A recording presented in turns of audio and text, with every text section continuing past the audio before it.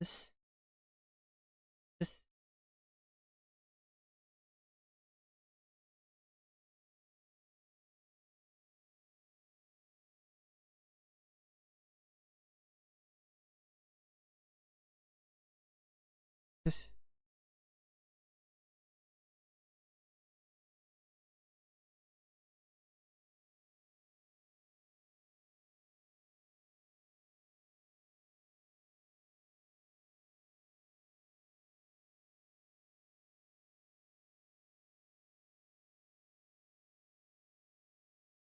This.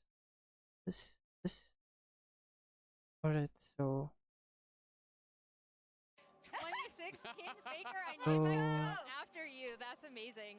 I As we see basic Faker got meditating. basic. Oh no, we woke him up! No! That's fine. And This I is need to normal. He fix reboots a bunch of times. Okay. Downloads the latest firmware, as we say in the LCK, just to make sure he's up Program to and date on everything that's going to happen everything. today. Yeah, I that mean, makes a lot of And sense. one of the things I really love like to do when I'm to- watching these I really international need tournaments is to looking at the talk player this cams during close the to game. my And you mic can right now. really sometimes Someone's tell the way gonna a series is going go to check go when you see my players really nervous, because really if I visibly talk shaken by like- things going bad. T1 is never like that. They have been so laser focused, so locked in this entire event. Every voice, time you yeah. look, they are So, unfazed let me and they try are to just fix ready to it. focus on the win. No, absolutely. And now that you brought that I think up, I'm I was gonna looking at the be BLG for player cams a lot as maybe well. some And mid. specifically Knight in all of these games and a lot of these big wins on stage. He was screaming his heart out. He was smiling so much, right? And for him also, slowly throughout this knockout phase, it must have dawned on him a little bit more. Every map that they won, every game that they won, being, is this going to be the chance that I have to finally get that world's title? Because he believes, I'm sure, that he is better, you know, that he can do this. But the thing is, on a day like this, it's not always about that, Emily. There's so much more. There's so many more demons you have to overcome. Yeah, I mean, I think my this- favorite this- player to watch on BLG is actually Shun, because he's this- always just there this- vibing. He's Like, vibing. he rolled out of I bed, think he he's showed up, he's better gonna now. play some League of Legends with his friends, he's gonna have a great Like Zayas, time. actually. And I actually think that's been such a benefit for this team with his substitution coming in, right? Like, Elk kind of taking almost a team captain kind of role within the team, being the forward-facing interview person, you know? But then Shun just sitting there vibing, like, we're gonna have a great time, we think believe in he's kinda better ourselves, now. and I we're going can up against the best team in the world to try to speak. prove that now we can take them down. But the On question is, board who do my blue analysts believe now. in? Not I Yeah. want to hear. Oh, I Need also to voted. be I like forgot. close Who like do you this. believe in? Azale, do you want to kick us off? Sure. I mean, still need BLG to was my focus crystal ball close to pick to my win mic. Worlds. You know, I have believed that they are of that caliber the entire year. Watching them throughout the LPL in summer really reaffirmed that. And again, So, watching yeah, them I in need to knockouts be made a me little feel bit strongly about that as well. But the more that But I've it's better watched now. T1, it really is undeniable the magic that this team has, the aura that this team has. Right. It makes their opponents doubt themselves. It makes their opponents play I think it's worse. better And at T1 least. only seems to grow bigger and stronger when the lights are at their brightest, and they are no brighter than in the World Finals. I think T1's going to take it, but it's going to be a banger. 3-2. Roberts. In 2021, and I didn't know this until very recently, me and Zayas debuted on the same Oh, day in the LCK. And I'd been a very big fan of this player, and I have watched him individually go from a player that had a ton of promise to the flaws that cost him 2022 to then his redemption arc.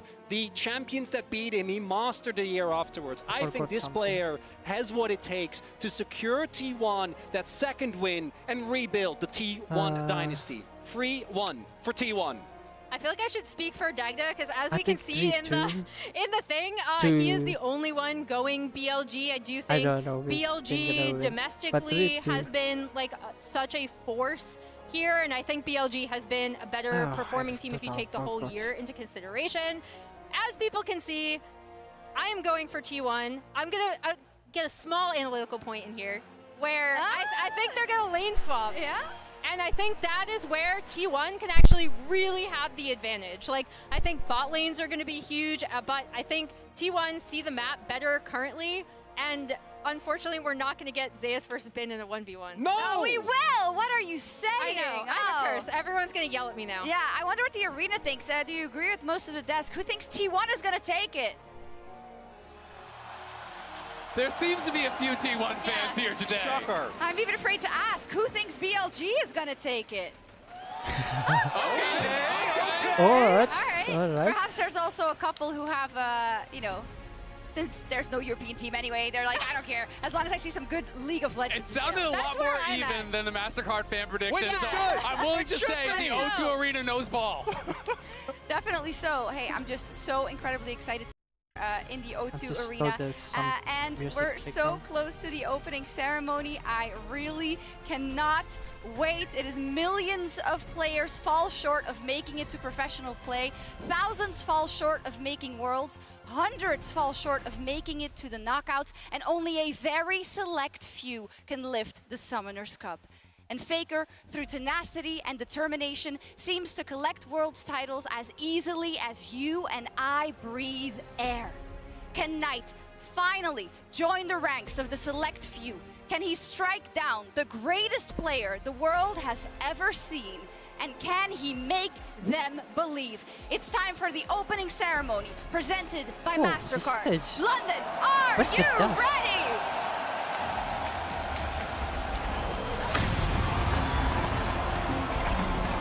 I mean, this is the opening ceremony first. Oh, maybe they gonna make the stage clear for everyone to see the ceremony first.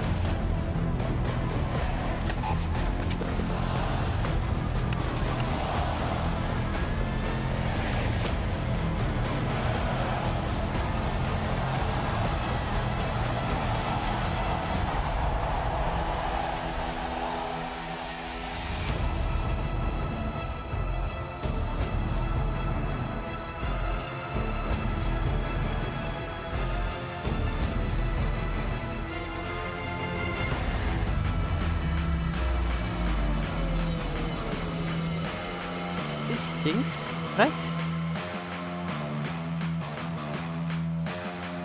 Oh, you want a villain? Let me show you how I evil. Oh, you think I'm difficult? I'll show you how my devil.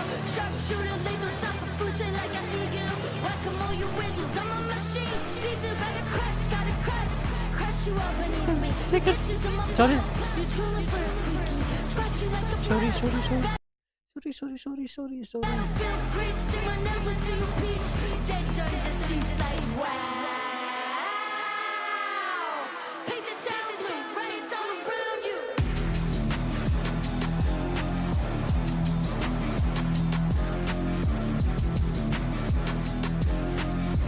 Paint the town blue, riots all around you.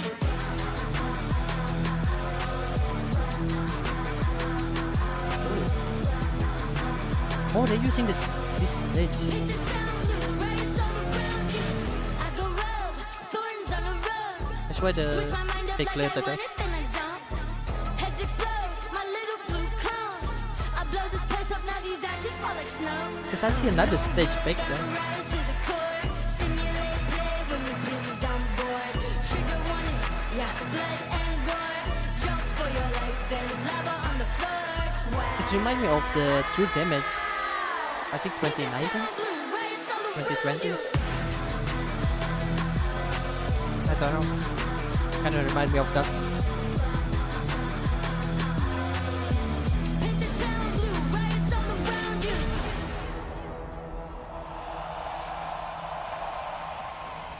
Wanna know a secret? Nothing ever stays dead. Jinx.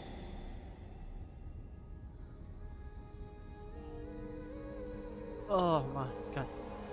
Chill.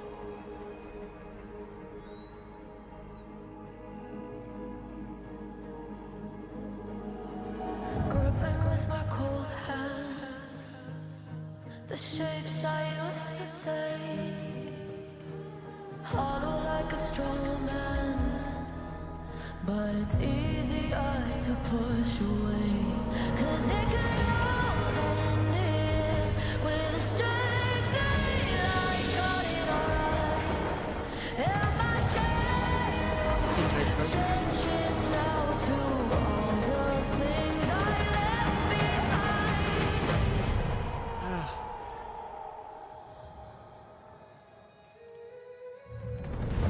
It's in my blood, it's in my veins. Oh, it's in my blood, it's in my veins. Got my heel crushing the slate.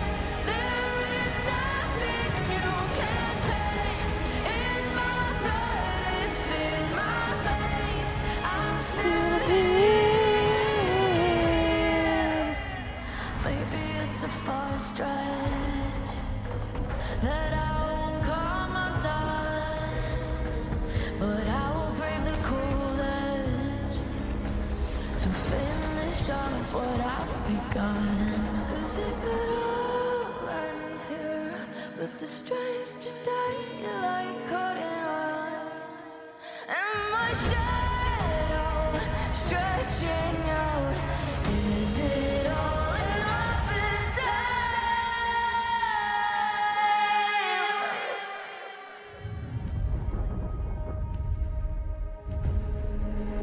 I'm still here.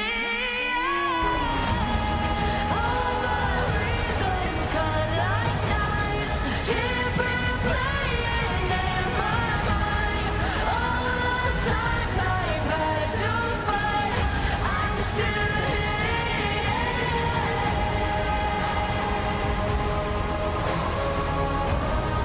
I'm still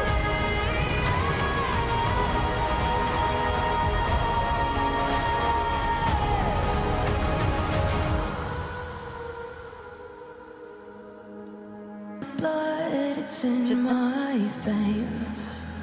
It is them, T1 BLG like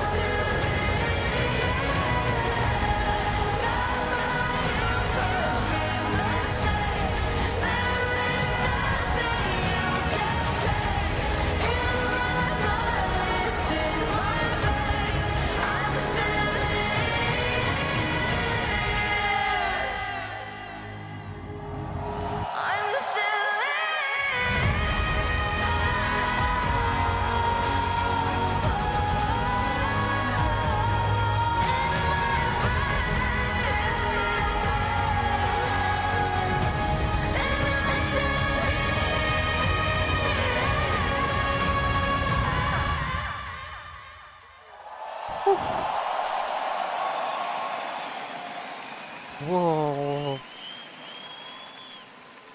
I thought, alright, of course it is final, right? But I really see that. I thought it was smaller. The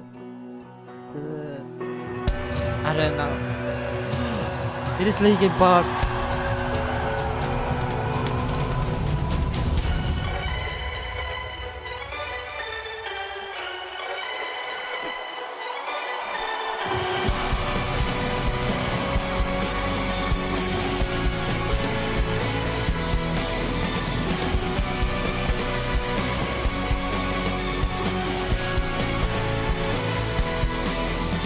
It's pouring in, you're laid on the floor again. One knock at the door and then we both know how the story ends. You can't win, white flags out when the war begins. Aiming so high but swinging so low, trying to catch fire, feeling so cold, holding inside, hope it won't show. I'm saying it's not, but inside I know today's gonna be the day you know it.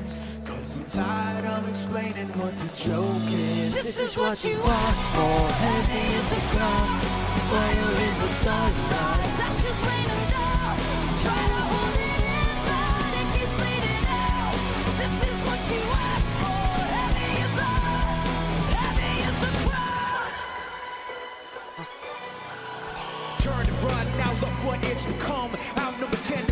back then, should've bit your tongue. But there's no turning back this path once it's begun. You're already on that list. If you don't want what you can't resist, swinging that sword with a pen won't miss. Watch it all falling apart like this is what you asked for. Heavy is the crown, fire in the sunrise, ashes raining down. Try to hold it in, but it keeps bleeding out. This is what you asked for. Heavy is the crown.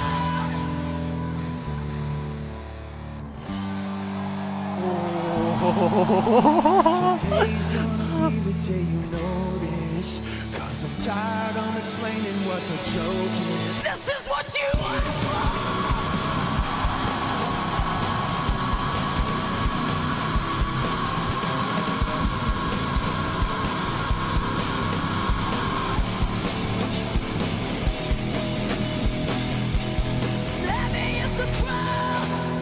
London, are you ready? Make some noise for your world's 2024 finalists, BLG and T1.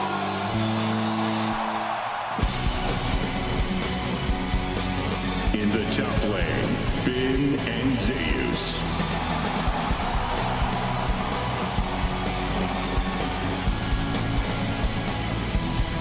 In the jungle, Shun and Owner. This guy is so cool. In the bottom lane, Elk and Gumayushi. Of course, like they're gonna be last one.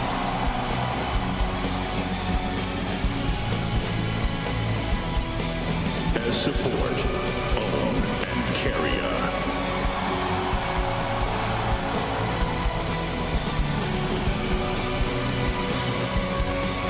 And in mid lane, Knight and Faker.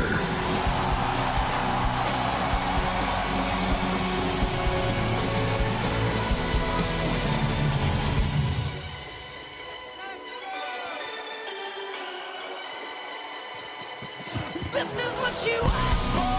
Heavy is the crown, fire in the sunrise, ashes raining down. Try to hold it in, but it keeps bleeding out. This is what you asked for. Heavy is the crown. Heavy is the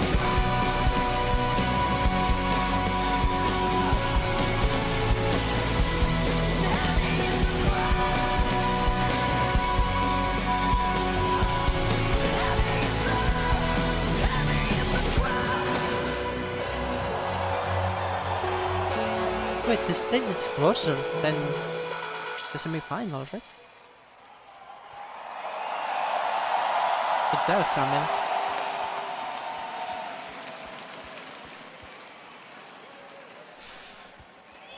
Okay. Hi.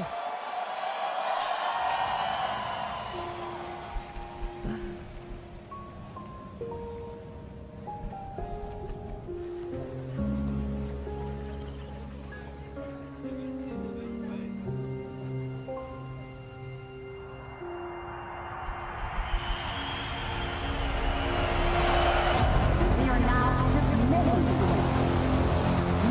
Looking to become the first Chinese LPL winner to become world champion. But the LPL has never defeated T1 at Worlds at a best of 5. The reigning world champion. Can you imagine the pressure? The legend. Alright. I haven't seen this bit. 어떻게 해야 할까요? But I was asking. No, it's the pressure. 의구심이 찾아오기 시작한다면 경기 전에 하는 명상은 제 머릿속의 생각들이 어떻게 떠오르는지 그걸 좀 바라보는 느낌인 것 같고요. 저 자신이 어떤 생각을 하는지 조금 더 잘 알게 되는 것 같습니다. 哪些瞬间让你念念不忘？和我爸就是小时候家里就一个电脑嘛，然后我们就一人玩一盘。然后有时候我看他打不过别人，我就会帮他操作一下，就让我对英雄联盟这个游戏产生了非常大的兴趣。big mistake there from Ben and Suning are falling apart. 我觉得不管是谁站在决赛的舞台上，都会承担很大的压力。 그때를 떠올려 보면은 가장 먼저 드는 감정은 분노인 것 같습니다. 여태까지 해왔던 것들이 뭔가 허무하게 무너지는 기분이라서 두렵습니다. 哪些回忆又让我们惶惶终日，惴惴不安？在瑞士轮的时候就也想过我们会16强回家，因为那个时候感觉大家对外界的舆论压力受挺大影响的。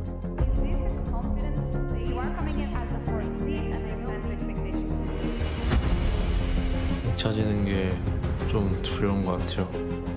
사람들한테 잊혀진다라는 게 그만큼 임팩트가 좀 없었다라는 뜻이기도 하니까. 去年我觉得世界赛非常可惜吧，因为我们也是赢了一整年，其实就输了T1的那个BLG，所以印象非常深刻。 어둠 속에서 갈 길을 잃었을 때 所思何处能见到斑驳星光？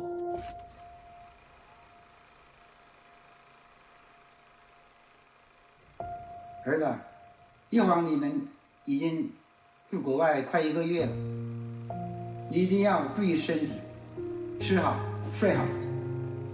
事隔4年，你又一次站在了世界赛决赛的舞台，爸妈真的为你感到骄傲。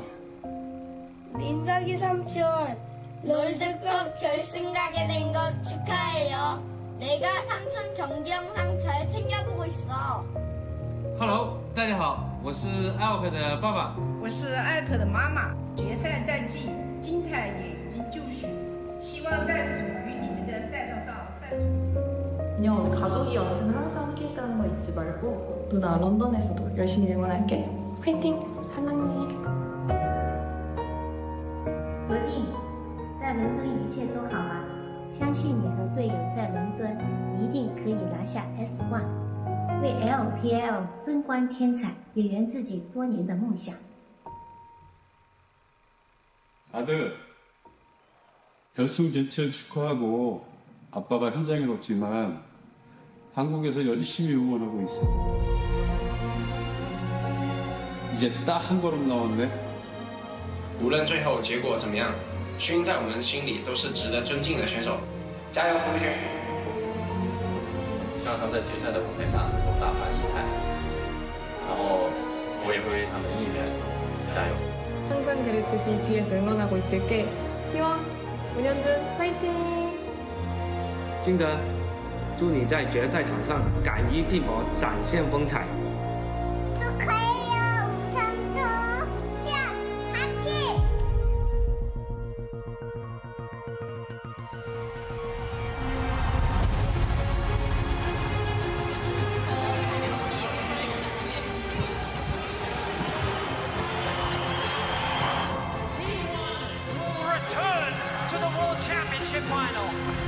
마지막까지도 또 행복하게 잘 했으면 좋겠습니다.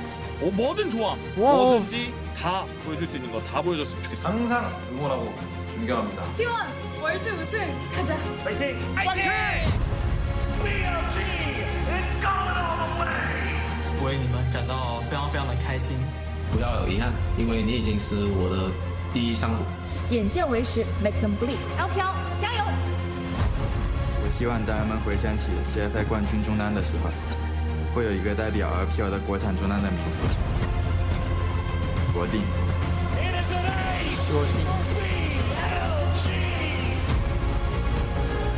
T1은 LPL에게 지지 않습니다. 오늘도 마찬가지일 겁니다.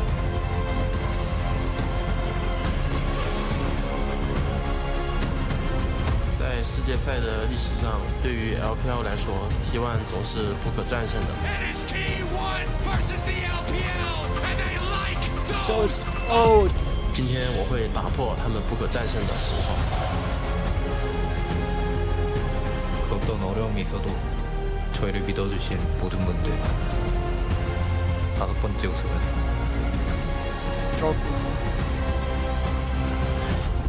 여러분을 위한 것입니다. I thought he's gonna say for Rexus.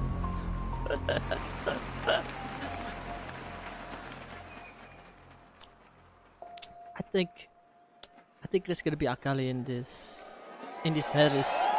Whether it's gonna be Knights or Faker, that's gonna be Akali. I don't know in which game.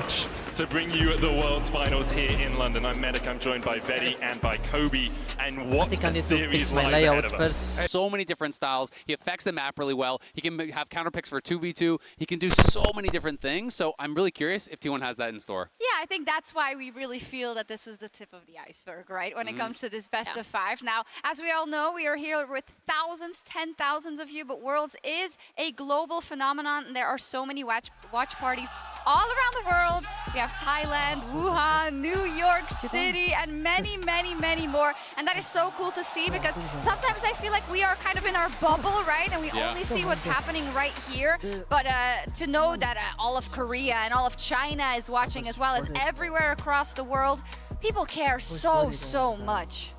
One of my favorite parts of these events as well is actually getting to meet the fans, right? Because League of Legends is online, so many of our broadcasts happen from our studios. It's really hard to connect it, but then you see moments like this. You see the fans both here in the arena. I went out to get a coffee with my dad early this morning. The lines were already in. This was a line. You? Yeah, this. No. For the coffee. Yeah, no. Are you crazy? Come on, I'm not going to do that to talk about myself like that.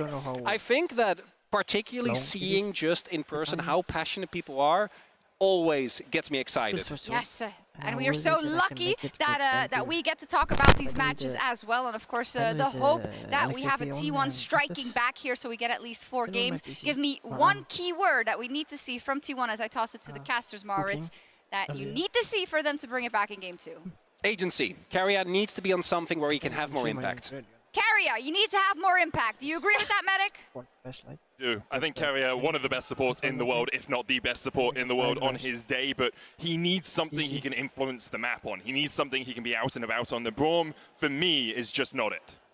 Personally, I think that BLG's draft approach was just so smart, because as much as I think Gumayushi is an incredible player, I do think that his pool at this World Championship has been a little predictable. And I think that what happened is that by putting him on the Yone and then not locking either an AP jungle or an AP bot laner, it kind of limited the options that T1 actually had on the bot side of the map. Now, do I think that they lost because of the draft? No, I mean, I think BLG really just outplayed them in the early game. But I think that what T1 is good at, or at least what they've shown at this World Championship, is their ability to come back into games, whether it be through clever barons or fantastic picks. This comp didn't really give them any options to do that. So I want to see them have those options available to them and showcase the playmaking power that this roster does have. Yeah, I think the big issue here for T1 is not only did they get outplayed in game number 1 on the map, but also it's going to be even more difficult now, I feel like, for them to draft versus BLG, with BLG already calling the Yone shot and then hitting that shot out of the park. Get on into this Champions Select powered by Omen and HyperX. Again, we see the Jackson there. The blue side Yone ban from T1. Yep, that's exactly what we're talking about. The knock-on effects of that game number 1. And the Skarner response as well, not wanting to hand that one over. This means that we're going to see Shun on something different. We've been seeing a lot of Skarner from him recently. And everyone keeps giving it to him, I mean, it's true. And I mean, he's going to ban it on his side. So let's see what direction they now go in. T1, what are you going to look to remove? Is Knight Silas something that you don't want to have to deal with? Or perhaps something like the Callista, once again, is something that you think is worthy taking off the board? Yeah, bottom lane has been terrifying. And yet, Knight Silas was insane. Maybe they would even consider first picking and stealing it away. Perhaps now the Ashe and Callista are both available. This is an important choice for BLG. Do you ban away the Ashe and then give over the Callista, which is partially why we see the Varus ban as a solid answer into the Callista. They're going to take away the Vi instead, so all AD carries are available. The Callista going to be the lock-in. Bear in mind, BLG can just go for the Ashe themselves. Ashe is a really good response into the Callista, always an annoying one, so that's one that T1 will also be expecting, though, coming into this. Now, will they immediately pair it, you know, with like a Renata or something like that, or are they going to try and grab their jungle first? Well, the Ashe is the obvious lock-in for BLG, isn't it? What are they going to pair alongside it is the question. We will see if they decide to go towards their jungle, or whether you are looking at something like the Renata to make sure that T1 can't have the Kalista Renata bottom side. Definitely is a possibility. I think, well, in my head I was thinking maybe the Rumble is also a strong possibility for Bin. We've seen it prioritized heavily, and it looks like that's the direction that they're going to go in. So he's going to continue with this power pick on the top side of the map. He's found a lot of success with it over the last year. We saw it introduced last year, but now that means the Renata is available for carrier. We often see him play towards the AD carry that Gumayusi has locked in, and you talked about it in the previous game, carrier loves to roam mid, Kobe. On this champion, he especially loves to roam mid. And so there we go. They are stealing away the Sylas. Take it, get it in the hands of Faker. Knight, what do you have? Always look towards the Ahri.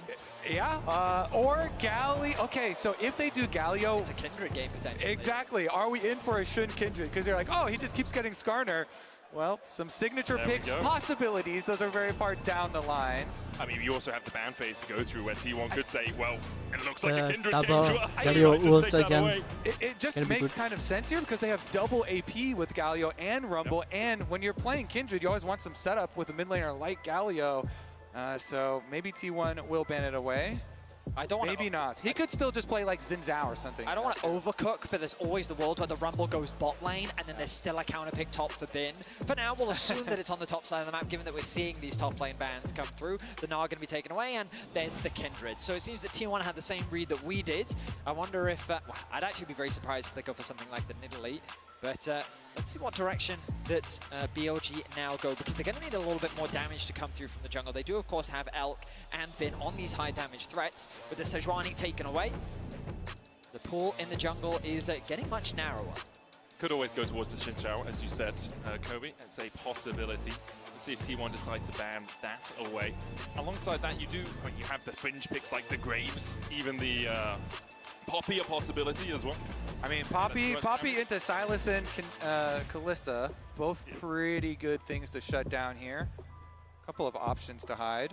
Yeah, I think the beautiful thing about the Poppy is you could flex it as well, but Jun, taking his time, thinking about what jungle direction he wants to go, and it's going to be locked in for the Xin Zhao. So I think Galio plus Xin is a great combo. You have that utility in the mid lane provided by the carry threat that the Xin Zhao provides, and an easy engage tool to follow up on any Ashe arrow that connects. Zin's ultimate is just so good for those team fights as well. They have a lot of synergy here that they could combine. Now on the side of T1 though, the pairing with the Kalista, we do get the Ornn lock in first.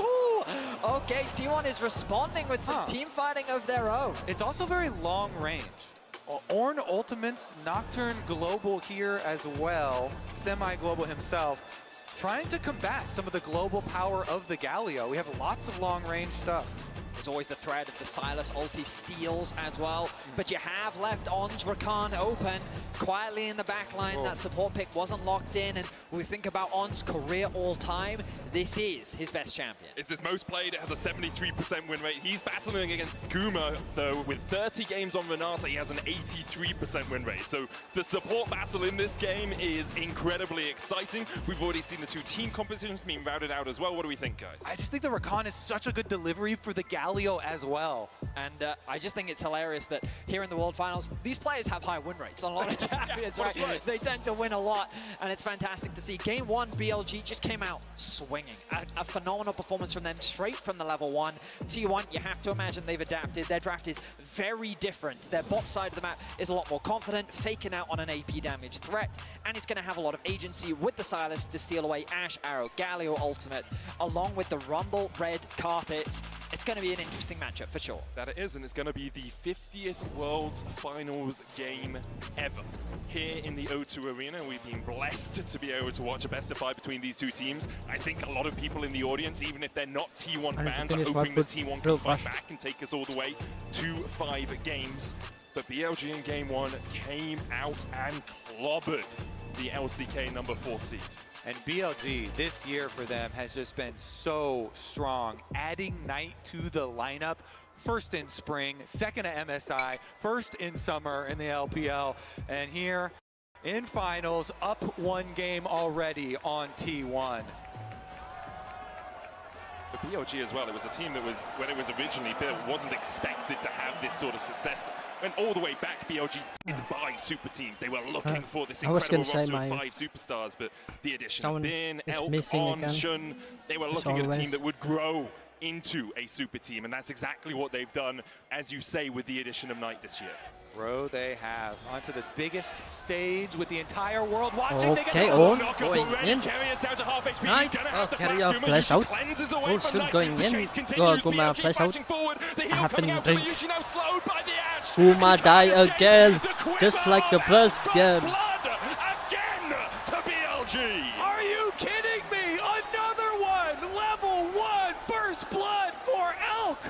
In the exact same spot as game 1, Gumayushi will lose his life. Summoners blown. And T1, they were just trying to get some vision, get a bit of early information, maybe even drop a ward into BLG's bot side jungle. But the collapse from On and Elk, the chase down of the Ashe, means that BLG draw first blood. Elk flashes forward so he can get the slows onto Guma, and it's enough. They get both his summoner spells. I mean, a lot of summoner spells were also used offensively by BLG, but okay, this it is time still going to T1 be the going lane lane swap. swap. After the first blood here, T1 will go topside. Gumayushi and Kerry are trying to get away from the power of Elk and On. Obviously, On good in lane swaps as well, can absorb a lot of pressure, pretty tanky. He's going to get knocked up here, though, he cancelled the flash to get away. Elk with the slows, just going to chip him down to about 190 HP.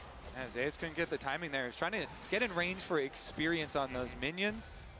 Takes a lot of damage for it, and now we have Bin going mid to soak experience and Baker, Bin is here. Baker taunts it up, the Electro Harpoons go into him, but he's able to hold on to the flash for now. We'll catch this wave as it crashes towards his tower.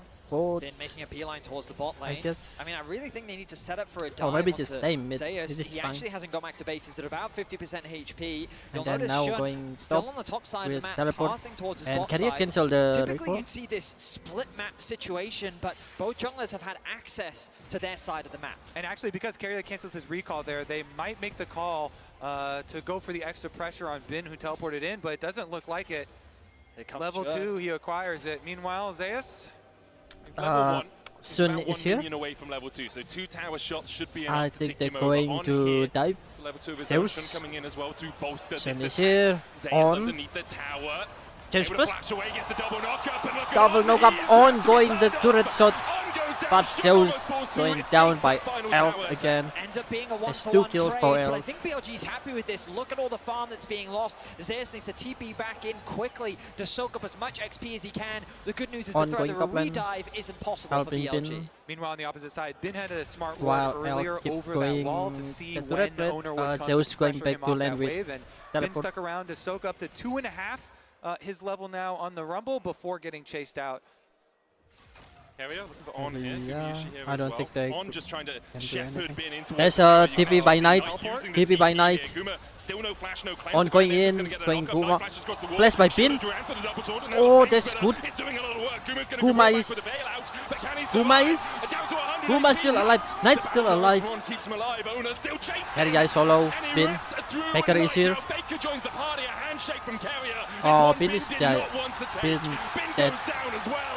T1 have 3 on the board. That's a good answer by T1. So well on the top side of the map. Knight tries There to is punish the TP, Baker going back bot to lane mid. of T1, but they just don't quite have the damage to take down Gumayushi, and that allows T1 to find the turnaround. Yeah, look at this. Initially, Carrier peels Bin even further back. That handshake will be important because the flashover from Knight, they got the double taunt into the almost combo there onto Guma, but then they have to back off because, like you say, it should be just keep going. On him, and then owner goes up with the passive auto from Nocturne, gets the kill and the chase down. Guma is dead. Guma as well in that skirmish he recognizes can On, hide. tries to get that last auto attack, and takes a quick sidestep backwards to avoid that last auto.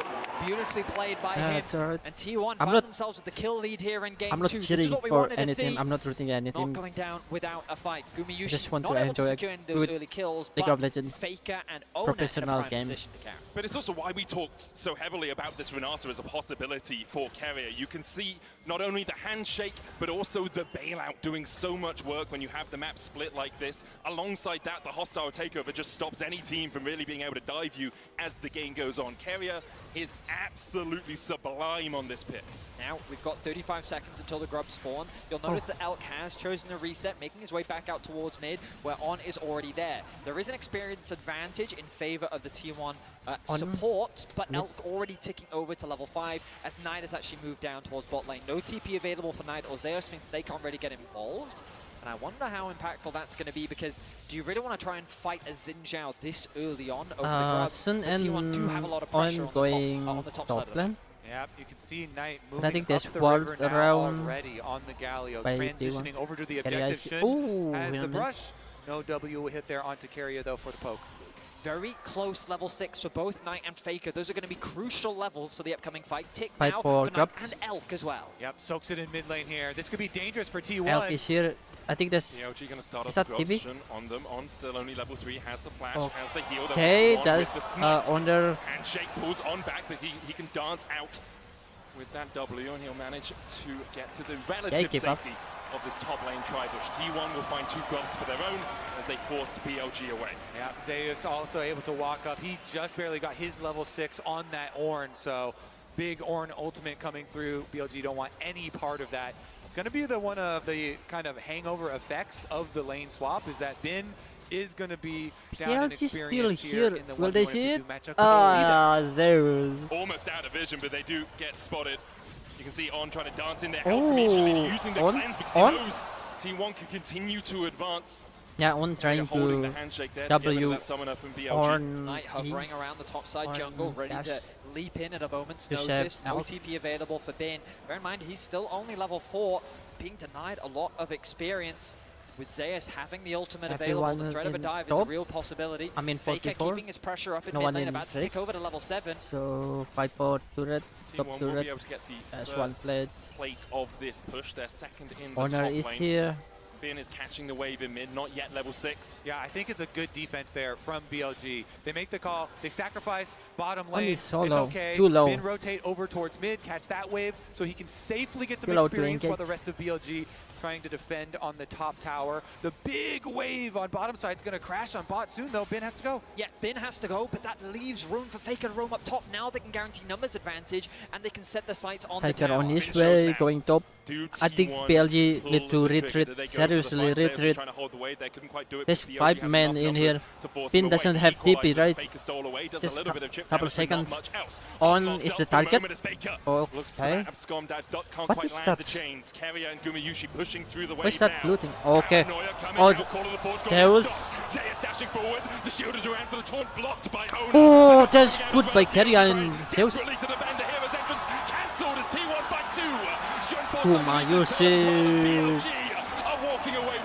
Such a good play for T1. There were a few seconds left on Bin's teleport. He could not join. They forced the dive Sun is still here. looking for any recallers. Sun is still here. There's TP by Bin now. And I think Knight's gonna join in. Bin walks into the scarred battlefield. He'll still take out Gumayushi. In the end, There's only Bin unable here. to get that extra plate, but they do find kills in the top side. I do feel that this game, BLG is just running around the map trying to keep up with T1. The pressure that Faker kept in the mid lane, the fact that Zeus had already ticked over to level 6 and they were bleeding so much XP. A nice arrow connects on Zeus, meaning that he can't follow up with his ulti, but he gets a flash away, a nice spell shield from Ona. The 2-man knockup from Zeus was crucial, allowing Guma to just free fire onto the back line. Yeah, and the start of it, Guma had tanked 2 tower shots while trying to walk to the rest of the team. Then goes for the ult into flash, follow, and then the repeat on the dive here. Should try to do something. And it's only going to be Guma, the sacrifice on the other side. Him not having flash from the earlier play. But when we get back into game, I want to keep track of the experience and the levels that people find themselves at. Because right now, I feel like T1 have a big advantage. Level 7 on the top side, so Bin has been able to catch up. In the mid lane, Knight has also been able to close that gap. Elk, though, with actually a full level lead over Gumayushi, while Carrier has now ticked over to level 6. So BLG have done a good job of being able to close that experience gap. But in terms of the gold, you can see big advantages on the side of T1 thanks to these early kills that they've been able to grab. Finally, they've closed it in a lot of spots, but On is level 4 to level 6. True. He needs that quickness. He needs that ultimate, especially if you're going to have Knight following up with the hero's entrance. You want everyone locked in there so that the Galio landing knocks them all up. We'll see if On can get some of that XP. Currently, he's just shadowing Elk in the mid lane. And it should be T1 collecting the next pack of grubs. BLG, they know they don't want to fight that, so they're just trying to pick up Dragon right now. Shun working away on it. See if Knight, how quickly Knight can push this bottom wave, though, for the Galio. His teleport is ready. Ultimate will come up soon. Knight have I deep don't really know if he wants to join this. BLG so if they're gonna fight, on but the top side and lost they'll out fight, pretty heavily on that. T1 now with a 1.8k gold lead. They'll get their fourth it's gonna be grub and they're 6 looking to grub make it 6. for T1. Finn uses the Rumble ultimate for the wave, so they're just gonna make the call. We will pay for this with some tower plate money here onto the side of Knight. It is quite big to get the full 6 grubs, though. I think there's gonna be 2 red for again, going back T1 to Champion Select, with the 6 if they grubs. are able to open up the map with the Ornn plus Nocturne, you have a lot of long-range pick potential. And now top lane again, the arrow. It's onto Guma once again. He does have the cleanse, but he holds onto it for now. Cleanse in the last minute. Was about to start to burn him. Last T1 second. get another plate on the top side, 3 minutes before those fall off, and they're investing a lot of time in making sure this top lane goes low. Nice snipe Right now, by T1 is Alp. playing a very heavy 4-1 style, but they're forcing BLG to respond to the top side of the map. They keep dragging BLG up here, and every time they do, BLG is losing a little bit more on the map. Ona secures level 8, gets another plate in the mid lane. And T1, they're not going to alleviate that pressure. And look at the positioning of Carrier. Something he often does on this Renata is he just walks in your face. He is not afraid. He knows he has the mechanics to be able to outplay you. And it creates this space that allows an easy objective secure for T1. I'll also say that sort of position is so tricky for the Rakan, because what are you going to do? Jump at him? He just handshakes you out of your jump, and you can never really find the engage. So you have to find flanks. Obviously, BLG weren't looking for a fight in the top side. T1 take the first tower, have a 3,000 gold lead now, and are well in control of this matchup. Now it's going to calm down a little bit. BLG going for their resets at the moment. The outer tower on top side being down could be problematic if T1 can get the early push there and then transition over towards that mid lane. Currently, though, they actually send Guma and Carrier back down bottom, try and get their push there first. The Herald is going to be crucial for T1, I think, to unlock that mid tower. I think that this comp can be a little difficult to see. Carrier. He's going to face check, knocked up with the Justice Punch, but again, the handshake nice, stops Knight from being in range for that shield of Duran Taunt. Elk is on his way as well, 4 seconds on the arrow. He'll look to see if he can catch out Guma. Underneath the wave, he just volleys away the minions instead. But you see the confidence the Carrier has? Yeah. Happy to face check in a situation like that. He's going to be chipping away over this ward right now. Good control from On. Still not level 6, by the way. All right, we are going to get the early push on top side for Zeus as well. The early tempo here for T1. What play can they create with it? He doesn't quite have teleport, so it is a little awkward, and he's not even going for the recall, so doesn't look like they're going to force quite yet. But you always have to look at these hovers from Owner. I think gonna cancel with kind of shadowed there with Faker Silas, making the roams, threatening down to the side. And the Hawk shot cooldown is very important for BLG. Every time they're trying to find that play before it happens. It certainly is. The Herald likely going to be the next big point of contention. The reset's coming through for T1 as Carrier already making his way back out onto the map. Owner's going to be first to the top side river. The Scry's Bloom going to be popped by Bin to spot at any vision, but none has actually been laid down just yet. Carrier's just replenished his stock of wards. Meanwhile, BLG, heavy investment on the bot side, Kobe. You can see all these wards being set up to reclaim control over that area of the map. But this is where T1 want to focus. Shun knows that the objective has started off, and the bot lane of BLG now regrouping with the rest of the team. Not gonna fight this one, but Elk is here. I think we're gonna fight this one. 9 plates to 3 in this game. Ona did start up the Rift Herald. Her patience is going to run out, and she'll scuttle her way back towards the pit for now. And in payment for that, Zeus is able to again push another top wave. You can see in the MasterCard lane economy snapshot just how different it looks from Game 1. In Game 1, it was only Gumayushi who I think had a 40 gold lead, the only speck of blue on there now. Versus Knight. Is T1 across the board, having leads apart from Bin in bot that side top again. side. Knight and Faker trading here, Faker down to half Okay, HP. this is another fight here. Towards the Rift Herald, that handshake from Carrier going wide. On does have the quickness. Faker still trading down towards the bottom side. Knight goes in with the Justice Punch. Carrier down at half HP. Oh, BLG Faker going in, back again. through the mid I lane. think that's the fight. Faker and Knight unable to do much more than just slap Let's each other focus to the team around. fight right now. No one is going to fall in that bot lane. Okay, the wave going in the middle again, so there might be gonna be another fight by Knight and Faker.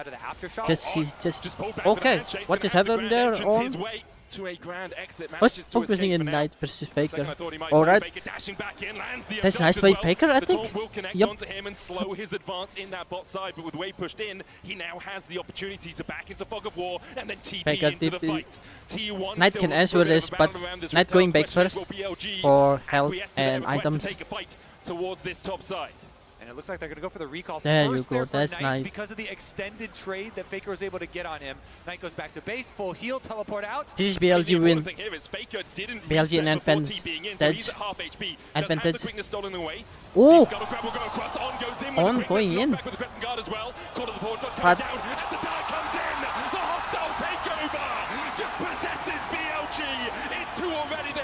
is that Knight's dead? No way. What just happened? That engage by On is good. But there's Faker ult with Rakan. And then I think there's Zeus, right?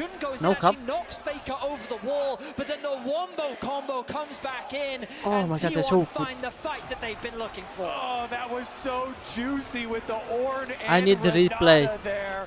I think Locks that's them up. T1 Karya will ult and claim then that rip out Zeus. in the aftermath as well. But look at the initiation. So On is it originally On going going to in, Karya and then Faker Faker locking ult, them up. and But there's Zeus Zeus. gets an Ornn ultimate into the Zeus double again. knockout, into the Oh, Renata ultimate over Karya it. first, Faker coming and back then over the Zeus wall going from in. the blue buff. And Oh, they're T1 so are able to good. chase them out. Yeah, the chain CC there. I mean, Gumayushi also threw Karya the knockup as well. It was knockup and a knockup into ulti into just a great wombo combo. The knock up from the ult This and is then the from T1 the and their ability to headbang. find each place. They What's didn't the- have that in game one, but in the game skill two, then? they are Headbang. finding them plenty now with a 4K gold lead 17 minutes in. It's the power of the paranoia as well. Like, BLG are just advancing into darkness. Like, okay, we got Faker, but you're so far away, I can't even see you anymore. I don't know how to follow up. And then T1 just throw everything into the mix. And now they are looking for their first dragon of the game. A 5,000 gold lead over BLG. Very similar to how far ahead BLG were in game one, although obviously T1 had yet to take all of the towers we saw BLG manage to do. Becomes pretty problematic for BLG on those sides, and so T1, they're just going to force down the dragon, That's gonna immediately be rotate everybody put over to to for this T1. outer tower. Wait, lying in the fog of war. If anyone from BLG steps up, have to be a little bit careful there, so sacrifice the tower initially, and then as you said, they have the Rift Herald still in pocket that they can then use for the mid tower. Yeah, I mean, they're going to deep push out this bot wave to kind of keep Knight on the map a little bit longer. The resets can now come through, and they can reset back out into mid. It's an easy setup and an easy siege thanks to the Ornn ultimate that can be used to zone them away from the tower. Faker going to catch that mid top wave, going to look to reset as well. And look, here comes the resets through into mid. In fact, they don't even bother basing. They actually just make a beeline towards that lane. And now they set their sights on the mid tier 1. Yeah, BLG have to be so careful when they're collecting these waves. Look at Knight and Bin They still collecting have their Herald. waves pretty far back at Oh, towers. okay, Herald sniped by downtown. Faker. Oh, god, but that's too far. So no We'll answer. take a spear to the back No follow up. for his time in the mid lane, but T1 just used the fact they've stunned out ult to take down that mid tier 1. And look, Knight can't actually afford to push out that bot wave, even though he knows that the play is happening in mid. If he overextends, the thing that Kobe's been talking so much about is the threat of the side lane play. And now on the top Faker side of the map, versus Faker Bin, looking for a but bit that's of a Sun's scrap. here. Realizing it doesn't really I'll have the manpower here miss to back that him up. one. The arrow going wide. But he's crucially drawing members to the top side, and now the bot lane play becomes an option for BLG. They have the push in mid, they have another wave that they can catch on bot, and then they can start putting pressure on the tier 2 tower, and if Knight overstays, there's the threat of a dive. Both these teams It's so time for good Herald. when getting ahead, and we're seeing it here from the opposite side. T1 in game number 2 Yep. with 6 scrubs, remember how quickly they can take these towers. They're just going to siege up at this turret, try and spawn those grubs, and they rotate Faker down after pushing topside. Push Again, mid you lane. see Bin having to collect those minion waves at the tower, and it's always the first move there for Yes, the header. T1. Again, the power of Nocturne here lurking in the jungle means that BLG constantly have to defend at towers. That's the thing you've got to be careful of. Ooh, he's going to ride that one into the tower. Karya. And they're going for the Zeus dive. ult. As well, Elk locked up towards the top side. The Rift Herald did charge in. Half the tower has been a loss, but BLG able to hold on to the rest of it for now. So that's an example of what we're talking about with the Ornn ultimate, just using it as a zoning tool. I got a bit ahead of myself, expecting there to be a full-on dive. T1 going to show a lot more respect than that. But what I was trying to say earlier is that it's not the 4-man stack you've got to keep an eye on when it comes to T1. It's actually just the individual sitting on a side lane, whether it be Guma, Ona, Faker, or Zeus. They'll just push out that extra wave to get it deep, force BLG to both respond to the 2 pushing waves, and then that extra member comes and pushes in that 3rd one to then catch you off guard and then get away on this chip damage on the tower.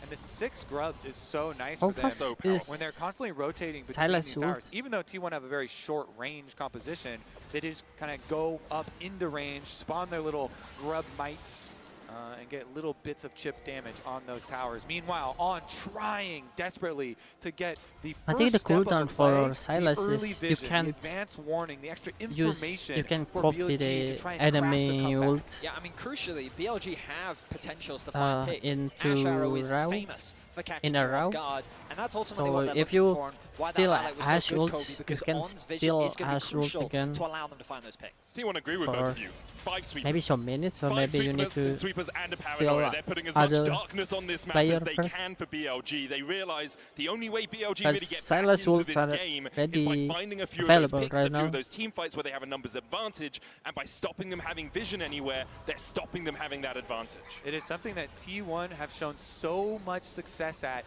this tournament. Just denying your opponents a vision and then making picks, making these plays, being very quick in their active thinking here. And so step number 1 accomplished. Step number 2 now, try and draw out BLG into the dangerous open area of the map. Dragon will arrive shortly, of which they can try and utilize that. But once again, you see T1 first on the side waves, pushing those ones in, and they have their double teleports ready, plus Nocturne Ultimate. Again, the side waves are so annoying for BLG now. It's constantly catching and catching and catching, and it's I think it's T1 that better always if get I that put push out onto mid. Holding this mid tier 1 is so valuable as well. Here. Dragon, 20 seconds. Of course, the threat of assault not quite there yet for either side. T1 set their sights on the enemy camps, and they're looking to suffocate BLG out from more. All right, BLG. Oh, the flank. Zeus, ult, and then ult by Honor. Oh my god, that's so good. Elk is gone. Oh, Faker with Rakan ult. He got it. And then there goes Knight. Oh, going Berserk by Carrier ult. And they'll turn their eyes towards the Drake. Drake is alive. Nocturne. It is just too dangerous to step out onto the map, out in front of any of your towers. And as soon as they do, T1 close the trap shut. They get their extra kill. Elk doesn't even use a summoner spell, and I understand why. Like, what's the point? He's like, When's yep, he you gonna got go? me. And he'd rather save it for the upcoming fight. He knows that there's still Wasteland to come back into the game. Knight, I think, is a little too tanky to fall to this little skirmish in the mid lane. But it all comes back to what you gentlemen were talking about earlier, the denial of vision, creating this fog of war that is ever present on the side of BLG. BLG at this point just kind of have to cobble together as much gold as they can off the map and try and create at least some more 2-item power spikes here, hopefully for Knight to get his second, and then try and rely on some magnificent team fighting. It's going to be so difficult versus T1 though. Again, Faker here, hide on bush. It's going to chip away at Knight. Knight, as you say, very, very tanky. He has that Bramble Vest as well to try and reduce a little bit of the healing. Coming out from T1, the ammo comes down. Oh, just wide of Faker. On that's still on the chase here. The rest of BLG starting to back away and realizes they don't want to advance any further. Don't have the vision around the blue buff where T1 are beginning to advance themselves. I mean, Faker does have the global aggro debuff that we've all known him to have. Him and Teemo, the two. Yeah, BLG not going to be baited in, or they see Faker here. Oh, on going ult. Oh, Honor going in. Faker with the Sinja ult. He survived with Sinja ult.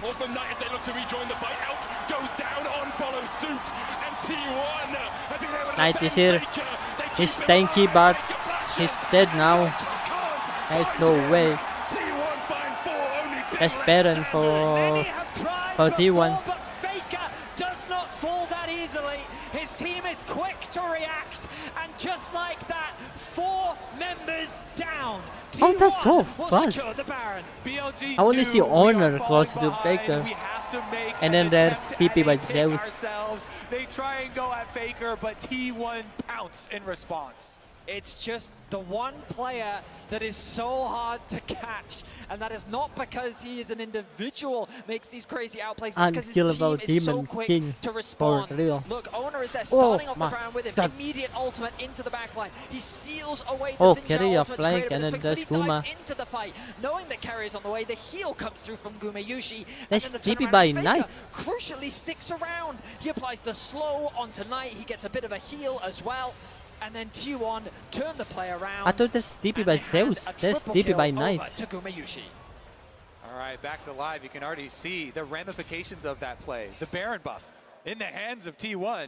Walking up these towers, they just fall over in front of them. This series here, very likely to get evened up. The response in game number 2 for T1, taking back the Silas. They are 12,000 gold ahead or thereabouts, and T1 advance on 2 lanes. Faker in mid has stolen away Elk's ultimate and has used it to great effect so far this game. Gumayushi has a masterworked blade of the Ruin King alongside that damage to the turret, look at that in the mid. Still about half an item behind. T1 continue to pile the pressure on. 6 grubs, Baron buff. BLG just trying to find some semblance of an engage, trying to find some way What's the to trick? break through the armor of T1 right now, and perhaps it's Faker that they Oh, want. He Faker. does back in onto Shun. Half HP now on the Xin Chao, and T1 just chipping away. That's all they need to do. They have the Baron buff for another minute's time. Again, Baron buff and 6 Miss grubs Binder, just solve Keria. so many siege problems. Ult by L. Arrow Miss. gonna get juked. Flash was lost there for Carrier. This one mountain drake. BLG's picked Zeus ult, Honor ult. There's going Elk. There's going Shun. Die. Knight in front. He's dead. Bin is die. There's only one left. This is the game. That's it. T1 will strike back in game number 2 to even it up here in London. Try as you might, T1. I'm on home turf, and we're going to a best of 3. Gonna fill my water. Lethal efficiency from T1 as they change up the draft. And even though they concede first blood, they're able to bounce back with some incredible team fights. Both teams have been so good at snowballing their lead, so good when they get ahead. They really have. It's been a seesaw so far. BLG had game 1. T1 showed up very solidly in game 2. The question is, will that seesaw continue to swing the way it has, or will we see BLG maybe go to the blue side for the first time here in the World's Finals?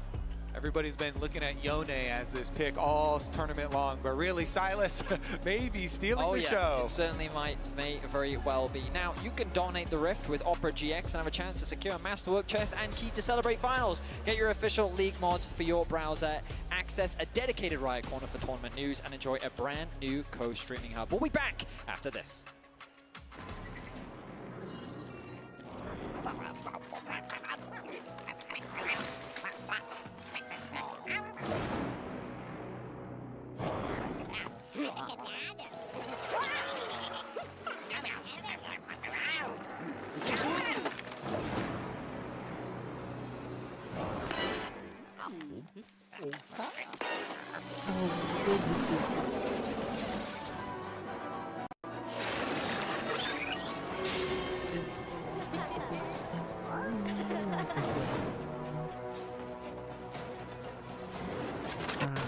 Alright, that's the voice. I wanted to take up something. I really forget right now.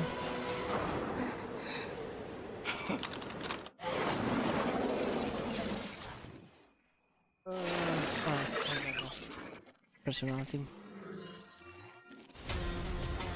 I'll be waiting, but I don't think there's someone gonna go into my stream right now, actually, because the trouble earlier. So maybe there's someone already taken in the first game, but then exit because it just kept buffering.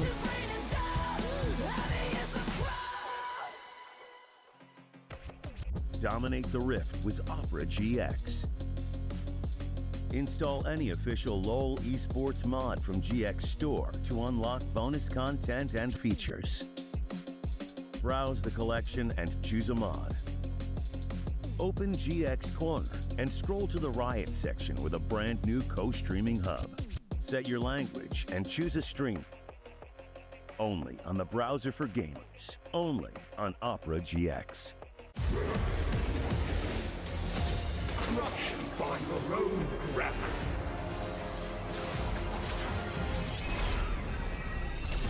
I'll be your monster.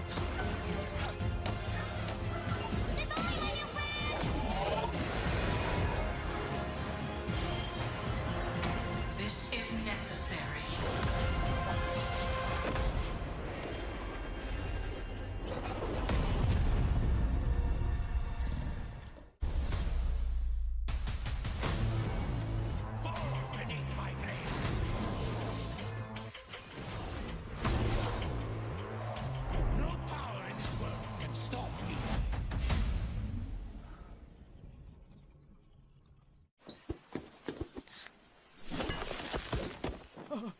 Red Bull gives you wings.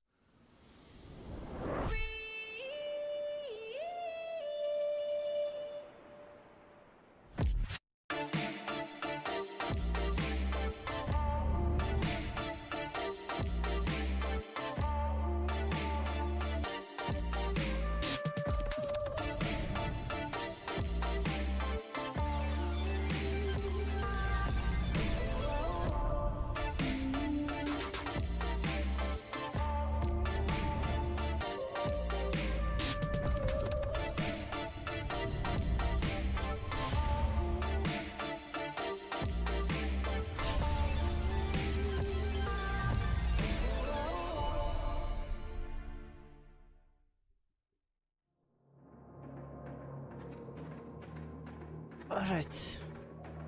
Should I talk about so as I said, maybe there's not gonna be someone here, and maybe the replay gonna be take down again by Riot, just like the T1 semi-final. But I want to say that maybe I'm not gonna stream for this month. I'll be back again December, I guess, for the birthday stream. Maybe only stream. Maybe only birthday stream. I think I have some shit that I need to do such seriously. Maybe I'll be back in January or early February, I guess. Yeah, last week of January or first week of February. I'll be back again. Maybe I can stream for every day again, like I always do. But I was gonna say that I really want to keep doing the birthday stream or New Year stream. This is the same day anyway. I really want to keep doing that every year. So I don't want to miss it. Even though I'm busy in December, I really want to do that. So I'll make time.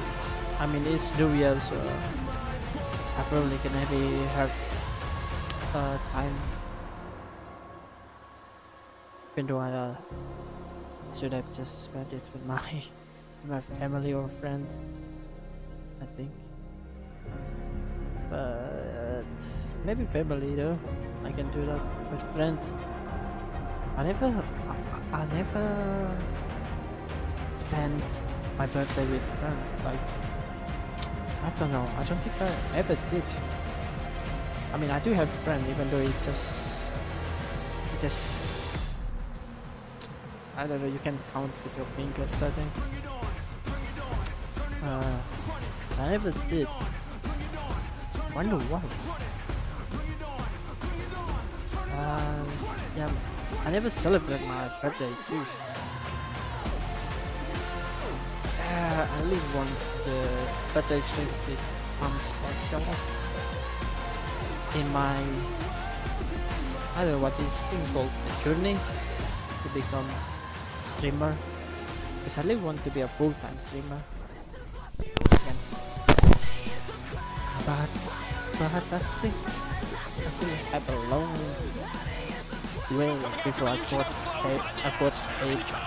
I get paid in stream.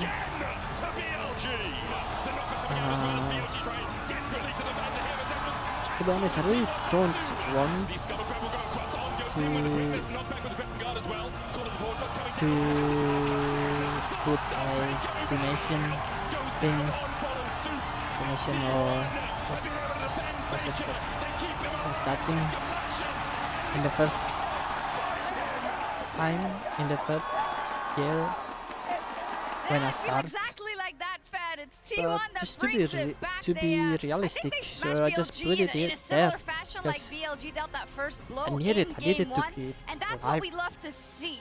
As I With said, that, I really want mean to that we be get a at least 4 full-time games. I would like to see a game streamer. that is incredibly close and comes I really down want to to the stream wire in the like last 2 fight. or 3 times a day. You gotta compliment T1's approach in that game and the way that they made sure that they could push their advantage. I'm still Yeah, so it's actually far really cool away because me from and getting any Chronicler were pay. talking about how both of these teams Any are so paid good when in they're ahead, right? Like they know YouTube exactly what they want to too do with far. their leads, which is why I think we've seen And then 2 very lopsided after- games, and we even have a after great that, series already. And what they the do with their lead is YouTuber punch your face in streamer repeatedly, said, right? And it's such it a just sharp pays contrast to some of the other like teams that we've seen in this small tournament. They just payment. keep fighting. Absolutely. I mean, it's 2 Even of the I think teams that have the that's, highest kills per game of any team the in the world. They're both only- early aggressive teams. They know how to snowball. It's both through fighting, so you just guarantee you're going to get action. so Yeah, it's hard that to find the theory of right if word. we keep punching hard and we make the right decisions, we can balloon this gold lead. We see other teams only that good sit back, they payment played a that macro they game a little got bit is more. from Talking about you, sponsors. Genji. That's And it what they doesn't always say. work So out, yeah, as we it's a see. long Both way teams to subscribe to the get theory. When there. you're ahead, you have the advantage, so you should team fight. And when you fall And behind, the only way to come back is also Also team team fight. I don't Excellent. know We love if it. I So, ever can level 1-wise, though, again, the same get story there. as game 1. And I sure speak for everyone. So that just inside to of be the tournament too, realistic, and I was I never just put worried. the donation Back there to game number 1. just to And help. this to me felt like such a credit to just BLG help for me the amount of alive, prep that they do and how actually. confident they are And in these then level maybe 1s. They buying clearly games have done a really gear, good job of upgrade knowing PC what the to- movements for T1 are. Yeah, makes sense. To be But if you're better T1, how the hell are you falling into this trap quality twice? I for don't know, and I stream. do hope they don't fall for it the Better first stream time. I quality, imagine they yeah, had that are an good. expectation that BLG was going to play on the opposite side of the map, but maybe opt then into a swap to deny I just realized I that need to Renata move. Callista combo, I can't but be didn't here, end up working out. especially Did I hear swap? Oh my especially gosh, in okay, next so year they wouldn't let me do a lane swap telestrator when because the they're too rainy boring. seasons But again. they're not going to that's keep me down. So T1 lane electricity swap just as stuff I wanted like them out to. Yeah, is actually. often No, just in a bit here. higher up. Just a bit higher up. All right. So, yeah. here we go. This is XP difference, right? You see, this is I don't pretty know why much I from keep that level saying 1 this. that we just did, but look at I this. don't know why I say Carrier what I almost said. up 1k ahead of their opponent. They made BLG have to respond to them on the map. They set up to get 6 grubs, which T1 is so good with their grub usage when they overload to try to attack turrets. We saw it from them in their last series as well. 13-18, that's special because that's around the time that On that got make me level 6. Oh He my was so not able to far stream set behind, and so it tiring, really looked like actually. BLG didn't necessarily know It's not how what I to want respond in the first place. particularly well in certain I just situations followed in this lane swap, so credit what to other people T1. say. And it's such a big thing for T1 because they were not the lane swap team, right? That was Gen got G for stuck basically right the now, entirety of so the yeah, year, I and need to it keep wasn't playing really, it I'd argue, until Worlds that we really saw them be until able to the get end. leads consistently. Yeah, and thanks to the can reliable just quit Cisco 'cause network I around really the close Herald, to they the were end. caught, but they But weren't, this- Azale. Exactly. And I actually thought this was going to go really bad for T1 because while Faker didn't Finally- base, he arrives to this fight finally, at low health. Knight had base, they come this back. ending is But look so at this, there's low no mark from Shun on Faker, so he gets knocked still over a the lot of wall. shit. The hostile takeover from Carrier, it just absolutely destroys I just had to finish BLG. this one The first. re-engage from T1 was And I can immense, move and on. to me, this was the end of the Can't game. wait to move Yeah, on. and it's kind of like we talked about, Azale, with what do we want Carrier on, right? Like, this Renata is such a signature I pick think for that him was because that- of how aggressive So he long it plays has it. All been 3 of us since wanted him on last something time I with played more games in my stream. urgency, and we 1 absolutely, all month? 4 of us. Shit. want something with more agency, and I'm he not even absolutely sure if delivered. I can And I also continue want to to put our Rage attention to because that top lane, I because haven't even though looked. Bin did more I haven't damage, I think taken- Zeus has actually I think gotten the the better save file Bin in is both of these games. And a being lot deleted. of that to me comes down to As that I rumble, said. and it's not like Bin doesn't know how to play the this champion, but we all know what champions he excels Easy. on, right? It kind of goes back to the point we made about Keria, which is with the Well, Jax pretty and the sure this one. Camille, the Maybe I'm gonna playmaking change that game he is for able the to find next so consistently is so much better. Next And I do time. think as we go to I blue play- side, I do expect it to swap up, because Wait, this T1 is a Shaco 100% earlier, has to ban right? that Yone With the and that makeup stuff. Aurora, which really limits him and should Is that open up pink some ward? possibilities for BLG. I mean, it's going to make it so interesting, right? Because I'm we not have sure that that's swap, and now pink this is ward. where we get to see the I really adaptations forget coming pink into this ward of third this. game. Do they identify that, hey, we need to enable Bin more in the 1v1, or are they confident that if they execute in 5v5s, the Rumble is still going to be all right? I really think that this game is going to set the tone for the rest of the series. That's a great last note. Let's hit it back over to our casters to get us into game 3. Let's get into it. 1-1, both slaughters so far. I would like a close game. Same. I'm going to be honest. Yes. I think it's... we deserve one, you know, I feel. yeah, the audience deserves one. both teams have been like, they've got their wins. Now just give us a close one. We don't really mind who wins. Fair is fair. Each got to stomp once. Now we get to see a close couple of games. Exactly. Let's get into it, though. Of course, the level 1s have resulted in first bloods both times around. Yep. So we'll keep Poor Gumayushi. Yeah, we'll keep an eye on that as well. We have seen BLG actually swap to the blue side for this game as well. So it's the first time we'll be seeing them on the blue side this series. Do you guys think there's much that changes with that? Well, this time round, we know that T1 will likely be forced to both ban Aurora and Yone. True. Which means that BLG kind of like free up a ban. I'm interested to see what their priority is. Based on the sound effects, that does sound like a different first ban, and it is. Forest going to be banned on the side of BLG. I wonder if they're going to look to implement a similar approach. No, they're going to ban away the Ashe themselves, and this is definitely screaming a Kalista first pick for BLG. Yeah, because T1 kept on giving BLG the Ashe over to them when they were on red side, so they don't want to do the same thing. Definitely knowing the power of that. I think the real question here for T1 is, in addition to Yone and Aurora bans, is Jax still going to be like your target ban third? Are you still keeping that out of Bin's hands? Or do you feel confident to let them get it and play, the Gragas or the Gnar into it for Zeus, or even the Maokai top? Because by leaving the Jax open, you're forcing BLG to make a choice between Kalista and Jax. And I think that T1 is likely considering that possibility. So I imagine, well, Vi is left available. So Kalista Vi, if the Jax is left open, and that's locked in first for BLG, I think that T1 would be very happy with that. Using all the time, the Nico is going to be banned. So here's the Jax. Let's see what BLG choose to do with it. My Silas prio is also really high here. So Jax prio, Silas prio, as well as Kalista prio. Those are the three that really spring to mind. For T1 as well, the Vi has got its way through. BLG have banned it out in both games so far. Looks like it is going to be Kalista first for BLG. And I think the response will be a Jax from Zeus. Even though we know Bin for the champion, Zeus is no stranger to it himself, and I wouldn't be surprised to see the Jax plus the Vi locked in here for T1. Maybe the Renata, of course. Why not? It's been such a fantastic pick for Carrier. And you do not want to give over Kalista Renata. The pairing is terrifying here. Pretty good response, honestly, I would say, from T1. Of course, Elk on the Kalista is such a fearsome bottom lane. We'll see what they can end up pairing it with, though. On likely going to try and get a pick here before this next round of Rumble bans again. Looks like Bin's just going to play the same thing he's played in every game so far. There is the Rumble for BLG. Shoutouts to Bin also, because he's put so much work in on this Rumble. He spammed it in solo queue. It's one of his most played on his solo queue accounts here, and was spamming so many games. Saw him on it in I don't think. as well. I don't think so. I don't think so. Oh, that's locked in. That's locked in. All I think it can be a right. great pick, and when he gets out on the map, he's going to be lethal. The ballista But combo. that's better than Rakan for one of the most funny combos you could against possibly have against for the Renata. mega grabs. This would be such a big step up, though. So much playmaking pressure on a Blitzcrank to really but it's be still hard, effective though. and find value. Also so reliant on Blitzcrank. having good vision control through the game, because Blitzcrank is That's basically Jax. impossible to play if the enemy sees you all of the That's time. All you're Jax. doing is That's running at them and Faker. hoping that they don't manage to dodge That's away from your Silas, hook. I mean. And then the last of those like prio picks that we were talking about, T1 do collect the Silas as well. That's hard. The ultimates are always what your key Rumble. Why? Kalista potentially can be valuable, but also the juiced up AP scaling Blitz ult can do a lot of damage. Yeah, it actually is.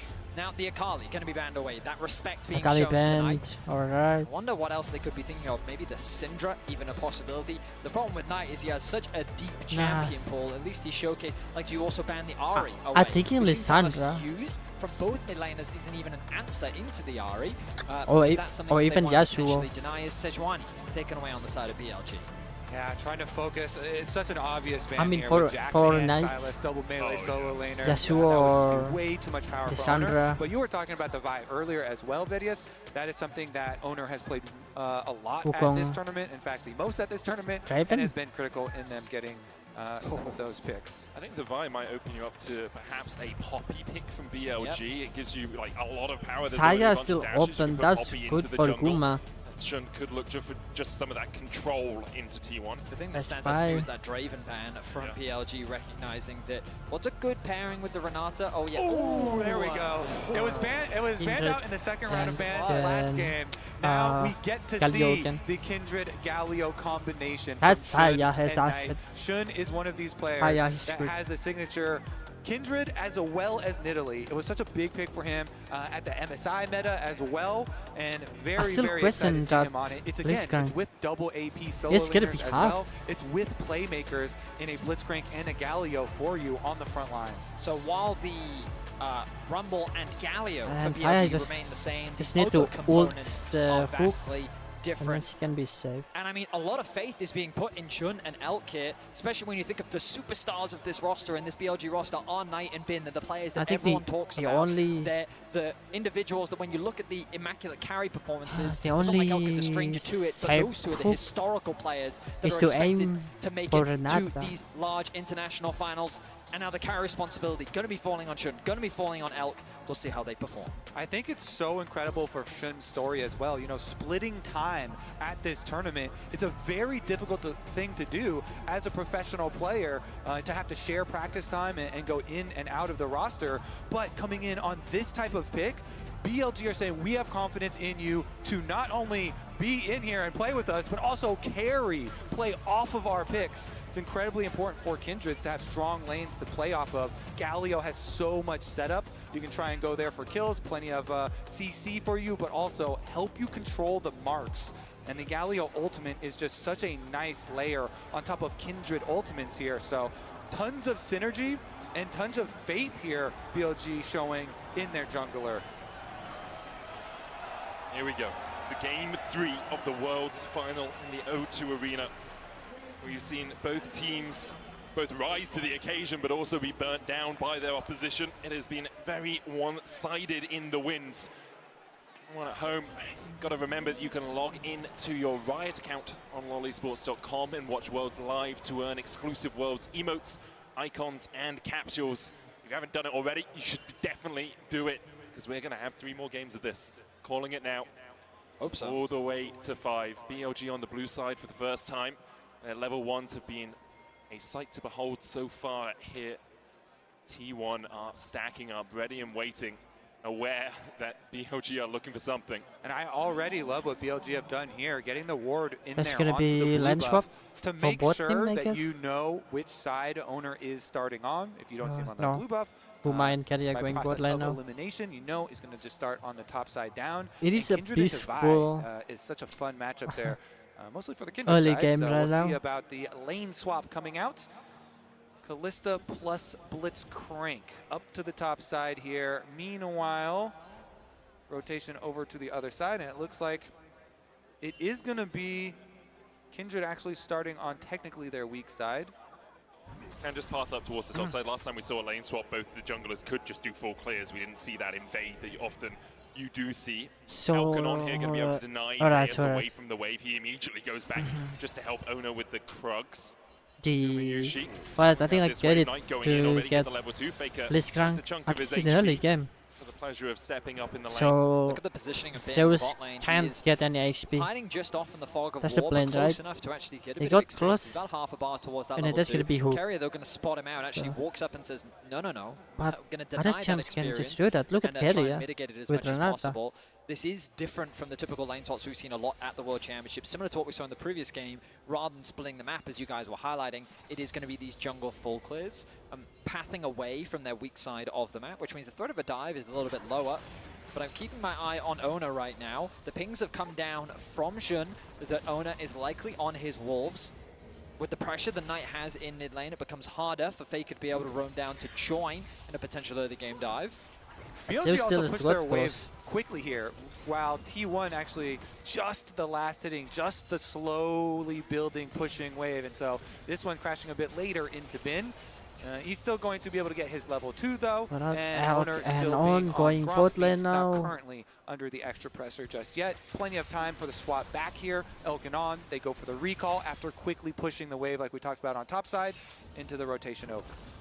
Let's see if Shun does win out on the coin flip that happens with the first Scuttle Crabs when you're playing on this Kindred. You can see all-time 35 and 15 on this pick, but it is a lot of weight to be put on his shoulders. Remember, coming into, well, LPL Summer Playoffs, it was Wei who was the first pick jungler for BLG. Coming into Worlds, it was Wei who was the first pick jungler. Ever since Shun came in, the team seems to have that little bit more coordination, but it's still a lot of weight of expectation when you get given a pick like this. And since the Kindred mark for the very first spawn is just on Scuttle Crabs, he can just wait. True. As long as the other Scuttle Crab already taken there, you just wait and it will pop up eventually here on your Scuttle Crab as well. Just Take a low on mana. Zeus goes down for a little ward on it. On got the hook there. Going down into Gumi Yushi putting the feathers out. The Blade Caller doesn't connect with the root onto Elk. Now we're going to see an interesting skirmish around that Scuttle, I expect, because a ward was placed by Zeus to spot it out. You can see Ona making his way towards it. Faker has to base, though, has no mana. Going to be forced to TP back into lane. Knight has the push. And here we go. The mark is there. Can he burst it down here? He has Smite. Yoink. He does. Ona manages to stop it from happening. But Shun is looking for more. He flashes forward. Flashed by Shun, right? Flashed by Jin? I mean, Bin. That's 3 flash punish from BLG, from BLG and 1 flash from Honor. And he's able to secure the first Raptors respawn. And I love this trick for Kindred players because, yeah, you're like, oh no, you technically stole away my first mark. Guess what? You were marked. And we got the kill on you. So he still got his mark. Beautiful start for Shun. I have no idea about third game in a row now for BLG. This time Gumi Yushi will avoid that advantage for BLG. But a small gold lead now. I guess you could say, unfortunately, it doesn't go onto the Kindred, but Bin, I think, putting that kill onto him, definitely a good place to get that gold. I just love to see that too, because you know, everybody in solo queue, when you're playing against Kindreds, you always focus so much on denying them their marks and stealing them their marks. But in this scenario, you actually give over even more than if you had just let him grab the Scuttle. Mid lane prio, that's what it really comes back to. Knight there on the Galio, enabling his jungler again. I will say, BLG burnt 3 flashes to do that. Ona only burnt 1, obviously to give across first blood, but there are some windows now where perhaps T1 can punish the fact that this Rumble in the top lane doesn't have a flash anymore, and you have a Jax with a flash and a Vi who can come in for the follow-up. I'm getting sleepy right now. Because the bot lane of T1 have moved to the top side, knowing that the Grub's spawning right now. The bot lane of BLG is also on their way. The wave is being pushed in mid, and BLG On and Sun flash by On, and hook. Flash E and hook. We get to see some Blitzcrank value there. Goes away, immediately makes the play, while Owner actually yoinked away one of the grubs.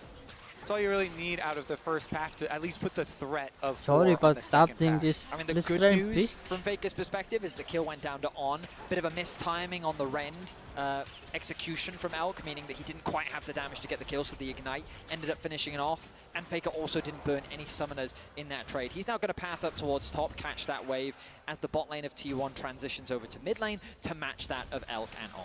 2 marks here for Shun. Again, the 4th mark is where you get your nice range increase and you're fully operational. That's your big goal.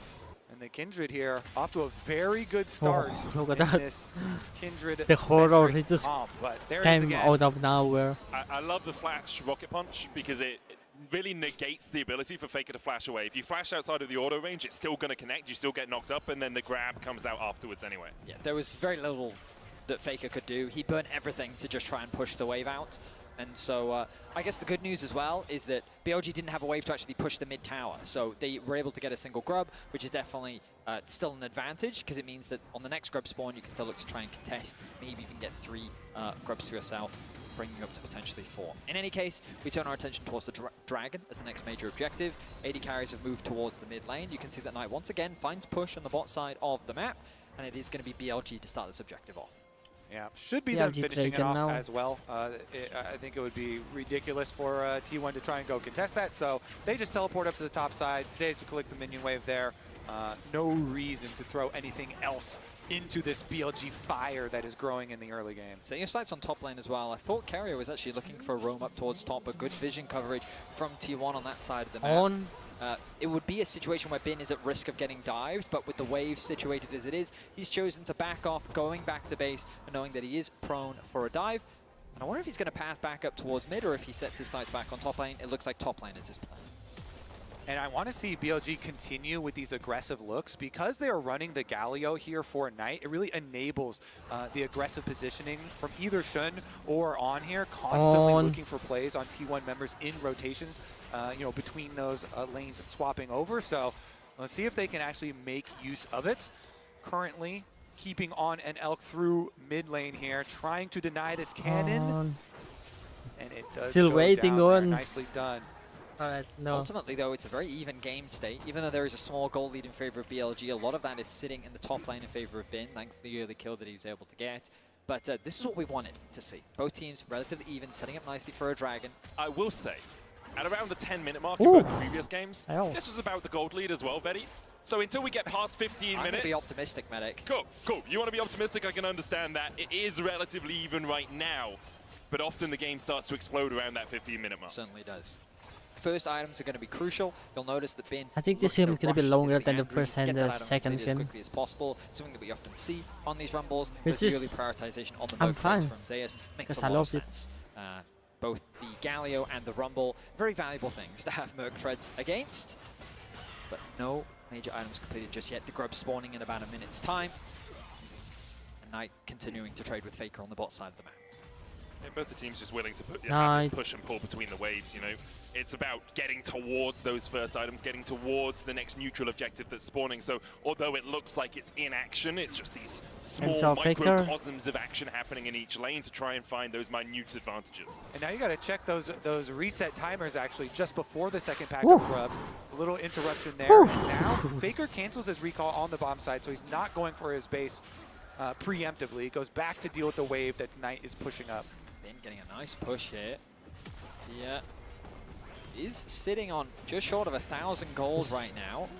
He has the Rumble ultimate as well. He's going to use it to clear the wave. They're looking for a dive. DP coming in, might just be looking for another DP play here from as well. Knight. Going in with the taunt. Bin doesn't really have much left. Put the damage down. Shun on his way across them. And we'll have that Lamb's Respite. Zeus already down to 300 HP. Right. Look for a leap strike away, but Zeus falls. Okay, Knight takes the tower. Elk in trouble. Ooh, carry out. Flashes to safety. BLG able to survive down towards the bottom side. Beautiful reward there for BLG getting their first. Oh my god, On. Hook from On, they look for more. Faker goes back in, but the hero's entrance will bring Knight coming crashing down. STP from Bin. Don't forget that. Bin doesn't have any ult. Any ult, really. Knight going for carrier. Faker still somewhere in the jungle. Come on, hide and seek. Hide and seek. Q. Oh my god, that's nice. Still seeking Faker. Oh, but he didn't spot him. He doesn't actually know. He don't know. He's fishing for him. He's hunting. He wonders if Faker's still here. Now he's seen him. Where are you going to go, Faker? Already absconded, already abducted. Turret. On his way to try and accept this kill. Can he go turret? To him. Knight comes in from the side. Nope, make sure that Faker doesn't have the luxury of executing. That's 5 kills now for BLG. 11.5 minutes in.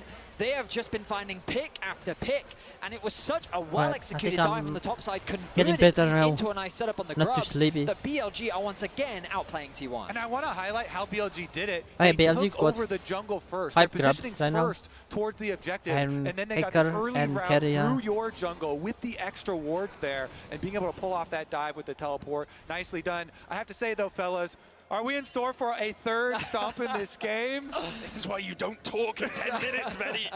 Yeah, 12 minutes in, it is a massive lead now for BLG. 1,000 gold ahead. They're getting those first items complete as well. It's an opportunity first for Elk.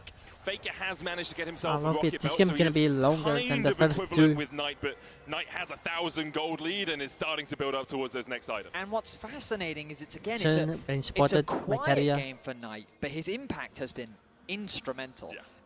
You'll see it in a lot of the trades that he has against Faker, but he's just out-pushing Faker in the side lane, building a CS lead, building an experience lead that we didn't get to see in Game 2, but then that converted pressure is working wonders on the map. And that battle in the mid lane is one that has been raging for years. Knight, domestically a Titan, has the tied most domestic titles of any mid laner in the LPL. Obviously, Faker stands above all, stands atop the mountain, but Knight has yet to have an international success at Worlds. He's won an MSI with JDG in 2023, but Worlds is yet to become his playground. Another dive. Play on the top side. Equalizer down. Ono able to dodge away with the Vault Breaker. Escapes the rocket grab from On. Dash. Will they look for more? They still have the Lamb's Respite, remember, from the Kindred. Vulnerability field as Zeus is down to about half HP. He gets the leap strike out, and BLG will just force Just T1 focus away on turret. On. T1 Focus on have turret. to leave because Chill. Knight is in mid lane threatening STP, that Galio Zeus ultimate. going This bot mid lane. laner you're talking about that does so much for his team on the Galio. Their game versus HLE, especially some of these team fights, people were popping off. Elk, oh my god, Maybe in the insane turrets. play in these team fights, but that actually created so much space Ult for by him. Carrier. Actually, Renata ultimate. Oh my god, I mean, this is such a crazy thing that's happening right now. T1 committed the teleport to the bot side knowing that that was their only option for a cross map, but Knight again got to bot wave and able to clear things out. T1 quickly adapt though, they convert their pressure into mid, they're able to unlock that tower while BLG actually keep the bot tower alive. Knight doesn't quite interrupt the reset from Faker, and now T1 can convert this into a dragon, but I think BLG is still more than happy with how things have played out. Yeah, they want to keep on snowballing here, get the Rift Tail, keep on taking down these towers, open up more space on the map for you to position so aggressively with these Blitzcrank plays backed up by the threat of a Galio ultimate. The invades coming from Kindred, so much more fearsome when you have that defense of a Galio ult coming through, or even the long range of Rumble ultimates being able to follow there. So BLG, again, resetting after the Rift Herald. But maybe as not. Knight pushes up once again, but they can immediately send that Rift Herald and everybody towards mid lane to try and pressure and knock down the domino line of outer towers. So I think BLG going mid laner now. Just gives you so much more flexibility on the map. You can step into the jungle, you can start to steal away these camps. It's what we've seen both teams do so well from an advantageous position Or maybe throughout bot lane. this series. BLG 4,500 gold ahead, and they are forcing T1 out of their jungle. T1, thankfully for them, managed to pick up these camps before BLG were able to make their advance, but BLG will use that pressure to push through bot. They still have the Rift held in pocket as well if they want to look for a tier 2 down here, or if they do want to open up mid. I mean, just look at the pressure that BLG is exerting right now on the mini-map. It feels like that everything is collapsing for T1. They're trying their best to cross-map, but that top tower is barely dented. Zeus should be able to get it, but they're going to lose so much in exchange. The bot tier 2 is going to be secured. Push a little. BLG ballooning their gold lead now to 6k. And all the towers are not equal value. The outer tower is 550 gold for your team. The secondary towers on the side lanes only worth a full 800 for your team, so even bigger rewards there still for BLG, and why they're investing their Rift Herald into those tier 2s. So many of the towers already wiped clean off the map, and it really does show in their gold lead. I think what's crucial about this draft as well is we saw it in Game 1 where by leaving the Yone open, BLG were able to find a way in which they could shut down T1. Not only did T1 get the Silas, Ona got his Vi, Gumayushi got his hands on the Xayah, and Carrier got Renata. Like, you look at this draft from T1, it's like, there's a lot of very comfort picks here. Zeus, also a very good Jax player. And BLG are just running rings around them. The way that they're finding these picks, the way that they're executing upon these plays. To see T1 being put under this kind of pressure is something that we really haven't seen any team do at this World Championship. Yeah, specifically at this World Championship, though, because in the LCK Summer, we saw this a lot. We saw T1 struggling to have the coordination that we have seen from them at Worlds. They remember they were only just the 4th seed from the spotted LCK. owner there, or maybe unspotted owner. I don't know. Would be here today. Alright. BLG though have been like this Mid the turret now. entire year, from spring to MSI and now into Worlds. They are a dominant team, and when they get a lead at 15 minutes, they have about Area is in range. 18% Oh, win rate. he got. And we've seen that so Ah, far he got at this Guma. tournament. Heroes entrance coming out. T1 trying Ult to defend this mid by tier 1.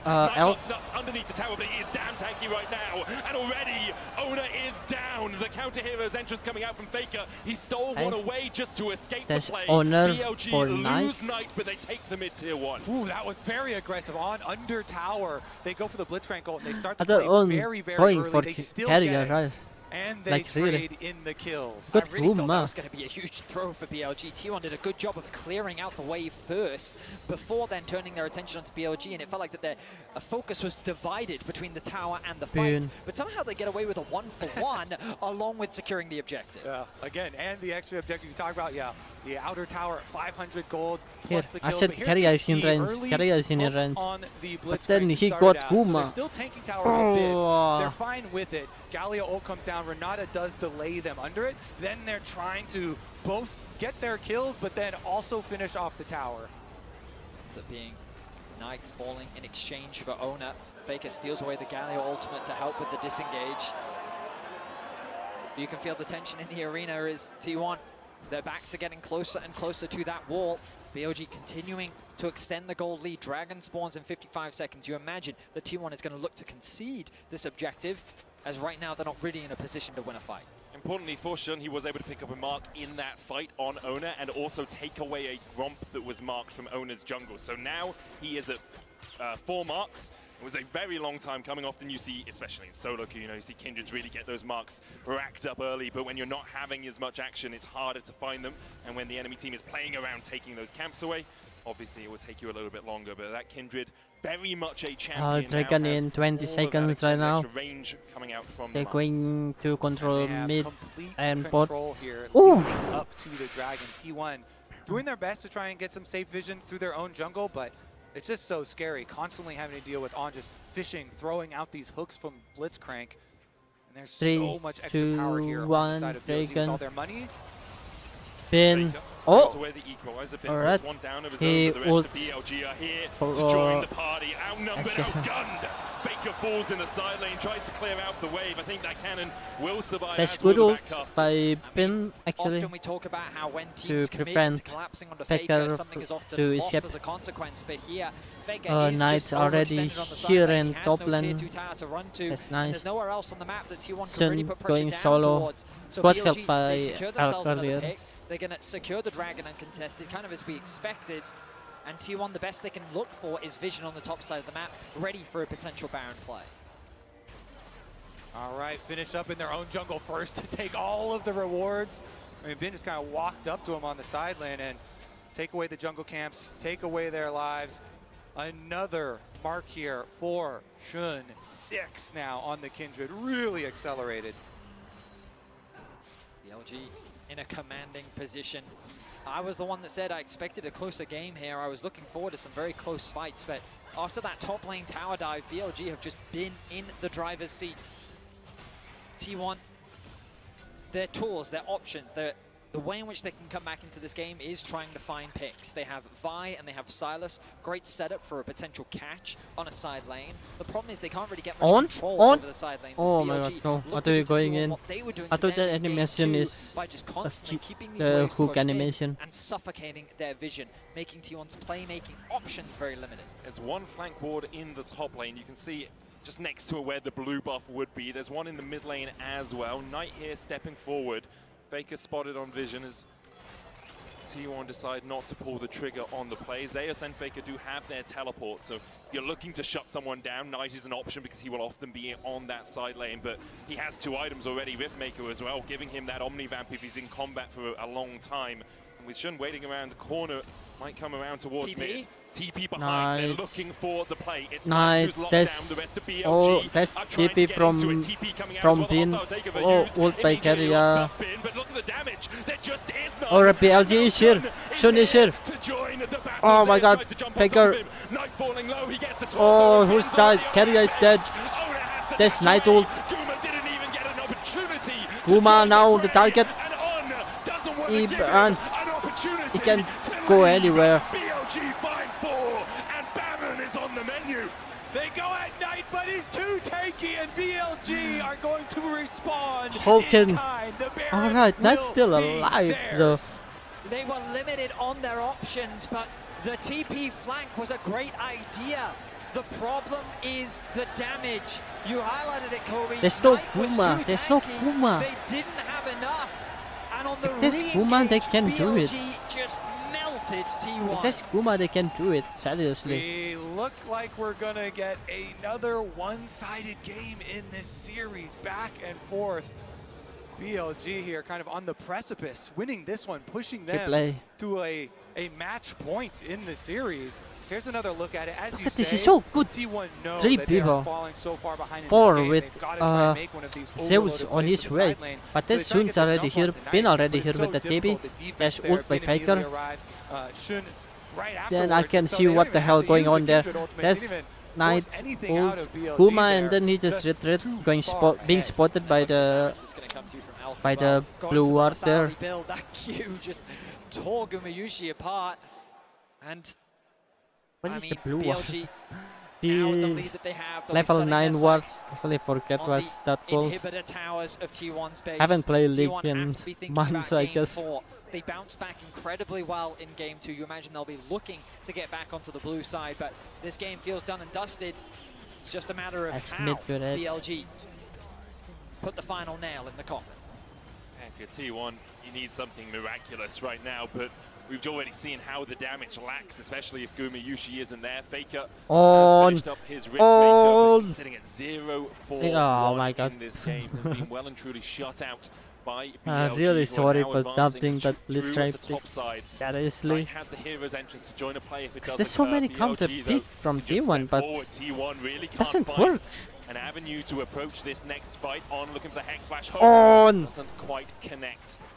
Knight, though, doesn't have a wave in the mid lane. Could go across towards bot. The next wave's still about 20 seconds away from crashing into that mid lane inhibitor tower. And here's Faker. the engage. Knight locked up, tried to Justice Punch away, but once again, T1 are engaging on the tankiest member Silas of can BLG. still They can't Kalista find ult. anything with it. That's a Fate's Call used. What's the target That's the though? hostile takeover invested It as was well. Honor earlier. And BLG shrug it off, shrug their shoulders, and begin the advance once again.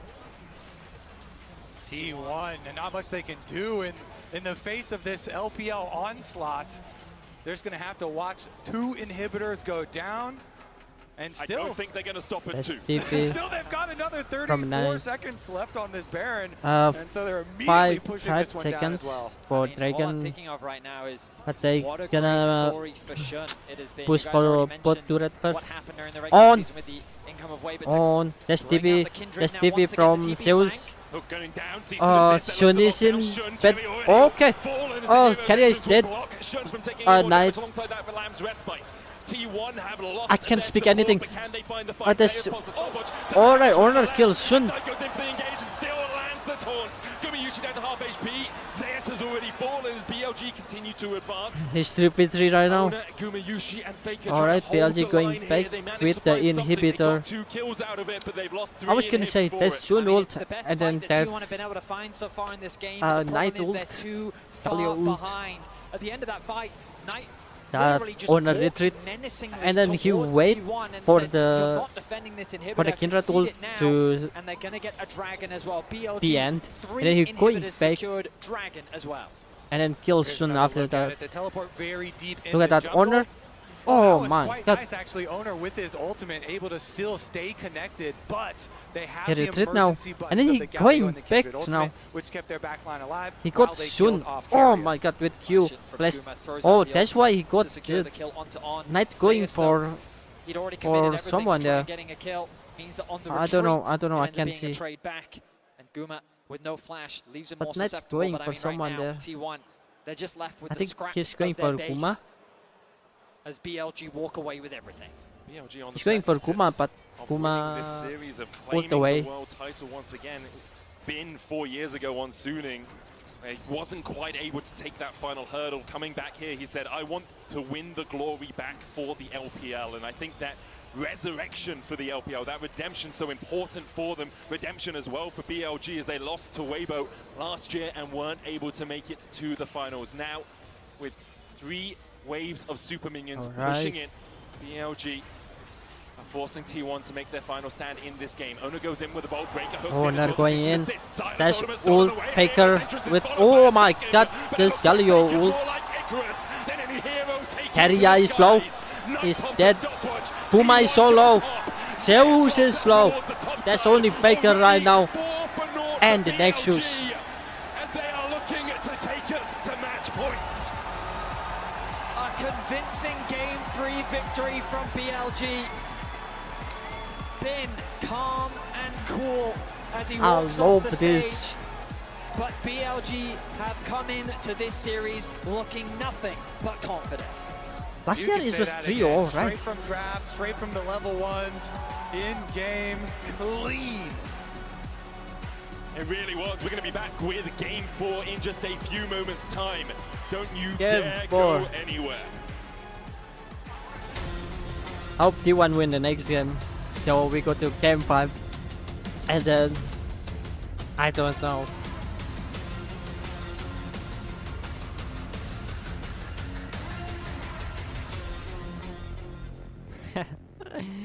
I love it.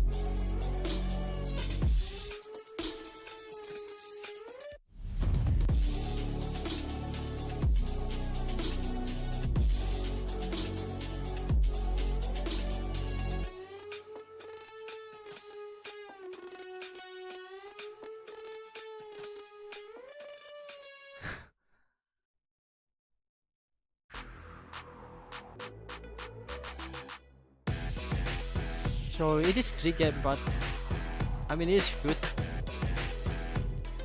But all the 3 games is just kinda one-sided, I guess. First it was BLG dominate, and then the second game it was T1 dominate, and then BLG dominate. I really want a close game. But I'm still hoping that T1 gonna win the 4th game. So we go to the 5th one. And then I hope the 5, if we go to Game 5, I hope the last one is gonna be a close game.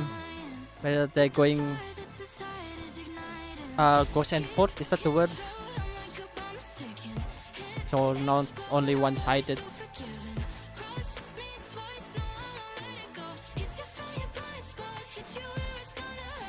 There's still no Akali though. Maybe in this game there's gonna be Akali. Silas is gonna be Ben, I guess. Maybe Rumble gonna be Ben too. There's still what's the champion name? I really forget the champion's name.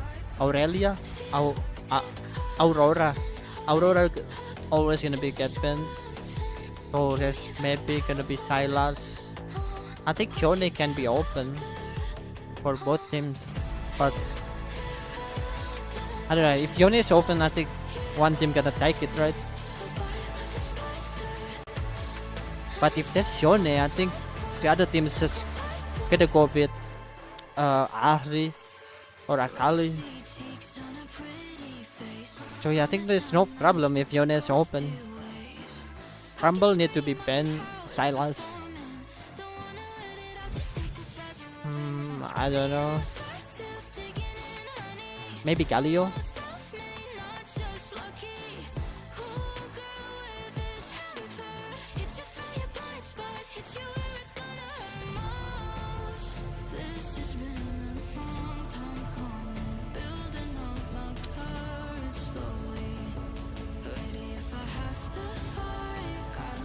I think T1 need to go back with the Nocturne for Honor.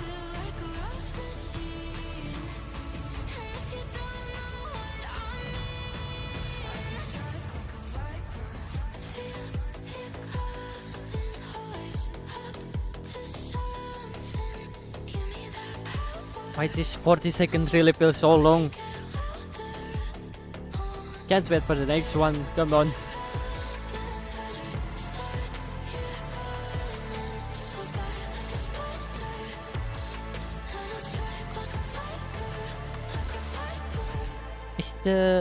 Is the desktop audio is too loud?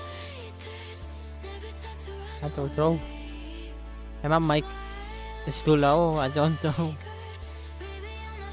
Because as I said, I really don't think the setting the same with the previous stream. Because I reset my PC. So I got all of the important data. Even the overlay.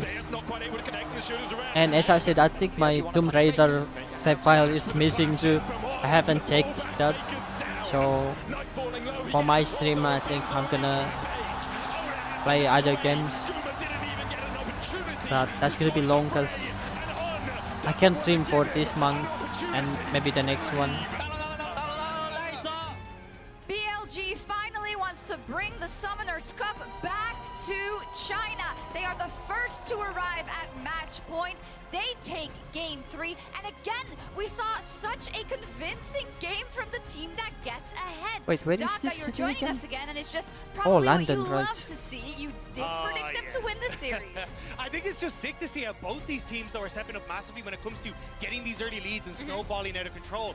Game 2, it was all those topside fights that ended up burning out for T1. Then we get into game 3, hoping and that the top side that's winning out for BLG. if T1 can win 2 points, like 2-0, I really hope that that games they're gonna It's also with every play passing with minute and Rexus. passing game in this But series, it so can't be funny that to see easy both with teams be BLG. like, BLG is what do really we do doing when we're good this behind? Because tournament. so much of their problem solving is So yeah, I rooted think there's no in Rexus. just going in phase first. But you see, with the goal deficits that are being created in these mid games consistently, you don't have that opportunity, and neither team then has really been able to set up the cross maps to try and stay relevant in the game. And that's where, of course, I have to press you a little bit, Maurits, as the aficionado from the LCK. Isn't T1 the team that always knows how to come back in games? Isn't T1 the team that when we were watching them versus Gen G in that first game and they were behind, we said the Baron is about to come? I've seen none of that today. At Worlds, yes, but what we're now slowly seeing, particularly with... We are at Worlds, we're in the final! I know, hear me out, but for the entirety of Summoner, even going back to Spring, there were a lot more moments like this, and I think, unfortunately, I mean, particularly with we the see performance of Blitzcrank Faker, we by- saw how insanely well not only did Knight play maybe that next matchup, game but the real Keria issue can was play that everything Pike. that happened from there on out was because of how that early mid lane prio tilted the map, and again, if you get behind Pike in these plus series, Kalista, I neither think. team seems to be able to deal with That it. flag is getting I closer don't and know. closer to you. All right, I really like this. Okay, because as Maurits set up, it's Knight on the wraparound. T1 had actually done a really good job of flagging this as the potential mark for Kindred, right? So they knew they were going to contest it. Knight was able to I like come this over play from from his one. prio. It was a really great wraparound. They were super well aware. And then we have the There's- Shun and On There's no need to place right there coming mid, because affecting that that's matchup, gonna be and dead Knight anyway. just balloons it out of The control. E gonna it was land just great even setup if coming through, Faker because flash you out. had a read of, hey, And then we're after starting to the move both of our these AD after the carries knockout, around the map. How this do we guy try and just set able ourselves up for to success? T1 hook wanted to anyway. contest the scuttle, So but yeah, end up shifting down no to the bottom flash. side, opening up then for Shun to make the play on top, and it was a win-win. He had already marked the enemy jungler. He either got the scuttle, he was always going to get a mark in that situation no matter what happened. Yeah, and I really like how BLG responded to the lane swap this time around, right? Like, did not look nearly as discoordinated or upset by what T1 really wanted to do. And for me, it really starts with getting On and Shun, especially on these types of picks, involved in their lanes early. I always like Shun as a jungler when he is able to affect his lanes early. I think it's how BLG worked the best. And also, I think this is something we've seen missing from On. he hasn't at this tournament been really able to step up and be that playmaker, play with the confidence and the bravado that we've seen from him domestically. This game and this series, he has been able to step up, work better with Shun, buy the space that he regularly does for his team, and the Blitzcrank performance really did take over in the early stages. And it's also something where, you know, the moment it gets locked in, T1 goes, oh God, we've been here before. Lehens pulled it out multiple times to much the same effect. And it also kind of throws a wrench in the gears when it comes to the draft, because if that Renata blind is no longer available, if they can just pivot to this, what is T1 going to do in that fourth game? Yeah, true. And also the fact that BLG was able to win from the red side in game 1, it kind of breaks up everything going forward into a possible game 5, maybe. But overall, do we have the feeling that BLG is the better team today so far? I think personally they've been stepping up a huge amount when it comes to good draft in game number 1. I think their early game has been significantly more explosive, but I still look at the game 2 adaptation, and I think that's really where we got to see T1 shine. So, and I'm still curious as to what happens when you do get Carrier with that counter pick. So I'm not, you know, pushing the boat out too much. I still think T1 have a lot left in them. I think the coolest thing, Rob, because I know you wanted to take a look at this, was how they've also been playing really well with grubs and being able to push onto turrets, right? Yeah, and I wanted to set up a telestrator to kind of show that. So one of the big things as we start to move in towards this, I want to highlight, is just the fact that you've already got this big push coming through on the top side of the map that is set up where you look at where the Jax is on the map. He can't really contest in on the push. You're now getting this Rift Herald for yourself as well. And as we start to play out the clip, look at what BLG do off of reset. They have 5 grubs, so when a push comes to shove and they're trying to trade on the map, they will be significantly quicker. And traditionally, you'd actually see the rumble opening up to move up in towards this top side of the map. But that's not what we're actually getting here. Instead, they end up just cancelling out on this top side. They all open up on this bottom half of the map. And it means that then they're in a position as they go through to move and shift all of these members down and just play off of a singular lane where they can use the fact they have those grubs. They push T1 back. Now they have the Rift Herald in their back pocket as well, and you're still only getting that initial push on that top side. So it's BLG saying, hey, we're willing to trade very effectively and get multiple towers and way more gold off of this play. I like that you highlighted that, because even during the last post game we were talking about, like, oh, they're just, you know, team fighting when they're ahead and team fighting when they're behind, but it's not just that.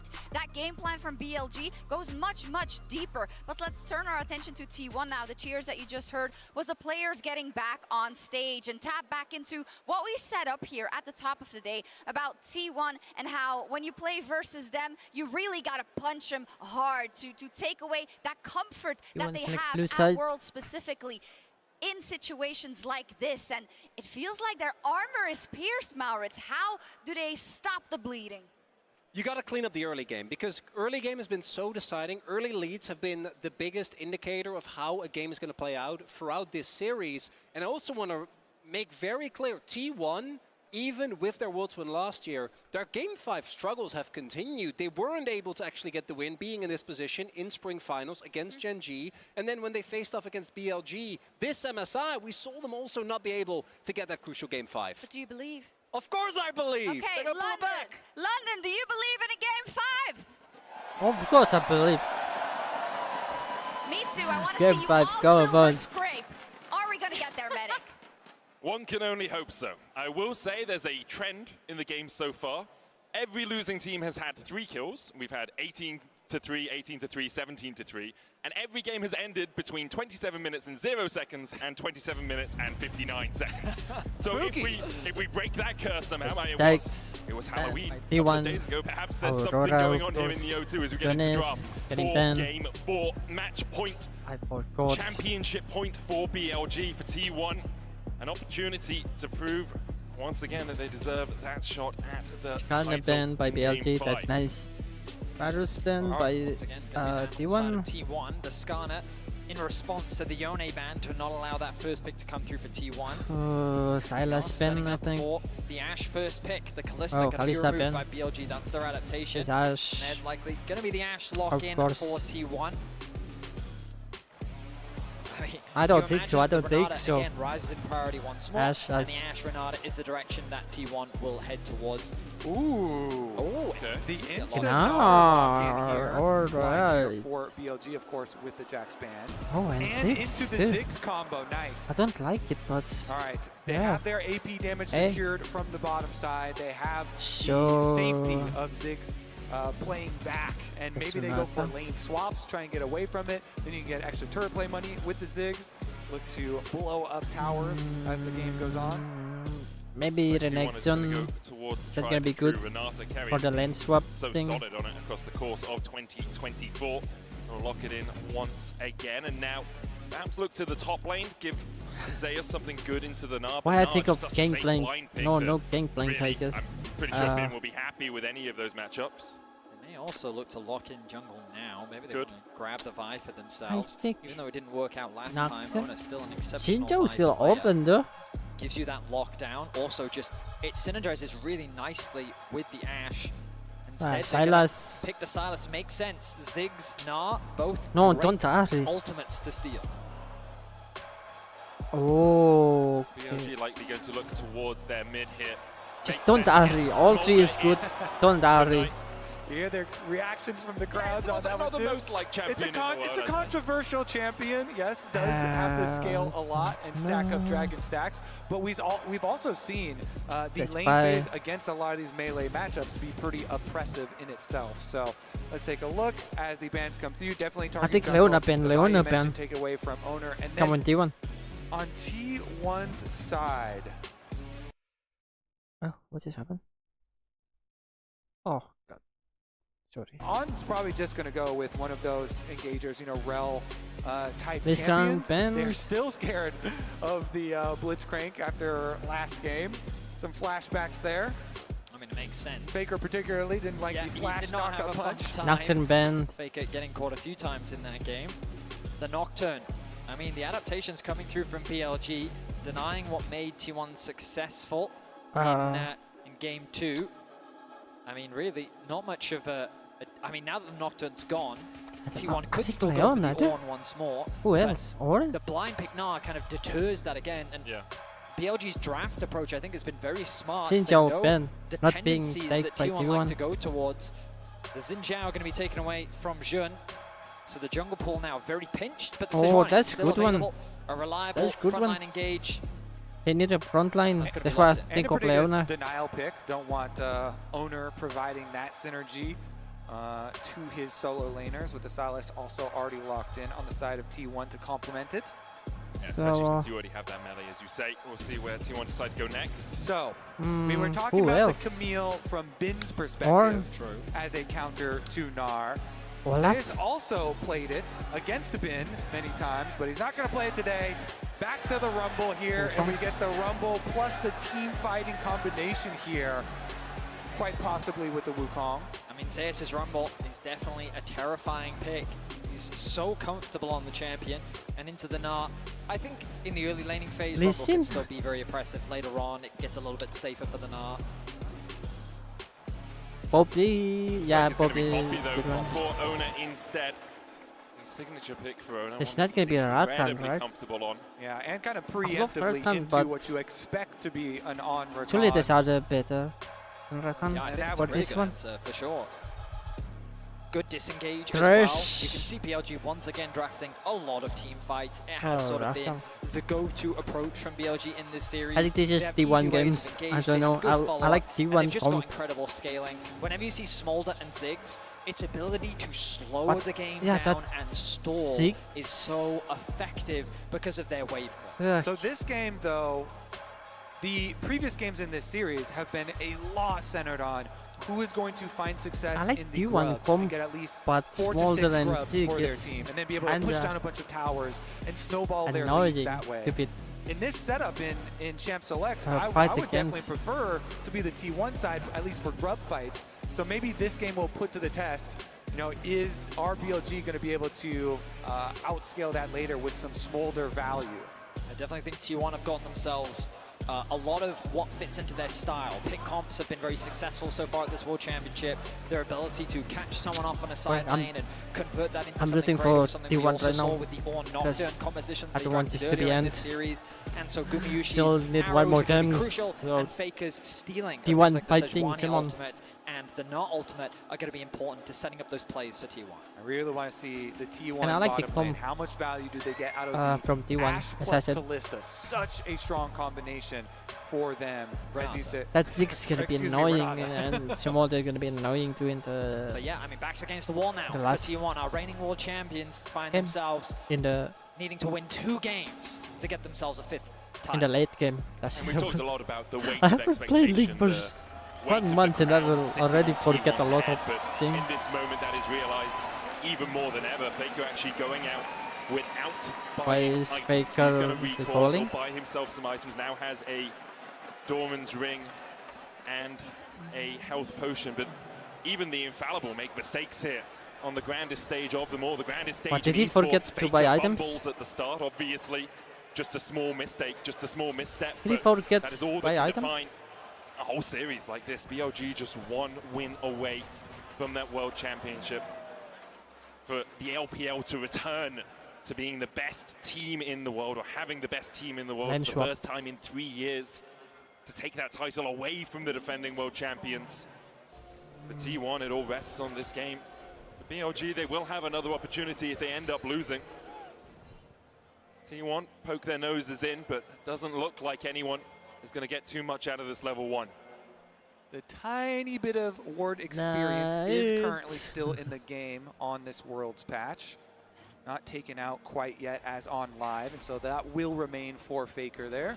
As T1 go for their invade, Let's swap for get their ward T1. down. Bin will just be forced to watch on. And for the first time this series, we'll see the split map. Bin is hovering around. I wonder if he's trying for a... Nah, okay, no steal for him. Shouldn't just... The ward in the brush as well will spot out if Ben tries to do And anything he's- cheeky. But we haven't seen this split map swap so far. Both top laners throughout the series have been doing what you see Zeus doing now, trying to leech what experience they can. But Zeus is very much isolated from the rest of his team. I'm kind of surprised that we don't see him hovering around the mid lane, sharing experience with Where's Faker, Bin? getting Bin ready mid? for the potential dive. Because the thing is, Jun is going to be trapped on the bottom side of the map, which means that Zeus is very susceptible Sun to an going for incoming the dive. And with Bin on the way, blue side. T1 have to be ready Red buff. to stop this from panning out for BLG. Yep, Bin they're is gonna bring also all here. 4 here. Bin helping Shun So I accelerate think his jungle clear while they build up the dive. rest of that wave and head on over. Now Carrier, level 2, gone back to base, Carrier making going- the beeline towards the bottom going lane, has to get there as bots. quickly as possible. Owner hovering around the top side, ready for a potential TP Here it in is. from Bin, They're but here, he's sticking they're towards here. the bot side of the map for now, Sun's ready level for the 3. oncoming dive. And the risk for Carrier is him trying to get back into this lane. He may just be cut off by Shun and Bin. He'll be seen on that ward about now. Zeus gets the level 2 underneath the tower, flashes away from That's the grand flashed by entrance, but the damage Zeus. continues to rain down from Bin. Then Shun it's tanking flashed the by tower. Carrier, Zeus gets a bailout shielding Keeps him alive Zeus. For the moment, that bailout will run out though, and BLG can look for a redive if they so decide to. Zeus Ah, taken down. Bin Bin. flashes away on tanking the tower, and BLG will escape with a kill and their lives. Nice, just the tip of the W there from Shun, able to get it. They're able to finish it off. Elk here cashes in once again. So many games we've had Elk getting first blood. He'll be rich on the Ziggs again. I mean, in terms of XP, Bin hasn't really been able to catch much. He's not even going to TP to the top wave. He's just going to run towards it. Ultimately, though, BLG secure themselves the kill. But I'm not sure I would say that it was a huge advantage gained as Zeus TP's back into the bot side, is able to catch a lot of the remaining wave, and the gold still remains even. The big thing affecting these lane swaps, though, is that Ziggs also takes teleport here. So not only did Elk get the first blood money there with the cash-in, but then teleports right back down to the bottom lane. Nice. Zeus has no flash to really threaten him if it is a 1v1. There's Elk some has a mana. flash and of course the satchel to escape any precarious Tomorrow's using mana, situations. right? Carrier's working his way up towards the top side. Bin without that summoner himself. Perhaps we'll see Bin's a level dive 2. materializing because Owner's on his way towards Oh, that top lane too. Faker. Faker forced away, 150 HP on him. I think you Make need it to very recall difficult for him to first. stay around. Carrier looking for the handshake here. Bin jumps away. And the handshake is just short of a full agreement. And they're actually calling Shun over back to Sun the is bottom side once here again.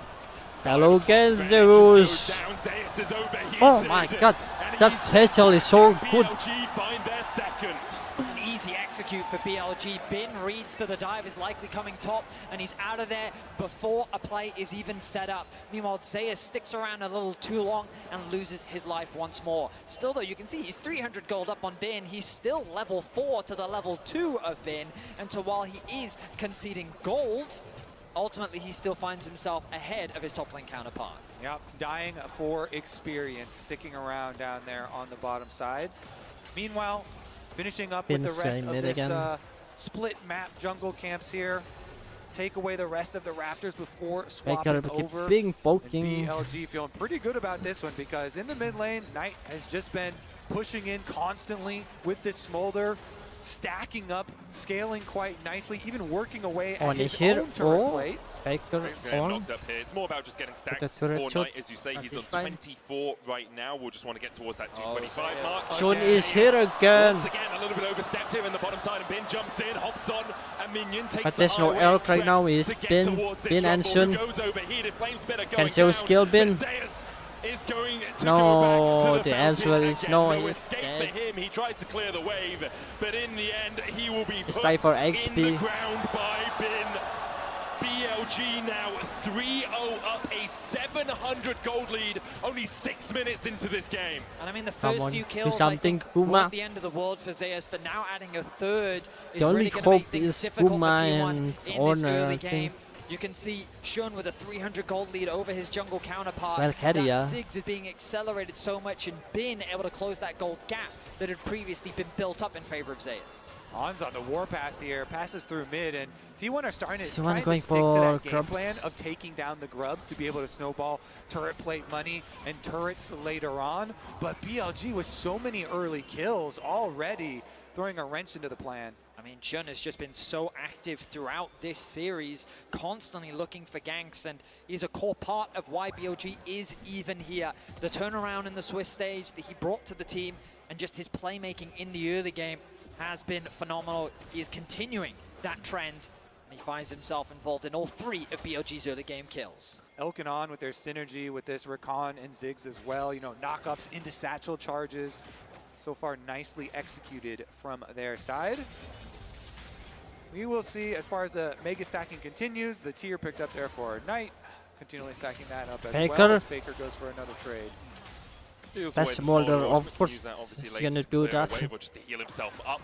Let's give you a bit of health regeneration when it hits in the middle of it. Faker now pathing down towards that bottom side. Owner's on his way down there as well. Gumayushi and Carrier able to take a plate in the top lane. Elk, only level 5 right now, does have the flash. Guma's 6, so has that enchanted crystal arrow. On's going to try and hold this wave so that Elk can get back to the relative safety of the tower.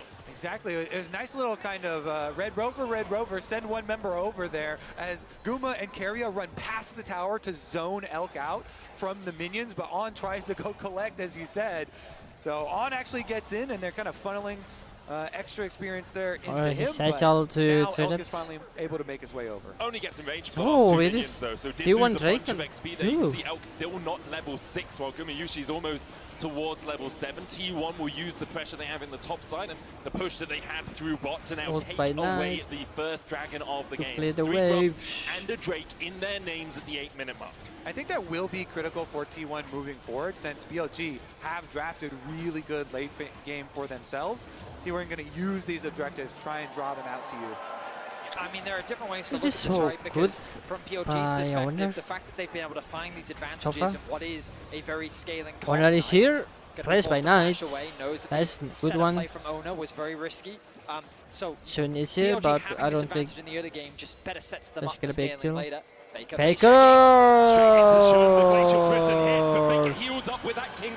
Faker still have flash. That doesn't have ult because he used it to waves earlier. In the end, Faker does manage to escape, doesn't burn the flash, and holds on to that summoner. And I mean, what I'm talking about, things can look good from the perspective of BLG. T1 have been able to secure all these early objectives. Kobe was already highlighting the fact that the early investment in the grubs, their skirmishing potential of the composition, and the fact that Zeus is actually, even with all that pressure, still a level up, and he has a huge stacked wave on the bot side of the map. He's very comfortable in terms of gold, so I think that T1 definitely still have avenues, even though must be rich right now. Great for them in the early game. Yeah, in the 1v1 down there.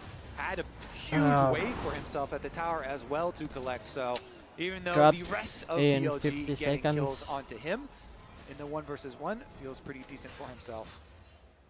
T1 do have those pick tools as well, so even if you do start to fall behind a little bit, you've got the arrow, you've got the follow-up with the equalizer, you have Faker jumping in with the absconder. Faker, just like this, side step. Faker dashing forward for a little bit more damage. I don't think he's dead. He's dead. Flash out, flash in. God, sorry for dodging the Demon King. He just runs him down, even with the first chain missing. Conquer stacked up, thank you for the ultimate, and finishes the job himself. Now, Shun will just get there a little bit later. Not going to have any sort of kill threat as far as damage goes, so no harm, no foul, though again, he zigs with the teleport, he can get back to the minions at the very least. I mean, what a confidence booster for T1 as well, to see Faker getting a solo kill on the side lane, has to reignite the T1 members and the T1 fandom. As Shun on Carrier, is he dead? She'll have flash, right? To work with here. Hostile takeover only hits onto Shun. Guma starts to open up and put the arrows in the back of that ball. Shun able to walk away, though Guma really doesn't have too much damage yet. And we've come back to the game plan overall for T1 here with this composition. They want to stack these Void Grubs, get that bonus to be able to take down a lot of these towers, open up areas to then make their signature picks on the map by denying vision and using Ash arrows. Faker, his ultimate is going to be available soon. Zeus has the TP and the ulti available. TP available for Bin as well. Oh, that's Guma. Oh, I think he can escape. Flash out. You knew the steadfast presence was coming from Ona. Stops any dashes in its area, and so On has to burn the flash. Use the blink instead of one of Rakan's many dashes. Knight too far away from the play, now making his way down, but gotta Faker be controlling 6 the river. grubs. Oh! The arrow isn't quite going to connect, and that is looking to be 6 grubs for T1, so part 1 of the plan coming true, Kobe. Exactly.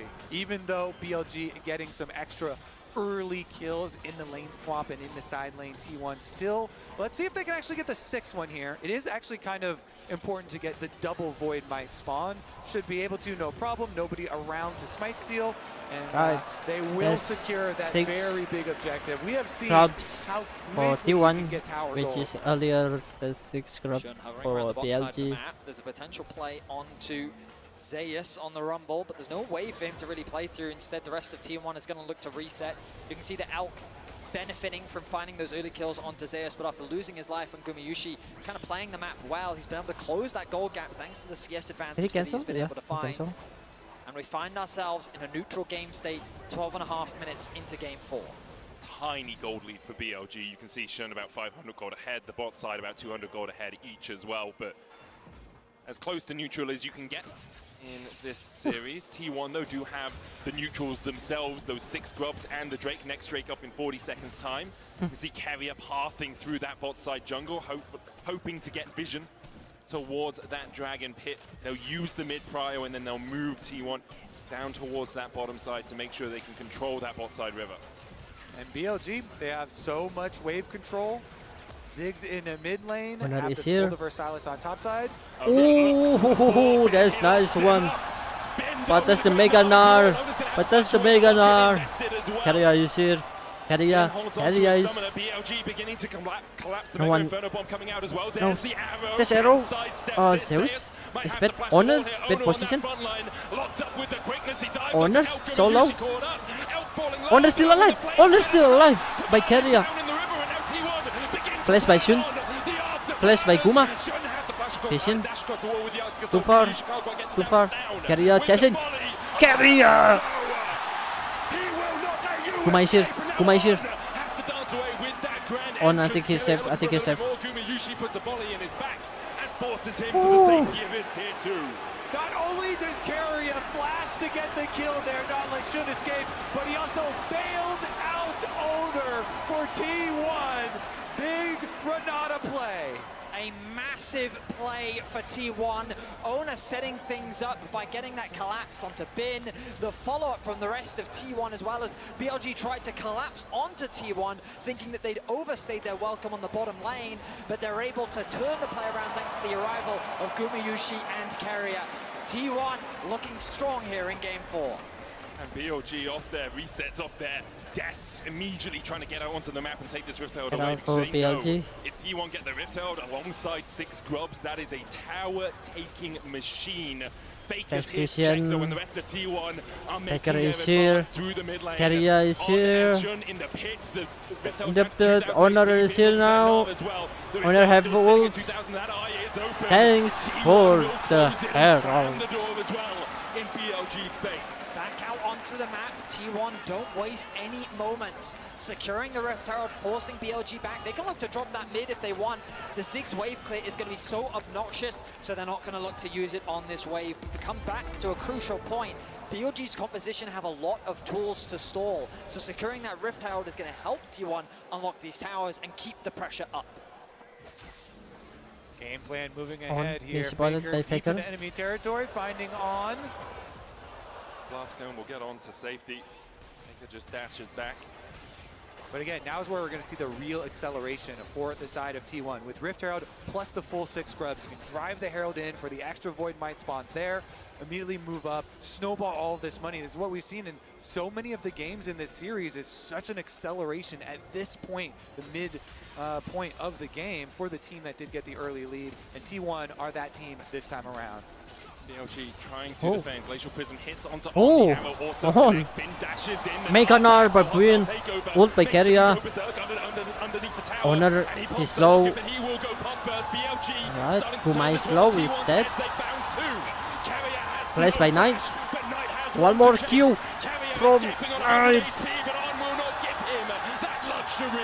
BLG find 3 in the top side. And just like that, BLG punish the aggression from T1, trying not to lose any momentum. They set their sights to the top tier 1, but BLG deny them access and turn the fight around. That play right there might change the course of this series. BLG with Knight on the front lines with his Trinity Force Smolder completed. They're trying to answer mid here for T1. The bomb doesn't quite take out all of the minion wave because of the Void Might. Going 2 shots. T1 stick around. They just can't quite finish the tower though. But Ben with some crucial playmaking there, Far getting side. a beautiful Nova ultimate That off blue onto 2 buff members name of is T1, Far side. and then just barely getting away with his life to deny Owner coming back to life thanks to the Renata passive as well.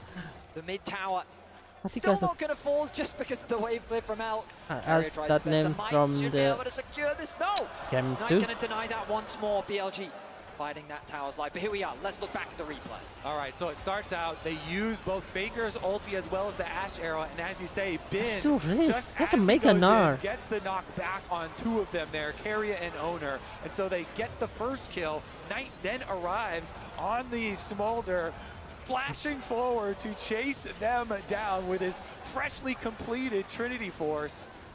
And BLG, I mean, we have seen Smolder scale into terrifying areas for a long time in the last few patches, actually. So we'll see if we can put this to the test here. Carrier knows that one is going to be rough. It's a tense situation. The gold finds itself even once more. We'll check out the itemization once we get back. But 2 dragons in the favor of T1. 6 Grubs to the name. 3rd dragon of the game going to be spawning soon. And ultimately it becomes a question of how strong will this Smolder get? Can T1 accelerate the game quickly enough before Knight becomes a serious problem? Or can BLG stall the game long enough to get to a point where T1 will run out of options? Might already be a serious problem as we'll see him continue to scale. I mean, when you accelerate at the beginning, then you get to even stack much quicker. And so we'll start to see the execute and the burn really come in. Only 60 stacks short of that 225 mark. Alongside that, BLG helped by the fact it's a chem soul this game. Obviously, you don't want to give the enemy team a soul, but when they've stacked 2 Drakes, giving them a chem soul to let yourself scale isn't as impactful as if it were an Inferno, if it were Hextech. So T1 will be licking their wounds a little bit at that twist of fate. Gumayushi caught with the Mega Inferno Bomb. The wave cleared out in mid as well by Elk. T1 will use the time they have to pressure in towards this blue side jungle. Drake up in 10 seconds. It doesn't look like BLG really want to fight it. Not necessary for them to do so. Of course, just number 3 here for T1. I think the correct call is we keep on scaling. We got to get our Smolder to the break point that you just talked about. And so they're going to push hard on the other side of the map. Definitely the correct choice here with the scaling that they have available to them. Take away a little bit of the jungle as well while they're at it, but T1, they press ahead. It's a tense affair. I mean, Medic, you called it earlier. The losing team in every game, 3 kills was the maximum. Well, T1's at 3. One more, and we've got a tense game on our hands. Well, I also do have to say, I'd be willing to bet a lot that this will not be a 27-minute game ending, especially with BLG having Smolder plus a Ziggs. The reason why this is such a good pairing as... Okay, on. Still here? Faker is here. Oh my god, Faker! 3-man charm. Alright. This perfect by Keria. Oh my god, that's a nice setup.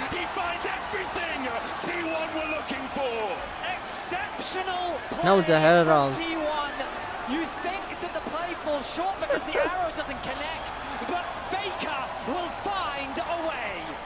And then with the 6 grubs, with the Riptail, they immediately take the tower afterwards. And guess what? They're turning straight towards the... Zeus flashing! Zeus flashing! It's just ticking away to the flame spitter damage. Zeus tries to turn it around, and in the end, BLG unable to hold on to their tier 2 bins coming across the side. Finisher.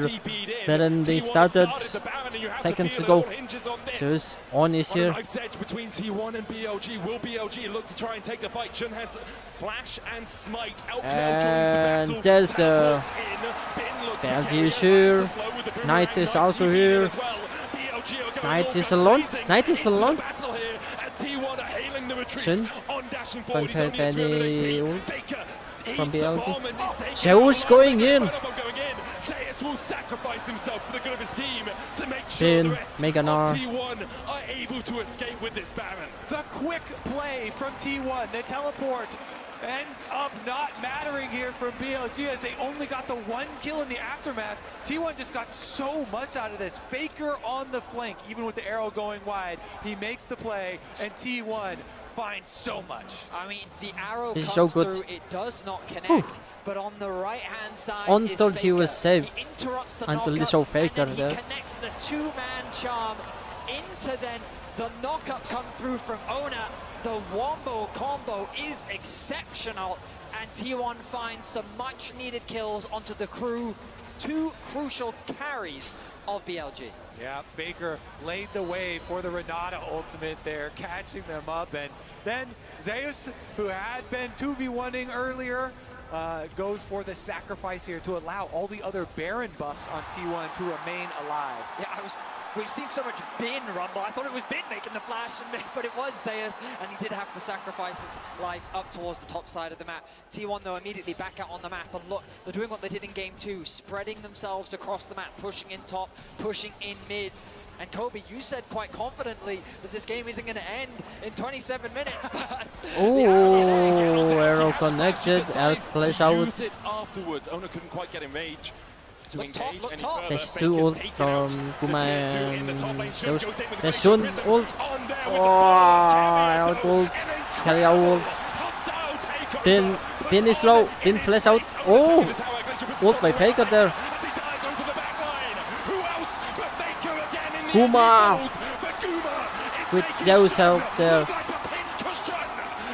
Elf. Carry is so low. Oh, God. T1 begin to push up bot side. Yeah, T1 are taking another tower with the 6 Void Grubs as well as the Riptail. They keep on forcing these Vedias even when BLG try and construct their counter. T1 rebuff it. The Renata is just too much defense. Charging into that ultimate seems like suicide. I mean, I just feel like we're feeling the Faker effect here. He's not at the start of this play. The arrow connected, forcing the summoners out. Then when the range gauge comes through, the TP is quick to follow. Can you still alive? How? Fantastic ultimate to force BLG to disengage. And then when Faker arrives, he does not hesitate to dive past the tower. Faker is really so good in this game. Gumayushi to tear BLG apart. At the end, some slim margins there. As I said, silence Ben. Silence Ben. Away. a critical summoner spell, but T1 are doing a good job, I think, pushing the pace of this game because, as you mentioned, one of the reasons I was confident in saying that I didn't think it would end in 27 minutes, Ziggs and Smolder is such a good combo, and Ziggs wave clear plus the Smolder wave clear and scaling itself in that champion. But because T1 got those 6 Void Grubs that we have been so probably too hyper-focused on, the pushing power that they have shown in really accelerating this game and being able to get their Dragon Soul as well in a very timely manner means we are still on course for that T1 game plan. And credit to Zeus. 0-3 during the laning phase has bounced back phenomenally and landing some very important Rumble ultimates, and he's going to be important in the upcoming sieges. That tool is great for zoning away the for zoning away the Smolder and the Ziggs from providing that wave clear and protecting their towers. That's so vital. They managed to put that damage down on tonight to keep him away from the battle because he has hit that 225 mark, now sitting at 230 stacks. That doomsday clock has ticked over to midnight for T1. They are still in the lead. Chemsol, 4,000 gold ahead. 6 grubs, Baron up in a minute 30 as well. Faker has been on fine form, finding people with the quickness, with those engagers. But BLG can still hold on to the fact they have this wave clear. They also are on championship points, so even if they lose this game, they have another to battle back against T1. Owner forced away with the satchel, but doesn't really take too much damage. The Mega Inferno Bomb only clipping onto Carrier as well.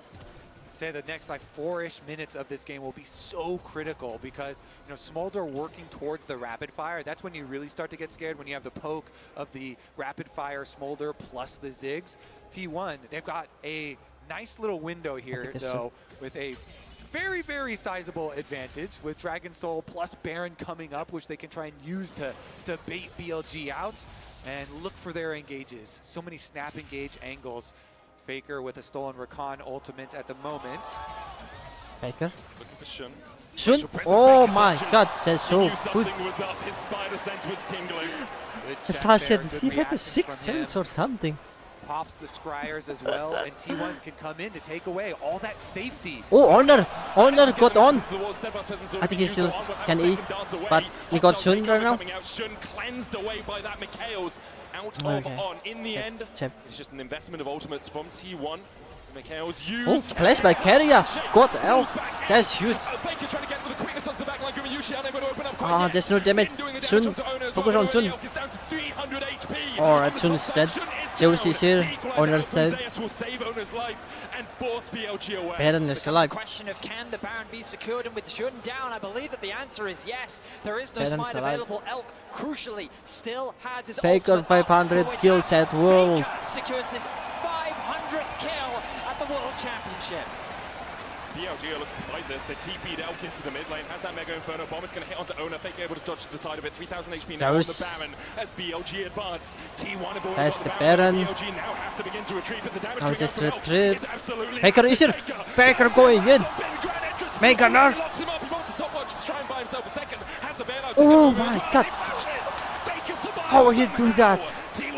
Holy shit. And BLG are unable to find purchase on the game. I really thought he was dead, man. Game. They're so close to the execution, but he's able to immune it, flashes out, and escapes with his life. My I really thought he's dead. Has turned it up It's like the Akali from the semi-final. He knows the stakes that are in this game, and he does not want to give up the title that easily. It's likely that we're going to game 5. T1 still have to close this one. Shun, flash out. Not quite. Shun flashes away to safety. BLG really got to just keep focusing on their defense here. They do have flashes on both Knight and Elk, so as long as they don't let anyone get caught and give up some critical summoner spells here early on, if they focus on their wave clear and defense at towers, then T1 really are going to have to make use of this 2 minutes of Baron buff to crack inside and get to those inhibs. T1 need to get someone in the mid lane. They're going to send Faker over. Rumble is actually going to stay top to catch that wave, has the TP available. T1 being spread quite thin. Normally they prefer to play that 4-1 setup, but Bin doing a good job of pushing that top wave in deep. Now he can regroup, buy a little bit more time for BLG. Again, the wave clear looking to be strong here from the side of BLG. Knight's chipping away. Doing a huge amount of damage to Owner, but for now, all they need to do is stall. They're doing exactly that. 90 seconds before the Elder Dragon comes to bear. BLG yet to pick up a Drake in this game, but if they get the Elder, their fortunes may change. They are just trying to defend right now. T1 have been unable to break the base, break that inhibitor line with this Red Bull Baron power play. A minute left on it, but it looks like T1 are going to just look for the resets here, get back out onto the map, get that vision control down once again, and then try and pull BLG into a fight at Elder, because they've got to. You can't just give the Elder away to T1. You have to make your final stand there if you are BLG, and if you win that fight, you might just win Worlds, you might just win the championship. That's how much of a game decider Elder Dragon can be. I mean, Kobe already talked about the animation. BLG is strong enough to fight. Their carries are in a position. It ultimately comes down to execution and finding access to this Dragon Pit. Right now, T1 are denying all vision on, doing what he can to find angles of attack. Maybe even a TP fight. That's the W cancel. He's just happy to escape right now, so he's dead. Is slain by Gumayushi, and now will BLG even try to mount a defense around the Elder Drake? They TP to the bot lane. Bin looking at that flank position. His Mega Knight's going to expire pretty soon, and Baker's looking for a flank of his own as he TPs in towards this blue side. Bin now going to Bin. Side of the rift is Baker's hunting, and he's looking for oh my god! Honor flash out by Knight. Bin is the target. Oh, Mega Honor by Baker there. That's so good. That's so good. Honor is here. ASRock is one left. Only one left. On spawn. On respawn. ASRock is the target. Faker is here. Ooh. There's only on now in the best. There's only on left to defend the Nexus. Faker steals away the Rakan ultimate. The defense is not strong enough, and T1 will bring us to Game 5. On the shoulders of Faker, T1 will go to Game 5. There is Faker no with Rakan ult. He's going into the fountain. T1 take us to Silver Screens. Game 5, everyone. The arena erupts with excitement. What looked like a terrible start. Game 5, everyone. As you wish. After some incredible plays from that man in the mid lane. As you wish. Game 5 is what we wanted. Game 5 is what we will get. Owner Poppy getting a lot of picks in this game as well. Carry a Renata, obviously very big pick, and Baker Silas as we go to the champion select for the deciding game.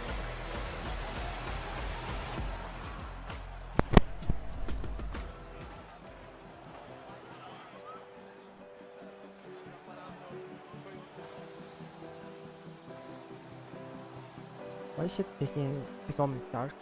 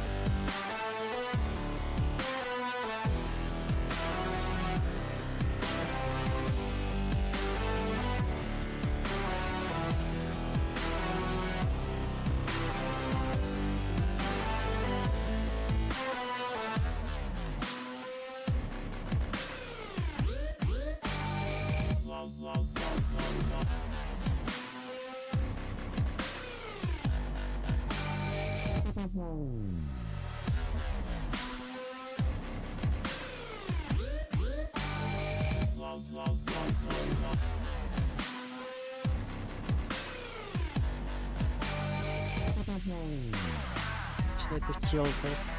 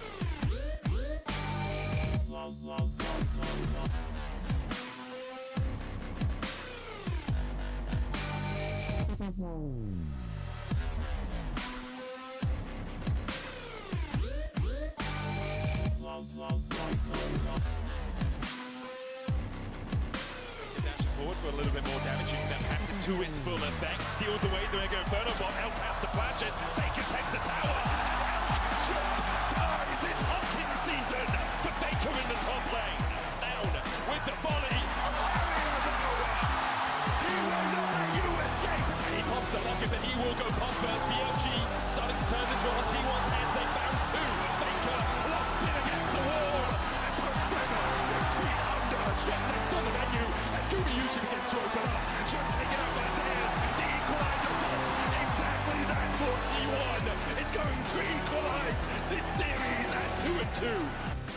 T1 fights back and brings us to a Game 5, the very last game of Worlds 2024. This is the way we wanted it. This is the way it was written in the stars and it was promised. We get Silver Scrapes, we get a Game 5, and we get it all between BLG and T1. It just doesn't get any better than this. It's going to be an incredible finish to such an exciting series. It's all coming down to this one moment that will decide how people talk about you for the rest of your careers. And I love both these teams so much. Like, they're just so fun to watch. Like, when I first saw the iteration of this T1 roster, previously T1 had this reputation for, like, they're the boring, slow team. It's like, no, this team wants to kick your teeth in. BLG always want to kick your teeth in. This is delivering. We got our Game 5.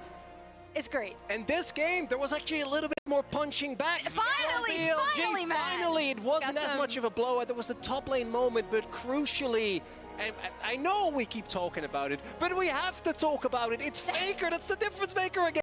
And I know that people are always like, oh, they're glazing him again. Well, why would you not? And I think these replays that we're going to see, right, in just a second, it's going to be a good play to a great play to a go play. Absolutely, and it was so funny when we were watching this. I turned across there and I said, someone on T1 needs to actually step up if they're going to win this game. Not 10 seconds later, solo kill from Faker, and it just felt like the momentum really started to swing. And the big thing for me in this series, we talked about the early game, talked about the level 1, but an even bigger indicator of which team is doing well is which mid laner is making the impact. And in the wins, both Knight and Faker have been absolutely crucial. They have. We said a good play, a great play, and then the GOAT play, we saw the good one already. Well, rolled a great one in the bot lane. Yeah, this play comes on the bot side of the map. As we see this setup from Owner going with the Poppy again, something that he is also super comfortable with. And this is coming off of Zeus actually getting dove over and over again on this bot side of the map, right? And so you see BLG are going to want to try to end up with a collapse, but then here they come, and again, this is like, look at the Owner. We've talked a lot about Faker. This is also Zeus' redemption arc, I think. I said before, I think he's gotten the better bin overall across the series. And Kuma, I think. I thought he recovered Kuma so well in Owner's a still lot alive. of these fights.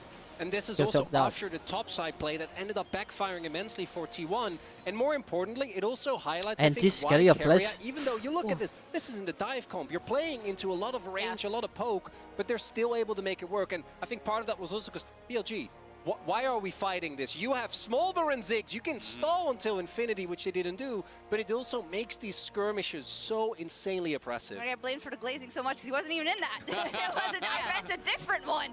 Regardless, you brought up a good point, though, and this is always the case when you talk about T1 in these situations, right?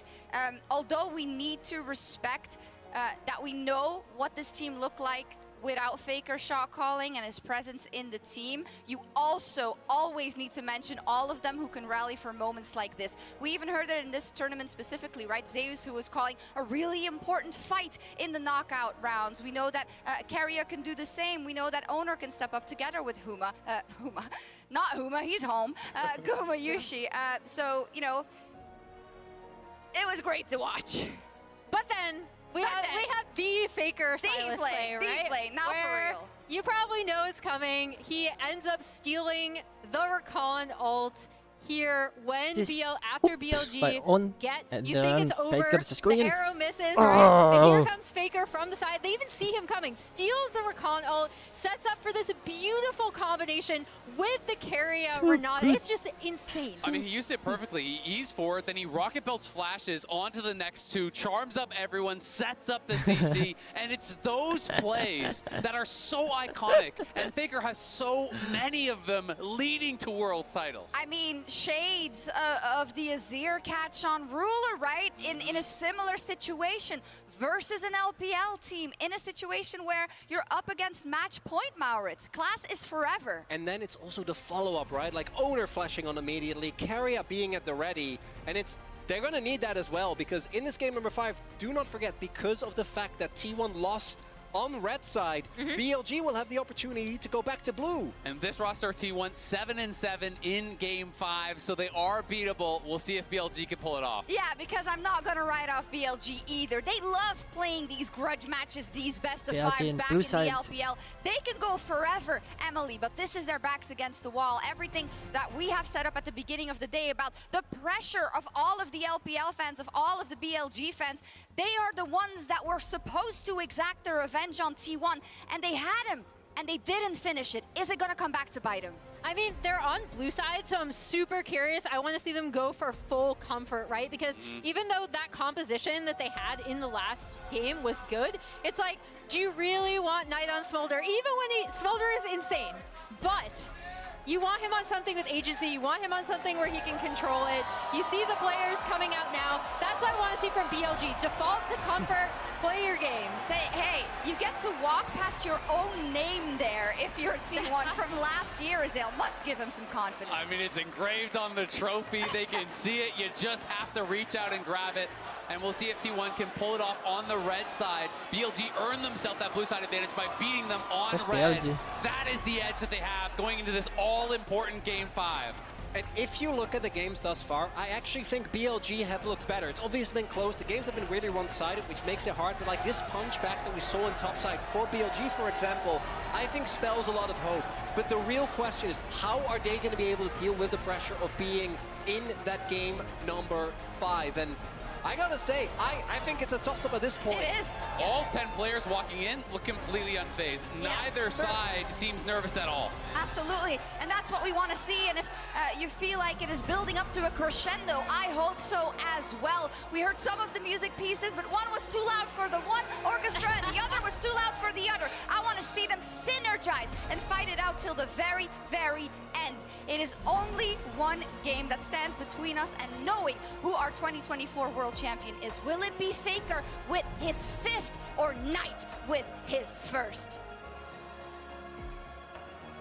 It's a good question, Shox, and I don't think any of us here at the caster desk have an answer that will please you too much. However, I can promise you the 10 players in the middle of this arena full of people in the middle of London are ready to provide that answer. Faker rebooting, locking in, preparing himself for another Game 5 on the world stage. It has only happened 4 times in finals across the history of Worlds, and Faker has been in 3 of those. He has lost one to DRX, he has won one all the way back in a 1-1 against Samsung Galaxy, sorry, in 2016.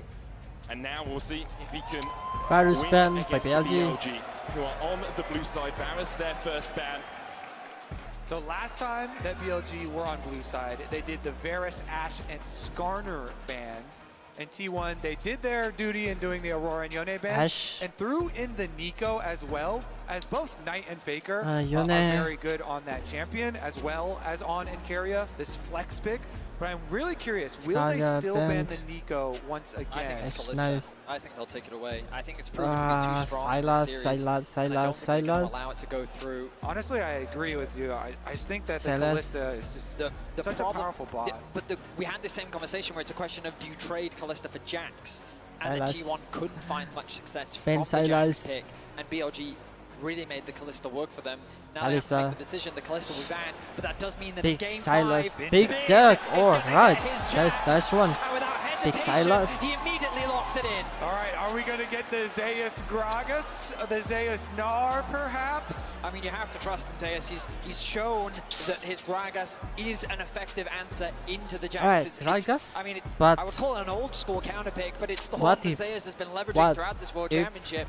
I don't think they Gangplank- need to lock it in now. They could grab themselves keep the thinking buy of if they Gangplank wanted in to. this Perhaps sense. even the Renata for carrier once more. Yeah, They're Gragas. hovering it. Sylas still open. Bin But lays they're down still the Ahri, gauntlet, they're and still Zeus Akali, immediately so- answers. Bin has only lost 3 times on Alright. his Jax this year. Alright, I Twice don't against like it, T1, but alright. Once against Genji. Now we'll see if Zeus can stand Are in this his way gonna be once like Eddie again. Seifert? T1 looking towards perhaps a Galio in the mid lane here for Faker. And it's going to be locked in as That's well. Galio So they have mid, a very tanky front line already. Gragas obviously has So, a big BLG can sustained go with tank for Sylas. Galio as well, which is pretty much unkillable unless you can manage to get ahead of him. I'm honestly surprised to see the Galio locked in this early for T1 rather than securing something like the Xayah Rakan for themselves. They've chosen to go for it maybe in anticipation of BLG potentially going for the Sylas and knowing that the Galio could be an effective answer into it. Elk going to get himself his Kai'Sa. Ooh, we have to think they're going to build more on top of this dive then for BLG. Yes, some strong side laners plus some Ahri dive. is also good. If there's no Sylas, you can pick Ahri if there's Sylas in enemy. How many legendary player What if- champion combos are what we going if to get in a that Galio deciding is game become 5 support of World Finals? and then Faker just Knight on his picks Ahri, Sylas Bin again? on his Jax. Sylas Those is very really well, if good they with win, would be their Ahri skins. ultimate. Knight, I mean, he's What if- world famous for his Ahri. This World Championship Or hasn't had if the best win that rate for Galio him, can be but support, you cannot afford to that Galio underestimate it. going to The Zeus, Xayah and going to be then locked in Gragas for T1. going for You support. imagine that Rakan is going to rise in priority. BLG likely looking to ban that one away. 100% agree with you there. But- It just works too well but, with the T1 comp. Galio and Gragas can be Let's used see, for support. what will the Because I trust carrier, bans you can do it. towards BLG be here for T1 though, as we try and whittle down. I mean, possible jungle, yeah, possible jungle takeaways here for Shun. Nocturne? I mean, if BLG continue down their comfort route, do you just get rid of something like the Rakan as well? Obviously, T1 kind of want the Rakan themselves, so BLG will remove it. In the end, no one's getting Rakan. I'm thinking like the Vi is just such a no-brainer pairing with the Ahri as well. Sure. But they do leave the Vi up there for Shun to take. The Kindred ban is like, okay, we can see how much comfort you're drafting. We're not going to allow that. Man, but Vi, I would even prefer a Vi over a Kindred if you know, if we're running Ahri, plus we have lots of dive on our side too. The Renata, a no-brainer as well. Follow up to the Rakan ban there. Take away those 2 primo picks for Carrier. Too good against dive. I'm wondering if they put Ono on something a little more carry-orientated. Was thinking maybe Viego, but I don't love it. I feel like Vi does make the most sense. The Poppy into the Jax. In terms of damage, though, but it's so good at shutting down all of these carries that BLG are already it's also showing. a flex pick. You can also put Poppy it into also- the support position yeah, so they can wait Poppy to see what also BLG can draft be and then decide play after and that. support. Because you're 100% right, Kobe. Poppy and its ability to mitigate the dashes on the side of BLG is a very powerful pick for sure. Really? What's it going to be, Shen? Looking towards the Jarvan. Wait here with bait Alright, to rest. Jarvan locked in. Aggression. And Blitzcrank again. It actually makes more sense. I was previously talking about Vi, but the Jarvan ultimate is better versus Xayah than the Vi ultimate is. So much better there. So really intelligent move. I like Rail better. Likely deferring to another one of his comforts, the cheeky hover. I'm not gonna... Showcasing some confidence there. There's the Rel. I will say Poppy is really nice into this entire BLG lineup. What's the the question is now, is the Poppy going to support? Will Carrier be piloting it, or will Owner be I'm not the gonna ones doubt with his the hands on it? Blitzcrank It's again. synonymous with Owner But to me. Rel He is has good. such a great That's what I record wanted on to this say. champ that my expectations are Carrier is looking through his support pool right now. Wondering where they go, but it seems like perhaps T1 want to flex it. I mean, we talked about the damage, and I was a little bit worried putting all that damage responsibility onto Gumayusi. By bringing in the Xin Zhao, it does increase the amount of damage that they have. And we think about mid-jungles, it was kind of the story coming into the series about how I think that's good. Knight and Shun have been working exceptionally well throughout the bracket stage and finding advantages for BLG and have really been playmakers when it came to the team fight. And Faker and Owner, a core part of the success of what makes T1 so good. Now, here in this game, those mid-jungle synergies are going to be crucial. As I'm expecting standard lanes, it's Zeus' Gragas versus Bin's Jax in the top side. Faker's Galio, a tried and true throughout his legacy, versus Knight, a player that is looking to make his name on World's history with his signature champion. We couldn't have asked for a more exciting draft here in Game 5. 100% I agree. Already just with the draft, I think that this is the most exciting game of the entire series from what we've seen. Both of them have capabilities of fighting those critical, important top-side fights around the grubs early on into the game.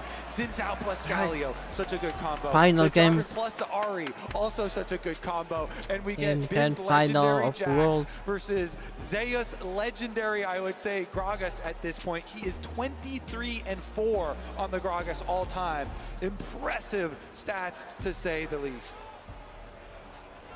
One last time we go to Summoner's Rift. One last time we see the defending champions battle against the first seed from the LPL. One more time we see these titans on the Rift challenge each other. One more time we see the weight of expectation so great on these two teams' shoulders. One more time.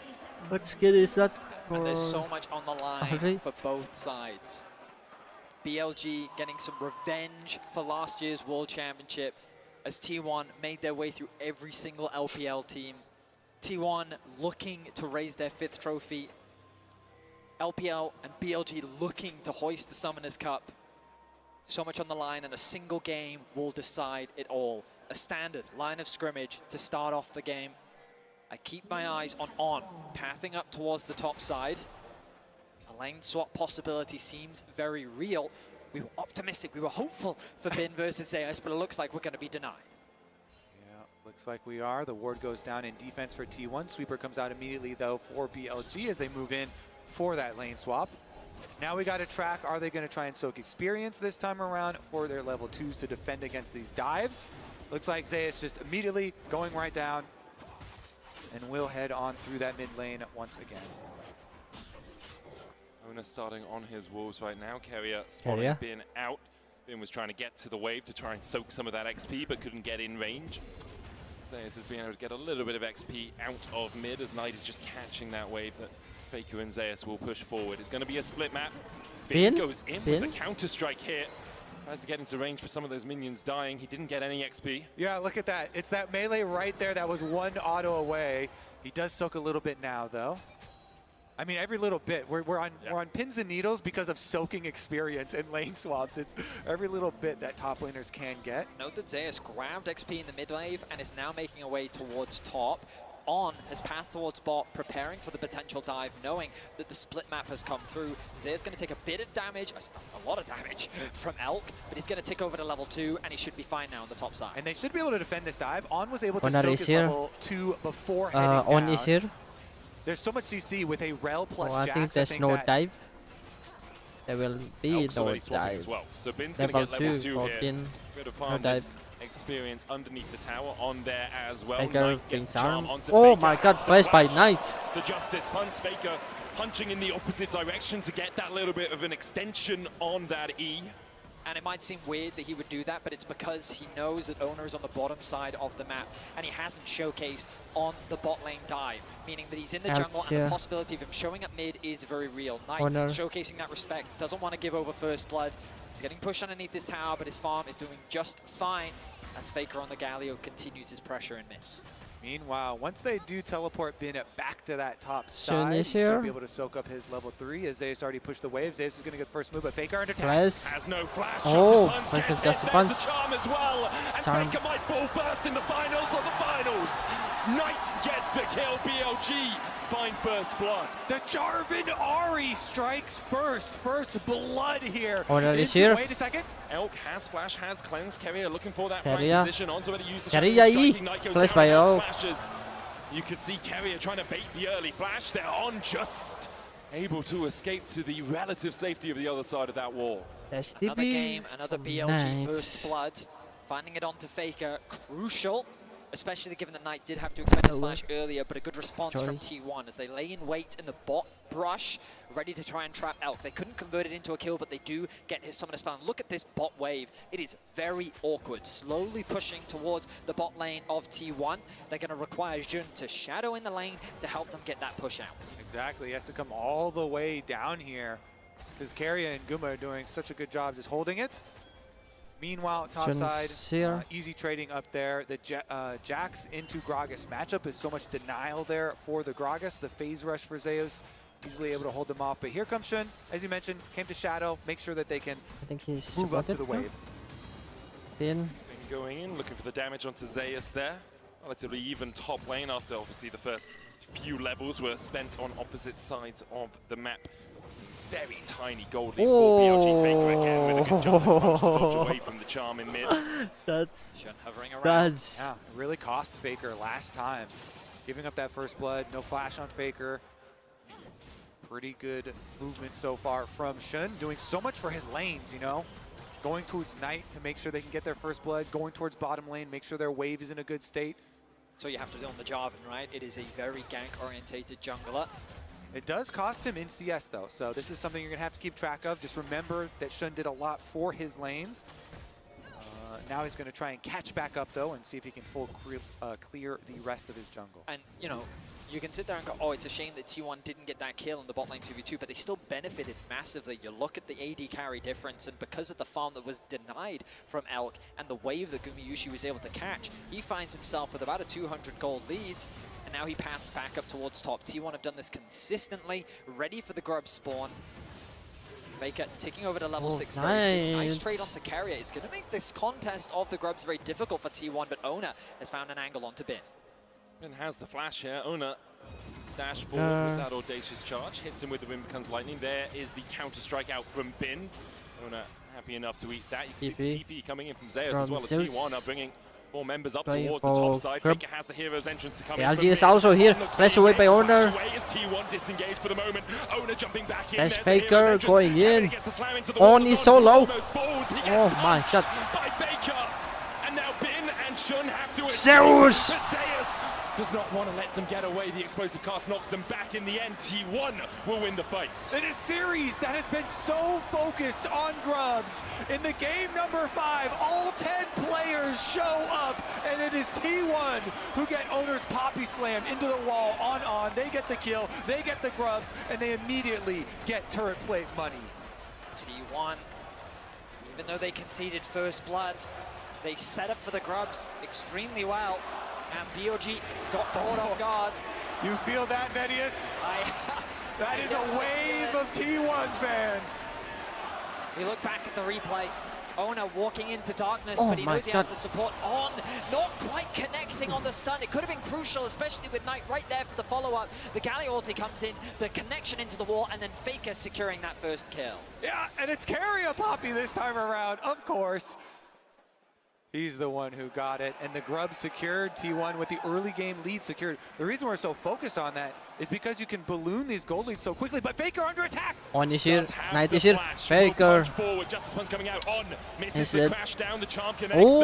Shun also flash! Faker's still alive! And will use it to dash out of Shun's engage. I can't believe in a 4 versus 1, he's still able to get out. The charm doesn't quite connect. Knight, though, very healthy, able to get the push, means that BLG should be able to secure the first dragon of the game. They haven't actually set their sights on it. No TP available for Faker. I am a little bit surprised. The bot push is going to come through for Gumayushi, who has sticked over to level 6. BLG, right now, resets come through. Elk making his way back towards bot now. More turret plate money, more demolished Faker solo? Void grub, too low, that's too low, that's too low. See just the pressure that Faker's absorbing in the mid lane. T1 now using that to garner a 1.7k gold lead. Gumayushi's been picking up plate after plate. Ona now looking towards this bot side. Elk yet to hit the level 6, still half a level of XP away. Elk has to run. Supercharges his way back in the lane. I mean, the Xayah is just so far ahead here. 2 levels for Guma over him, not to mention all the extra gold, the biggest gold lead holder on the team. So much to Oh my god, Keria. Down goes on. Keria turns him off. And the question is, will Elk stay around because he's still not at that level 6? I mean, a masterful performance from Keria in the top lane grub fight, along with this play in bot. He is just finding those angles for Poppy to connect into the wall. T1 find another kill, extend their gold lead to 2k, and they'll secure the first dragon of the game. And it is a very tall task here for BLG to get Elk back into this game. Xayah is so weak early on, and being denied so much early into this game, it's going to be very hard for BLG to get their dive comp really online and get him scaling up into being a threat. Very far in the future, you're going to have to look before Elk is really a danger. Knight felt the pressure of this position last year on JDG in the semi-finals. It was T1 that denied JDG the Golden Road. Hoping to get revenge. He is one of the players that we will be keeping our eyes on as this game continues. His Ahri has been able to turn around some incredibly difficult games before. The pick potential is real. But right now, Guma is just going for it. Keria. There's TP here by Knight. Knight. Keria trying to protect Guma. Guma! On is solo. Honor being trapped there. On still alive. All 5 members is here now. And that's probably in 5 seconds. The play happen. 3 kills now for Knight. A fantastic TP to bring BLG back. Speak his name and you will invoke the magic of Knight's Ahri. That just fully funded Malignance and the shoes upgrade. Lucidity acquired. That ultimate cooldown now for Knight will be so low. T1 though, looking back at the grubs, they want to get at least 4 for their Void Might spawn. Despite a really good play there from BLG. I mean, yeah. The bot tower falling means that there's a huge wave as well. Knight forced to catch it, doesn't have the TP. Bin and Knight committing all of their summoner spells to make this play happening. The idea of shutting Gumayushi down is so important because of how much of a threat he is. Bin gets a nice flash, 2-person stun off, and they give the initial kill over to Knight. On's then able to disengage while Gumayushi does get away. Knight's able to secure the 2nd kill as well. The kills in favor of BLG, but the gold still in the hands of T1. So much pressure on the shoulders of these BLG players, and now even more so onto that of Knight, a player that is so well-renowned in the LPL here, really looking to take that last step and acquire his first world championship. He is the richest player in the game on Ahri, such a playmaker. Can he do it?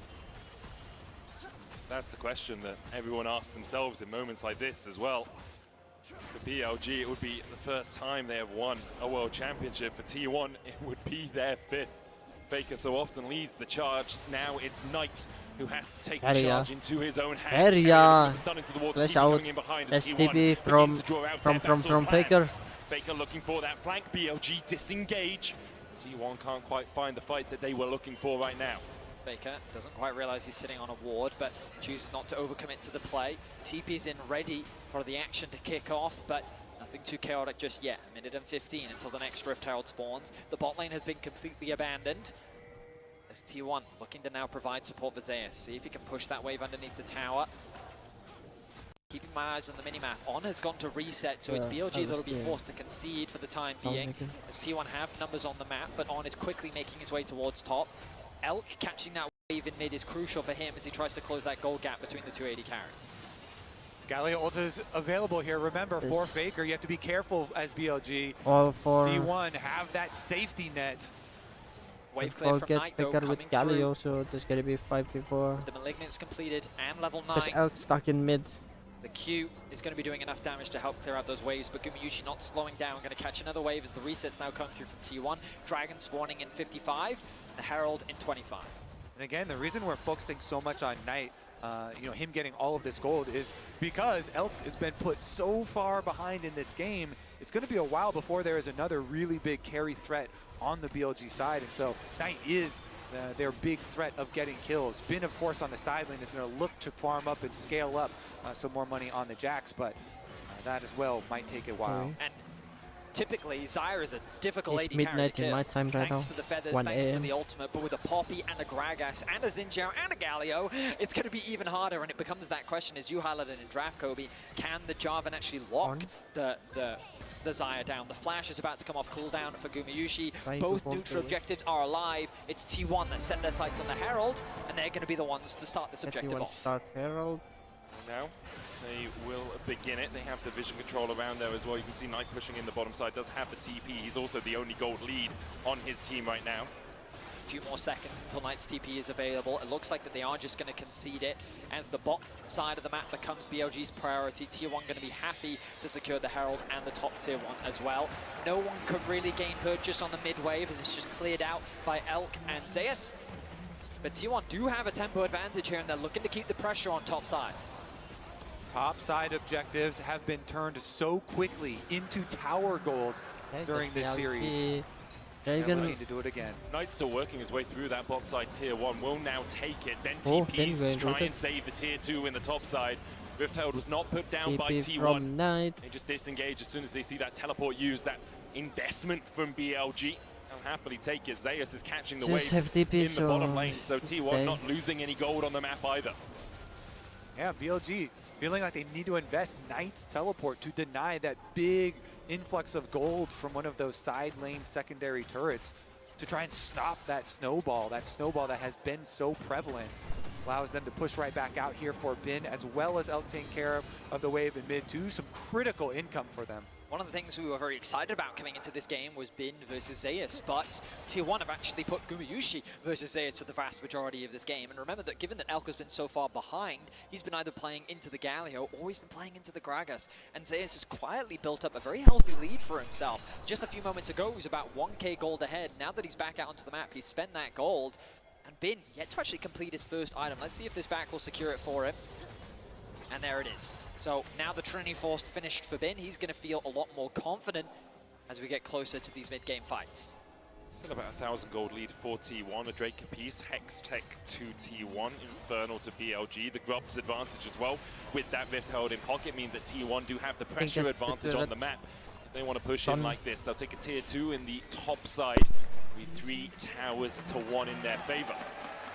Yeah, I think BLG here, just keep Elk in mid lane here where it's nice and safe with your outer tower still up.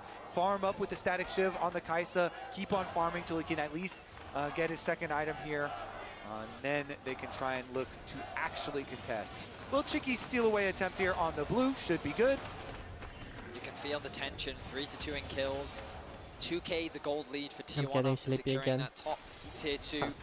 The fact that Elk still finds himself very far behind is definitely a point of concern, but in terms of XP, he's been able to accelerate, actually get ahead of Guma, because T1 have been playing so much around their AD carry to put pressure on the map. Base is going to be interrupted there by Carrier. BLG quite happy to play this game slowly for now. They're not in any real risk. The Baron is still 2.5 minutes away. What's crucial is that they get items on Elk and that he can have impact in these later fights. Put pretty drastically behind in the early game. So the gold, it fluctuates between about 1.5 to 2k between the two teams, which BLG will be happy enough with considering how the early game went. Faker lying in wait here to see if Knight oversteps. Knight just wants to push out the wave and then get himself back to base. Bin pulling the wave across a little bit here, but with the counter-strike he will just start to push this one towards T1 again with 2 minutes on the Baron and 2 minutes on the Cloud Drake. Expectation is everything will calm down over these next 2 minutes until we start to see that vision play begin to be established for the neutral objectives. Yeah, BLG doing their best to clear out the deep vision that was left behind by T1. Whenever you're retaking the opposite side of the map, you have to be so careful clearing out those wards. So they are good at getting off these very quick flank plays. Carol to use for that prio mid. Charge won't be enough to take the whole tower, just a nice little chunk there, soften it up. Bin does have a tower in that top lane that he can start to pressure towards. You can see Zeus working his way up towards that, but I think Bin with enough time should be able to just chunk that tower down. It will be BLG's second of the game. Zeus there to respond. Shen pathing towards top as well. The pressure perhaps towards them, but it's this game of this ebb and flow where Faker pushes out bot, he then goes into the fog of war, Knight has to answer, so BLG realize, well, we can't force a play because Faker's always going to be able to respond first. Knight answers the bottom side, then TP's back in, so now BLG have the impetus to put a bit of pressure back down onto the map. I mean, Faker recognized the TP came out of mid, immediately pings back towards bot, wants to push out another wave, says someone has to come and catch this. It's Bin that's going to be forced to go back to base to head towards bot because he's the one that has his TP available. They're going to send Knight now over to the top side of the map, but the problem is you've now got your TP-less mid laner on the top side with Dragon spawning in 30 seconds. Yeah. So with the push that they've been able to get on bot, Faker gets a quick base off and he's already back out onto the map. T1 are going to have set up for this Dragon, and I feel like BLG is just going to force to concede it. Yeah, BLG, they need to open up the map more so they can start to make use of some split pushing and some Kai'Sa ultimate follow-ups, and so they do have everybody hovering on top side. They were thinking about trying to finish off that outer tower. Audio missing again. There's buffering logo. Zeus versus Bin. Don't want to overextend too early for it though. I think that they should commit to it though. T1's obvious play next should be towards the Dragon. They've set up good vision towards it, and Knight knows that he doesn't have TP and he's on the top side of the map. They will spot out Faker as Bin and Zeus go back and forth on the trades, but you're seeing how effective this Gragas is. Cosmic Drive Fimbulwinter is doing a lot of work here. Carrier is here. As well, Carrier with the steadfast presence position is here. I'm trying to click this. Sorry. Or belly's length in his case. Oh, meanwhile, Knight did end up finishing off that outer tower, that extra gold that they wanted in payment for the Dragon. So they still got a bit of what they wanted. BLG kind of giving up the minimum amount here in order to still get some trade back. Ultimately, yeah, I think it's the best trade for them rather than try and force the fight around the Dragon at this point in the game, especially when you know that Elk still hasn't even completed his second item. Meanwhile, Gumayushi, Infinity Edge. Such a powerful item spike for the Zion. Elk just finishes his Ginsu's, as you say that statement, Betty. There is 2 items on the Kai'Sa, but she scales up so well as the game goes on. When I get towards the time when that W is just artillery more than anything else. And there's so many things that he has to consider when he's going in for it. You know, he's playing against, like you said, the Poppy plus Galio plus Xin Zhao and even Gragas. So BLG definitely going to be looking to control some vision first so that actually they can be the ones to try and set up some picks.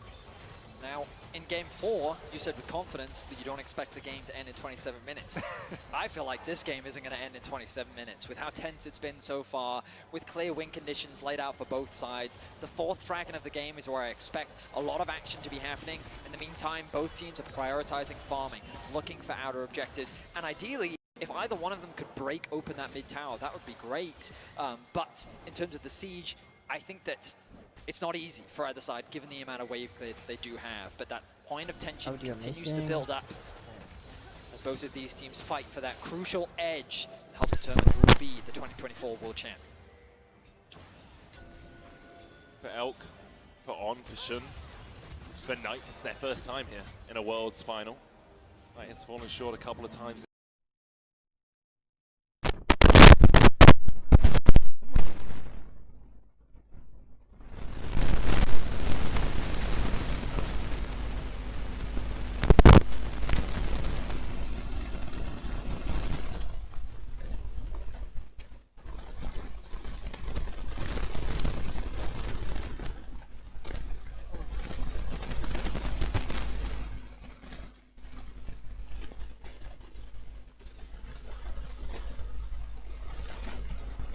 reminder how close BLG was without Knight. The whole idea behind bringing Knight into this roster was to help push them over the edge, to give them that last bit of power needed to get them to where they are today. They've ultimately built this roster to get to this point against, as Azael said on the desk, possibly the greatest roster the league has ever seen in history with their continued international dominance. Meanwhile, the T1 roster here. Legends already with making 3 World Finals in a row, looking to win 2 back-to-back. And we get the side lanes traded. Jax on bottom side, Galio on the top side. Mid lane waves traded back and forth as we just build and build to this crescendo of pressure in our final game of the year. It's crazy that it's all come down to this. So many comfort picks on both sides. The Sunlit Sky now finished for Bin. 2 items finished for him. Junglers starved of gold a little bit, as we often see at the highest level.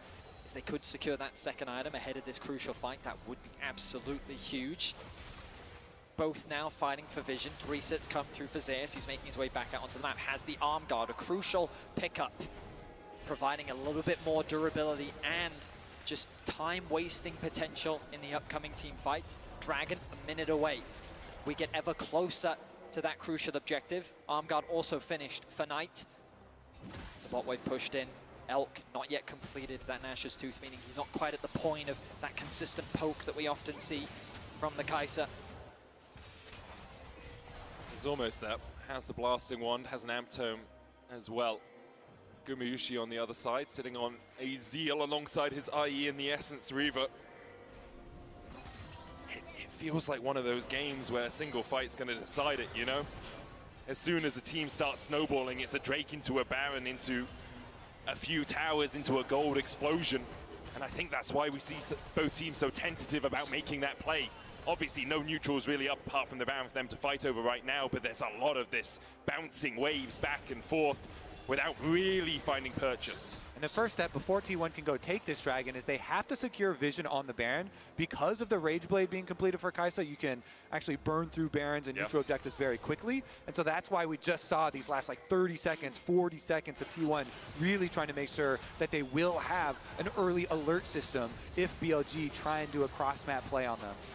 Bin ticking over to level 15. Zeus sticking around very deep in the bot lane because he's got full information as to where all 4 of the members of BLG are. I'm just silent Poke back and forth watching over this. the control wards, but the vision will be denied from T1.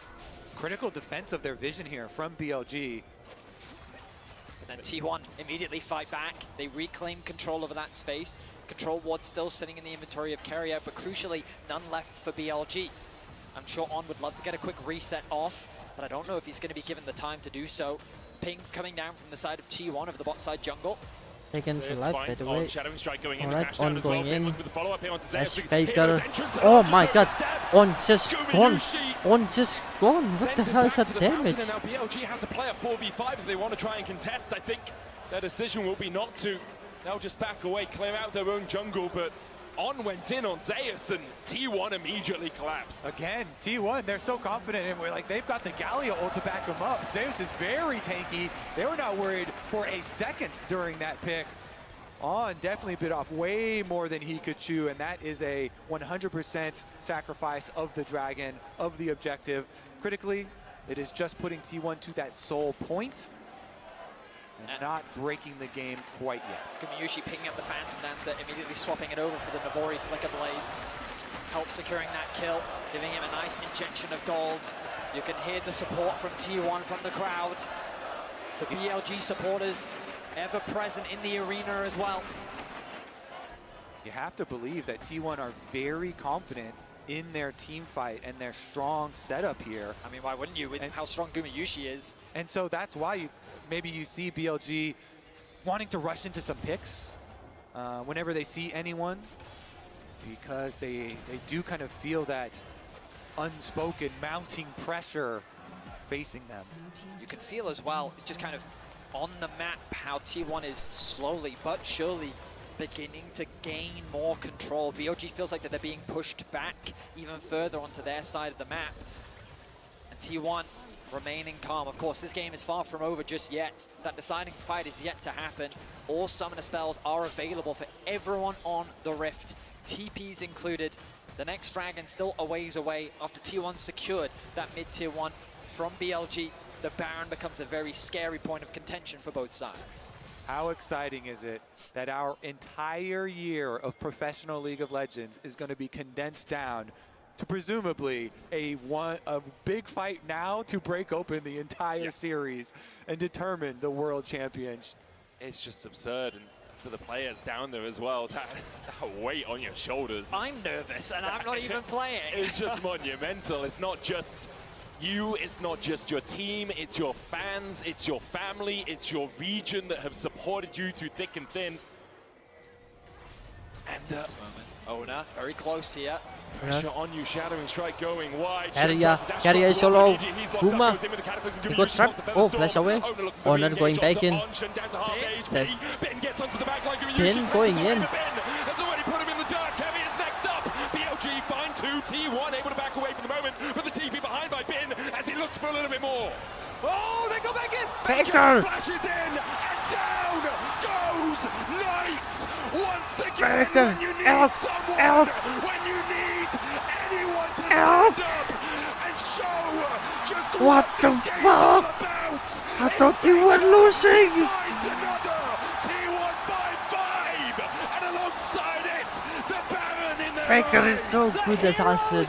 Faker is so good. True to its name as Faker in T1's dire moments descends from the sky, and T1 turned the fight in their favor. The crown may be heavy, but it belongs to Faker, and they're gonna pick up the Baron. What a turnaround! BLG had started out so well. They killed Gumayushi. They had them on the run, but the turn from T1 was better. The flank that comes in from Bin to follow up the engage from Jun, and crucially you're gonna see a charm come through from Knight that forces Gumayushi's flash. You think that the combination between Knight and Bin is enough. Taking out Gumayushi should have been the key. So look, the ultimate comes in from Chun onto Gumayushi. He's gonna ulti because he has no choice, he has to in this situation. And then the charm from Knight there forces the flash from Gumayushi. Bin sees the angle, so he flashes, sidesteps the knockback, and he's able to work with ult to get the kill. And at this point you think the fight is over. Exactly, Faker. then they're on the chase. Knight goes, he just barely doesn't have the range on his charm onto Owner, and they're teleporting for the pincer, but just as they're teleporting and Bin has to walk back to the fight, that's when T1 turned. Such fantastic play and such confidence. The TP, the awareness from T1 to realize that that TP was a mistake, and then to create the collapse to turn it in their favor. Unbelievable turnaround from T1. Teleport. The Faker 4-second channel again. time and T1 strike. Faker oh well. There's also and soon. Faker is here. Oh my god. With the stopwatch, Faker in the middle of them all, and it seems like There's 2v5 right now. 2v4 still.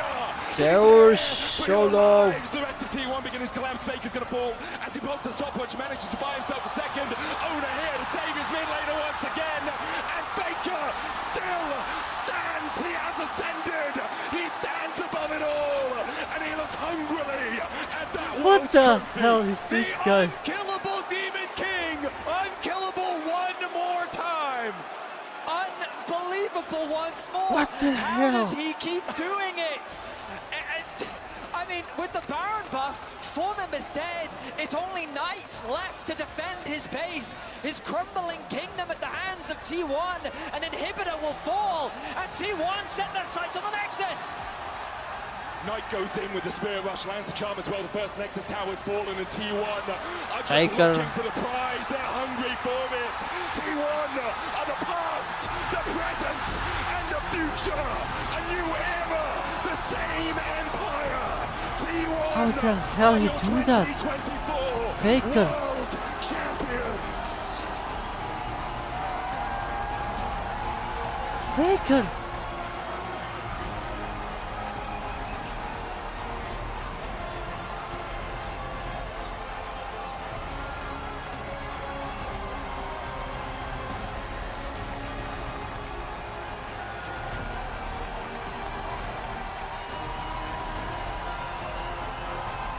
3 World Finals in a row for this roster. 2 of them victories, Vedius. Crazy accomplishments from this entire T1 roster. And just the way that that game ended, for Faker to make the plays that he did, he is the GOAT for a reason. And this will be his 5th World Championship title. We are witnessing such a legendary resurgence from T1. A new era for T1 and an incredible performance.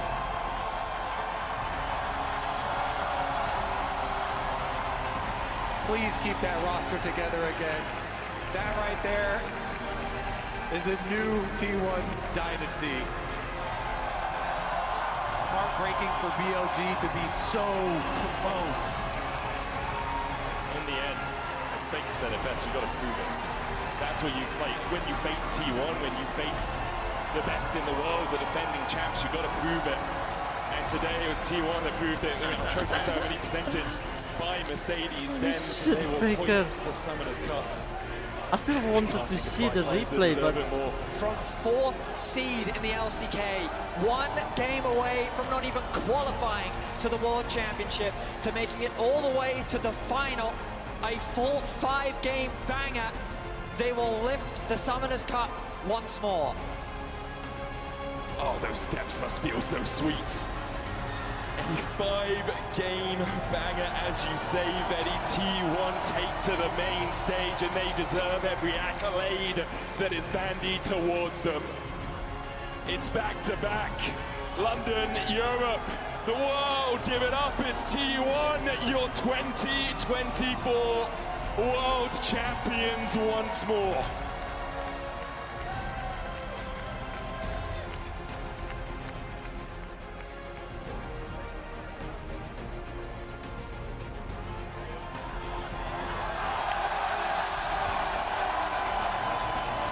Baker said, "This one's for you." I think it's a little bit for them as well. A little bit. Just unbelievable, truly unbelievable. An incredible run. T1 have done it once again. BLG were an incredible rival and opponent, and they pushed them to the very brink. But what a performance. T1's 5th World Championship, and they will raise that cup once more.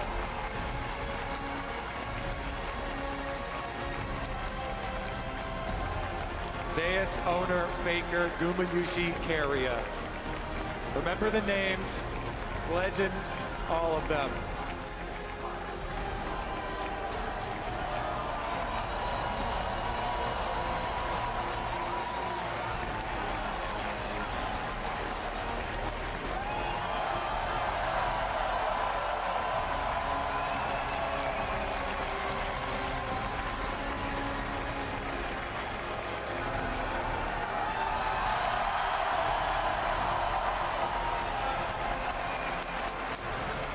Gumayushi supporting Carrier.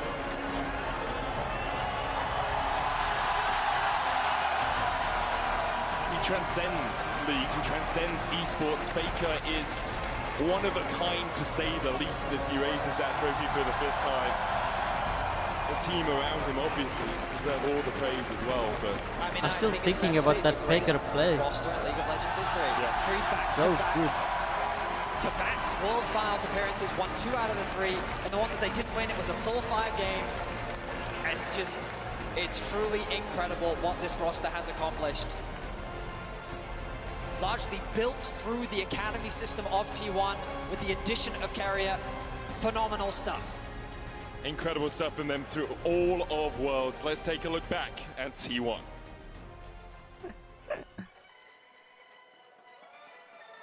챔피언으로 참가했고 챔피언으로 떠날 계획입니다.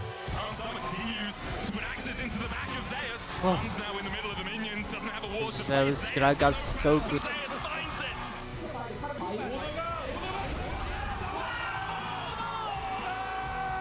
D1 may have have limped through summer, but this is Worlds, and they are here to stay. T1 again managed to find a favorable fight, but Faker's not done! Faker!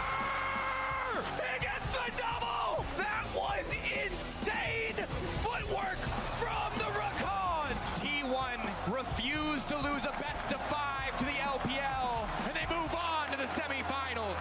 수비 선수 미래를 원한다면 증명하세요. Under Faker the knock-up, and he's dead, and it's Gumayushi taking matters into his own hands. The spears go wide and the poppy goes down. And Gen.G for the last 2 years have been the kings of Korea, but we know the world is T1's home ground. The reigning world champions will return to defend their title versus BLG now. Ladies and gentlemen and everyone else, it is our divine privilege to bring you the World's Finals. It's just a bloody brilliant re-engage, isn't it, from T1? As Faker is not of this earth, he finds the engage, he finds everything T1 were looking for. T1 are the past, the present, and the future.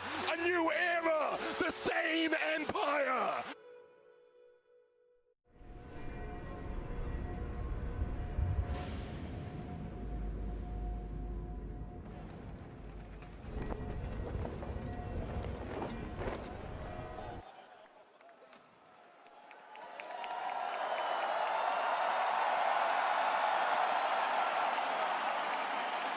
London, please give it up for your reigning and continued world champions, T1!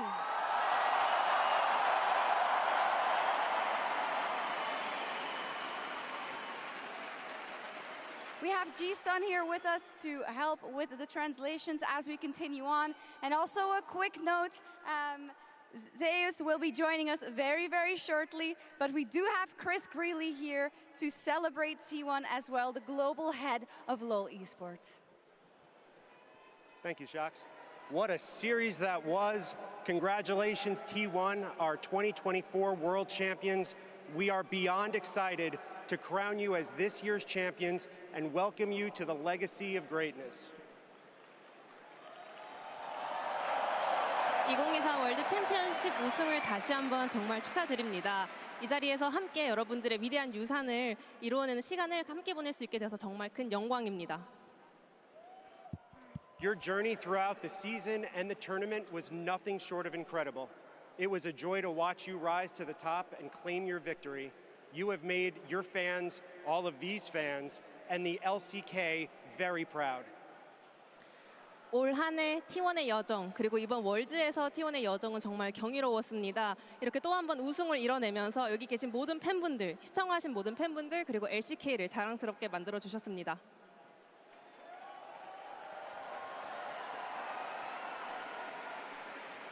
To celebrate this outstanding achievement, you will each be awarded one of these beautiful championship rings, handcrafted and presented courtesy of Mercedes-Benz. 오늘의 월드 챔피언십 우승을 기념하기 위해 또 한 번 메르세데스 벤츠에서 특별히 제작하는 챔피언십 링도 수여받을 예정입니다. I also want to take a moment to thank the City of London for being such gracious hosts to us. Yeah, that's right. Your hospitality has made this event unforgettable. And of course, a huge thanks to all of the fans who joined us here in person, as well as everyone watching from around the world. Your passion and excitement have made these worlds truly special, so thank you all.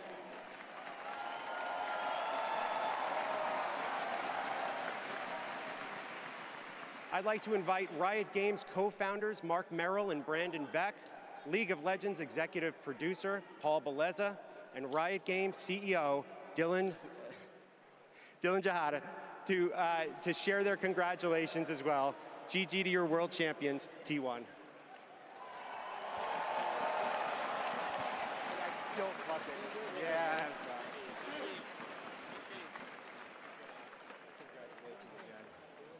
Oh. Congratulations. Congratulations. Thank you. Congratulations. Congratulations. Congratulations. Congratulations. Congratulations.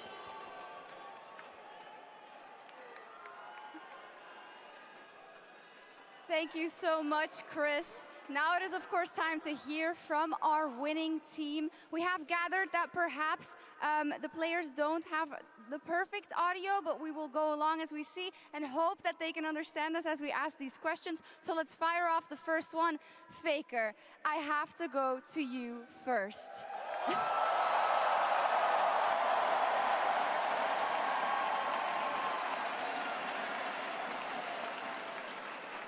In 2013, you won your very first world title. We are now more than a decade later. How do you reflect on the journey that you have made over those years and that you can celebrate your 5th world's title in League of Legends? 페이커 선수는 2013년도에 첫 월드 우승을 기록하셨는데요. 이렇게 10년의 세월이 지난 뒤에 다시 한번 월드를 우승하시면서 5번째 챔피언십을 얻어가게 됩니다. 지난 10년간의 본인의 여정을 되돌아보시면서 어떤 길을 걸어오셨다고 생각하시는지 이번 5번째 우승은 어떻게 기념하고 싶으신가요? 네, 또 이렇게 우승이라는 기회가 찾아와서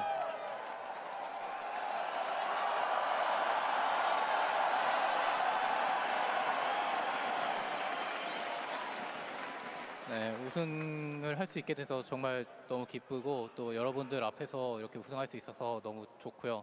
또 이제 이번 우승은 또 팬분들이 열심히 응원해 주셨기 때문에 있었던 것 같습니다.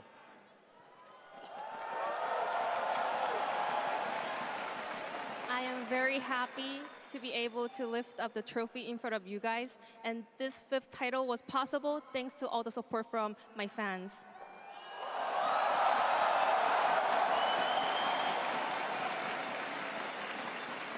Caria, congratulations, and once again we saw how you react to these big moments, be it in the moments where you can't grind out the victory and in the moments where you can. Can you look back on these last 3 years and what you've done with this T1 roster and tell me about how proud you are at what you have achieved? 캐리어 선수 그리고 또 한 번 굉장히 주요한 순간마다 멋진 플레이를 보여주셨습니다. 지난 T1과 함께한 3년의 시간을 되돌아보면 이겼을 때도 있었고요. 졌을 때도 있는데요. 이제 오늘 우승과 함께 지난 세월을 되돌아봤을 때 팀원들과 어떤 멋진 길을 걸어왔다고 생각하시나요? 일단 T1에 오고 나서 좋은 팀원분들과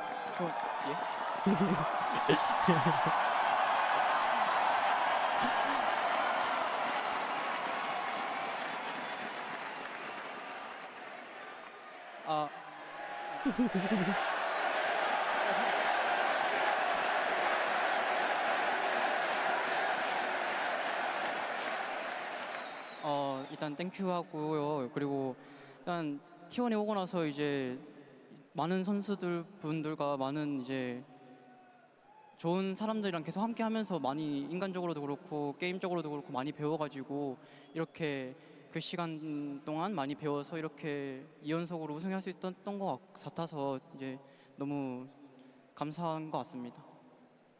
First of all, thank you for the chant, everyone. Thank you.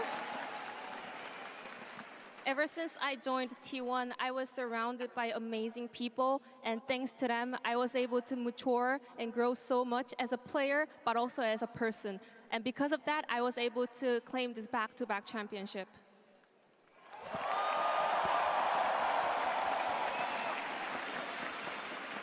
As a follow-up to Caria, in 2022, you said you wanted to win. In 2023, you said you really wanted to meet New Jeans. What was the motivation in 2024?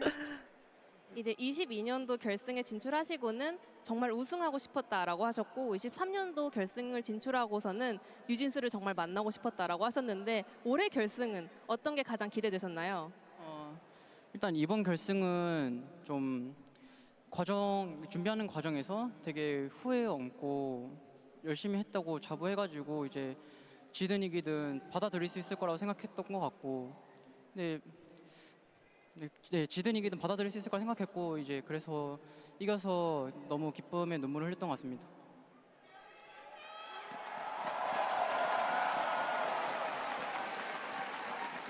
Looking back at the journey we had throughout Worlds this year, I am extremely proud of the path that we were walking on. So I was thinking to myself, regardless of the outcome, I will be just really happy and proud of ourselves. And I am very grateful that I managed to win this back-to-back title, so I was in tears.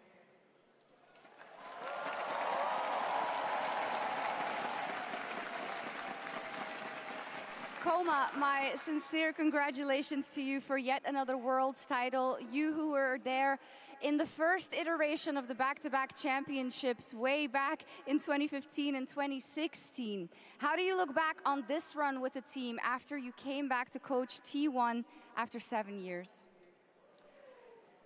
꼬마 감독님도 정말 축하드립니다. 이 팀이 15년도, 16년도 연속 우승이라는 첫 대기록을 썼을 때도 팀과 함께 계셨는데요. 이번에 또 한 번의 연속 우승이라는 대기록을 썼을 때도 7년 만에 팀에 돌아와서 팀을 지도하고 계셨습니다. 어떤 의미를 갖고 있을까요?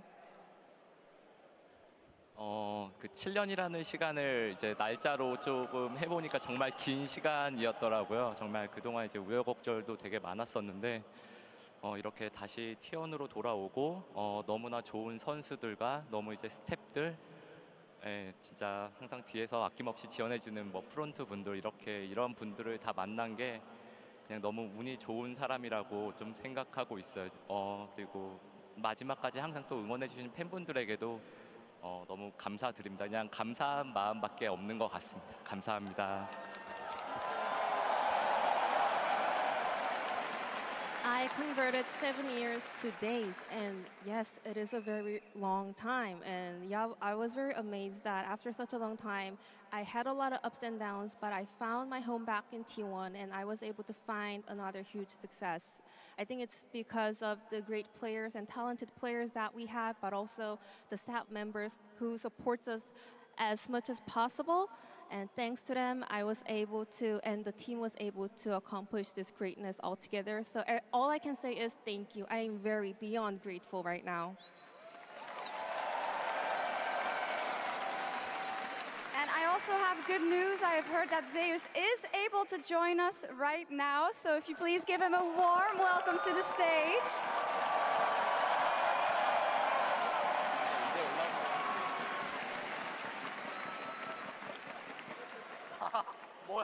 Zeus,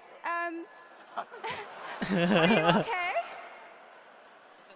괜찮으신가요, 제우스 선수? 네, 좋아요. 좋아졌어요. Very good, much better. Much better. I'm glad you.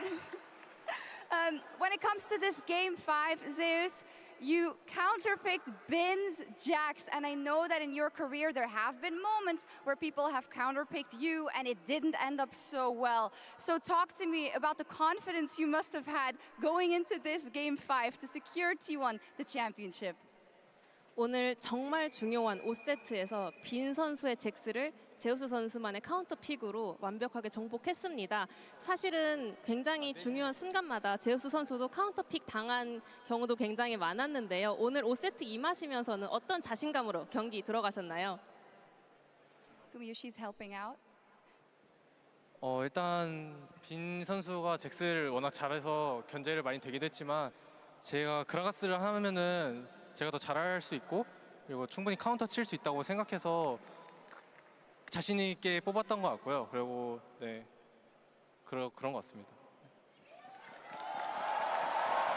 I mean, Bin's Jax obviously is very, very strong. We were wary of it, but also I was pretty confident that with my counter pick, with our play, we'll be able to overcome this. So I was entering the rift with a lot of confidence.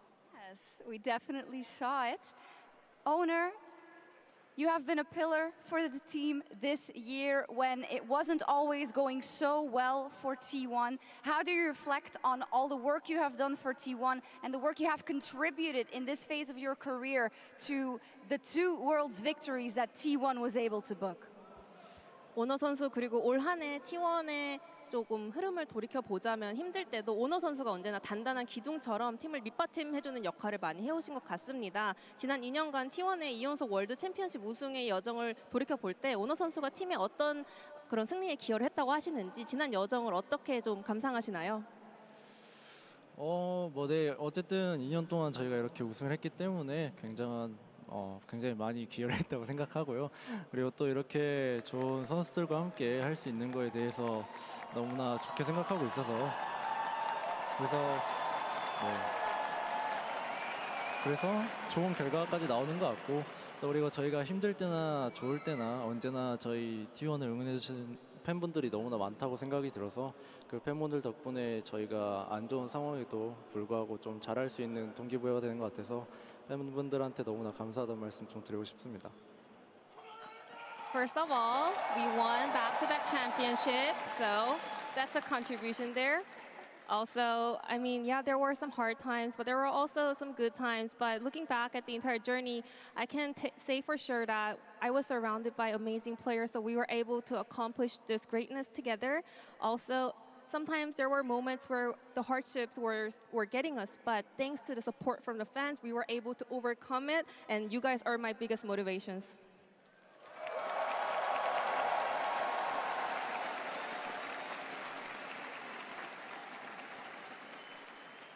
Tom, I would also like to ask you about this huge achievement and what you want to say about your group of players that have worked through, as we heard, these hardships and came out on top once again. 톰 코치님께 여쭤보고 싶습니다. 정말 올 한 해도 여러 가지 역경을 딛고 산전수전 다 같이 함께한 동고동락한 우리 선수분들께 해주고 싶은 말씀이 있을까요?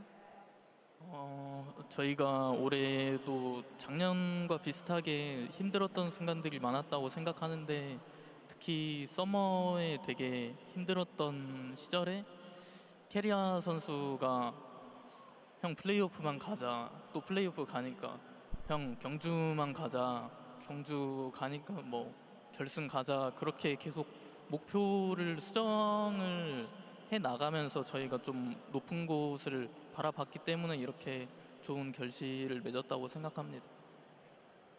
I feel like it was pretty similar to last year. We were going through a lot of thick and thins, but especially this summer was very rough for T1. And then one day, Carrier came and talked to me. Well, let's just make it to the playoffs and we'll see. And then we made it to the playoffs, and he was like, let's just make it to the road show. You know, let's just go to Gyeongju, the host city of LCK finals. And then we made it to the road show, and then he was like, let's just make it to the finals. We kept on adjusting our goals, and somehow we were able to make it up so far up here, and we accomplished it. Amazing. One step at a time.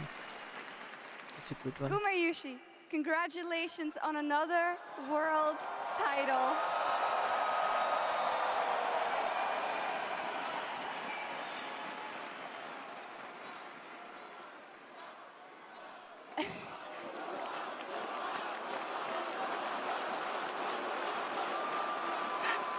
Now, Guma, Ruler, Uzi, Bang, Deft, all names that have so much meaning in our scene that I think you should be named in the same sentence as.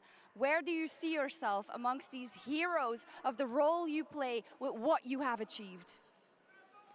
또 하나의 월드 챔피언십 우승 타이틀을 얻게 되신 것 정말 축하드립니다. 위대한 원거리 딜러 선수들을 돌이켜봤을 때 항상 거론되는 우지 선수, 룰러 선수, 뱅 선수, 데프트 선수가 있는데요. 이제 오늘의 우승과 함께 더불어 이제 구마요시 선수도 그들과 어깨를 나란히 할 수 있다고 생각합니다. 구마요시 선수 개인적으로 이런 위대한 선수들, 전설적인 선수들과 견주어 봤을 때 본인이 어느 정도까지 올라왔다고 생각하시나요?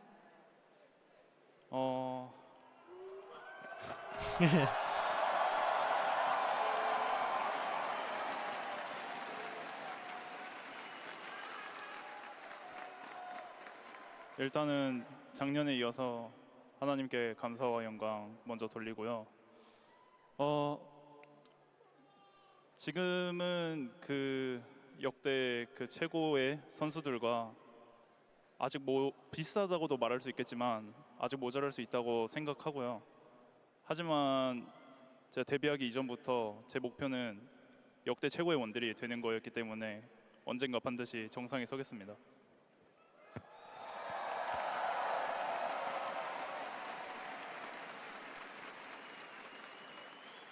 First of all, just like I said last year, I want to thank God, thank to my God that I was able to accomplish this great result one more time. Also, adding on to the question, yeah, I can say that I am now on the similar level compared to those legendary AD carries, but also I can say that I still have a long way to go. But just looking back at the days when I was dreaming about debuting a pro scene, my one and only goal was becoming the goated AD carry, so I'm gonna keep on going.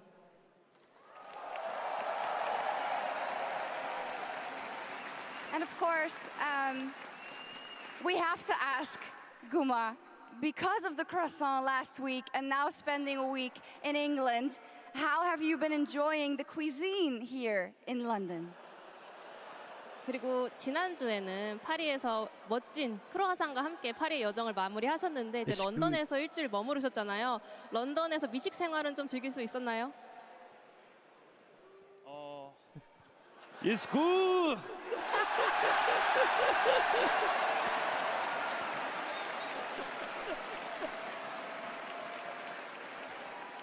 Do you need to translate that? I don't think so. Okay, now while you are, of course, all champions, it is now time to acknowledge the contribution of one player in particular, our Oppo Finals MVP. Big Faker, right? To present He's the doing award, good in the please last welcome two Lord games. to the stage.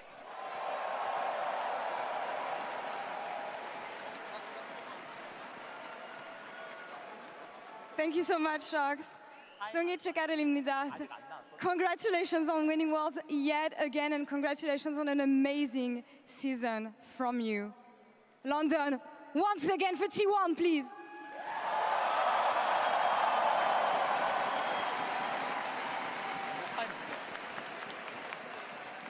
Based on votes cast by a panel of experts, each representing the regions competing at Worlds this year, your 2024 Oppo MVP is...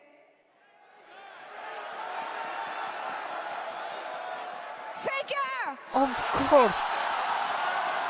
That two games. He's really the playmaker, right?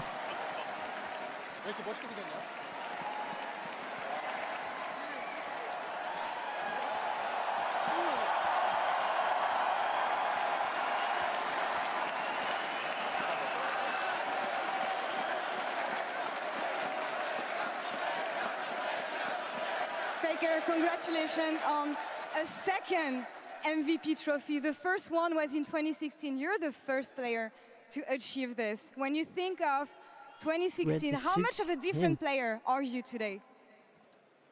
다시 한번 이렇게 결승전 MVP에 선정되신 거 축하드립니다. 16년도 이후로 두 번째인데요.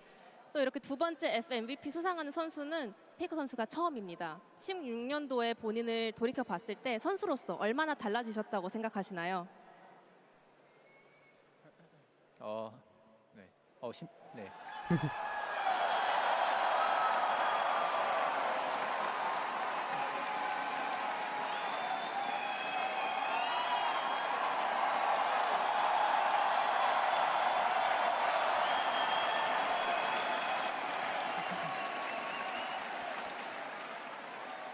네, 16년도 때 뭐 MVP 받은 게 잘 기억이 안 나가지고 정확히 뭐 신경을 안 쓰고 있었는데 이번에도 사실 MVP는 별로 신경 안 썼었는데 이렇게 또 받게 되니까 되게 감사한 것 같고 그때나 지금이나 저는 뭐 좋은 팀원들이 잘 해줬기 때문에 이런 결과가 따라오는 거라고 생각해서 중요한 거는 저는 우승했다는 게 가장 기쁜 것 같습니다.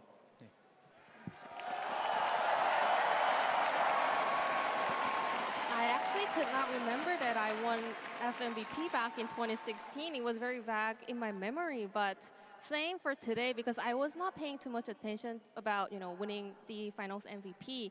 What matters to me the most is just winning the finals, and I'm very happy. Well, comparing the 2016 myself and me right now, I don't see a big difference because still I am surrounded by a wonderful teammate, and I was able to accomplish this great result all together with my team, and that is exactly the same back then.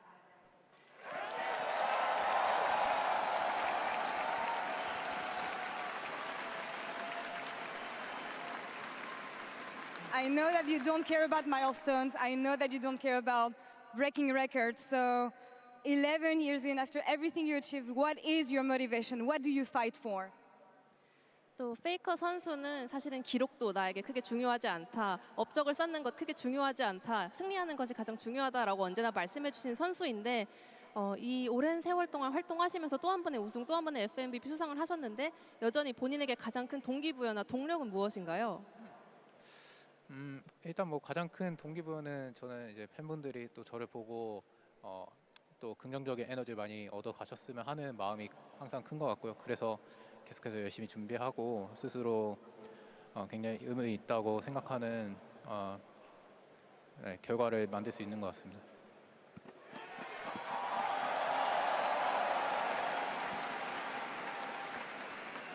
My biggest motivation is my fans because I believe spreading positive energy and influence to my fans is the most important thing to me, and it means a lot to kind of realize that you guys are actually getting a great influence from me. So that's my always biggest goal.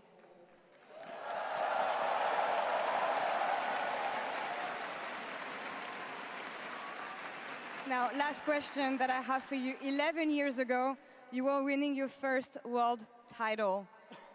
When you think about the person you were back then, if you were to send a message to this young boy who was about to win his very first world championship, now that you have 5 stars on your jersey, what would you tell yourself?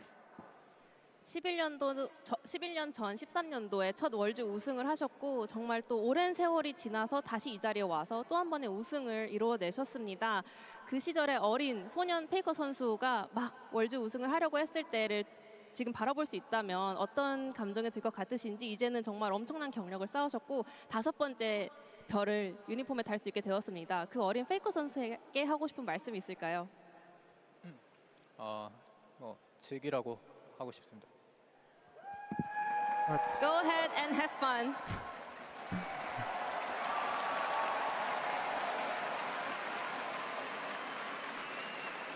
Congratulations yet again, Faker. Congratulations to T1 London. One more time, please.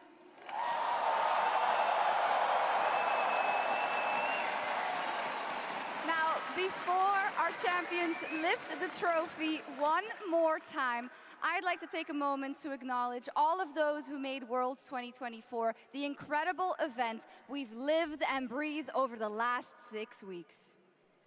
The 20 teams who traveled from every corner of the globe, their support staff, their families, their friends, all of you guys, the host regions we had, Germany, France, the UK, all of the teams we have competing all around the world all year long. Our tireless effort, the support team, our production, the event teams we have, thank you to all of you.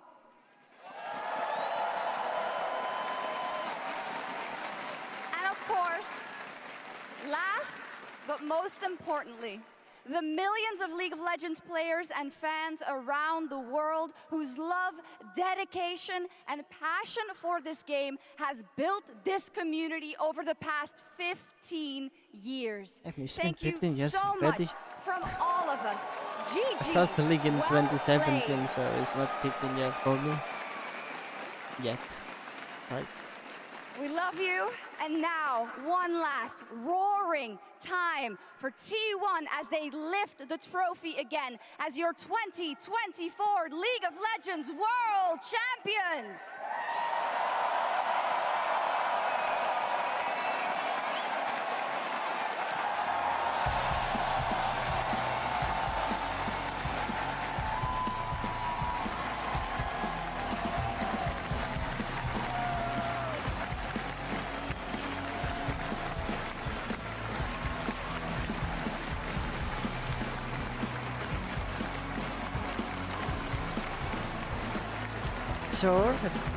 So I think that's it for my stream, and I think the stream, if the stream gonna be blocked or even being back down again, like T1 versus Genji, I'm so sorry, but I was gonna say I'm not gonna stream for this month, maybe December too, but for December I'm gonna try to stream for my birthday and New Year stream as always, but if not, then I think I'm just gonna see you in January, I guess, in next year, because yeah, there's some too private. I think it's just things I need to do, some sort of like that. So yeah, I'm so sorry. Oh, Rexus.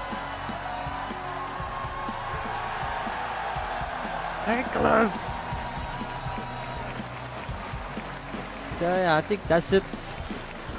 And thank you so much for watching. I will see you in the future. So yeah, that's it. Bye for now.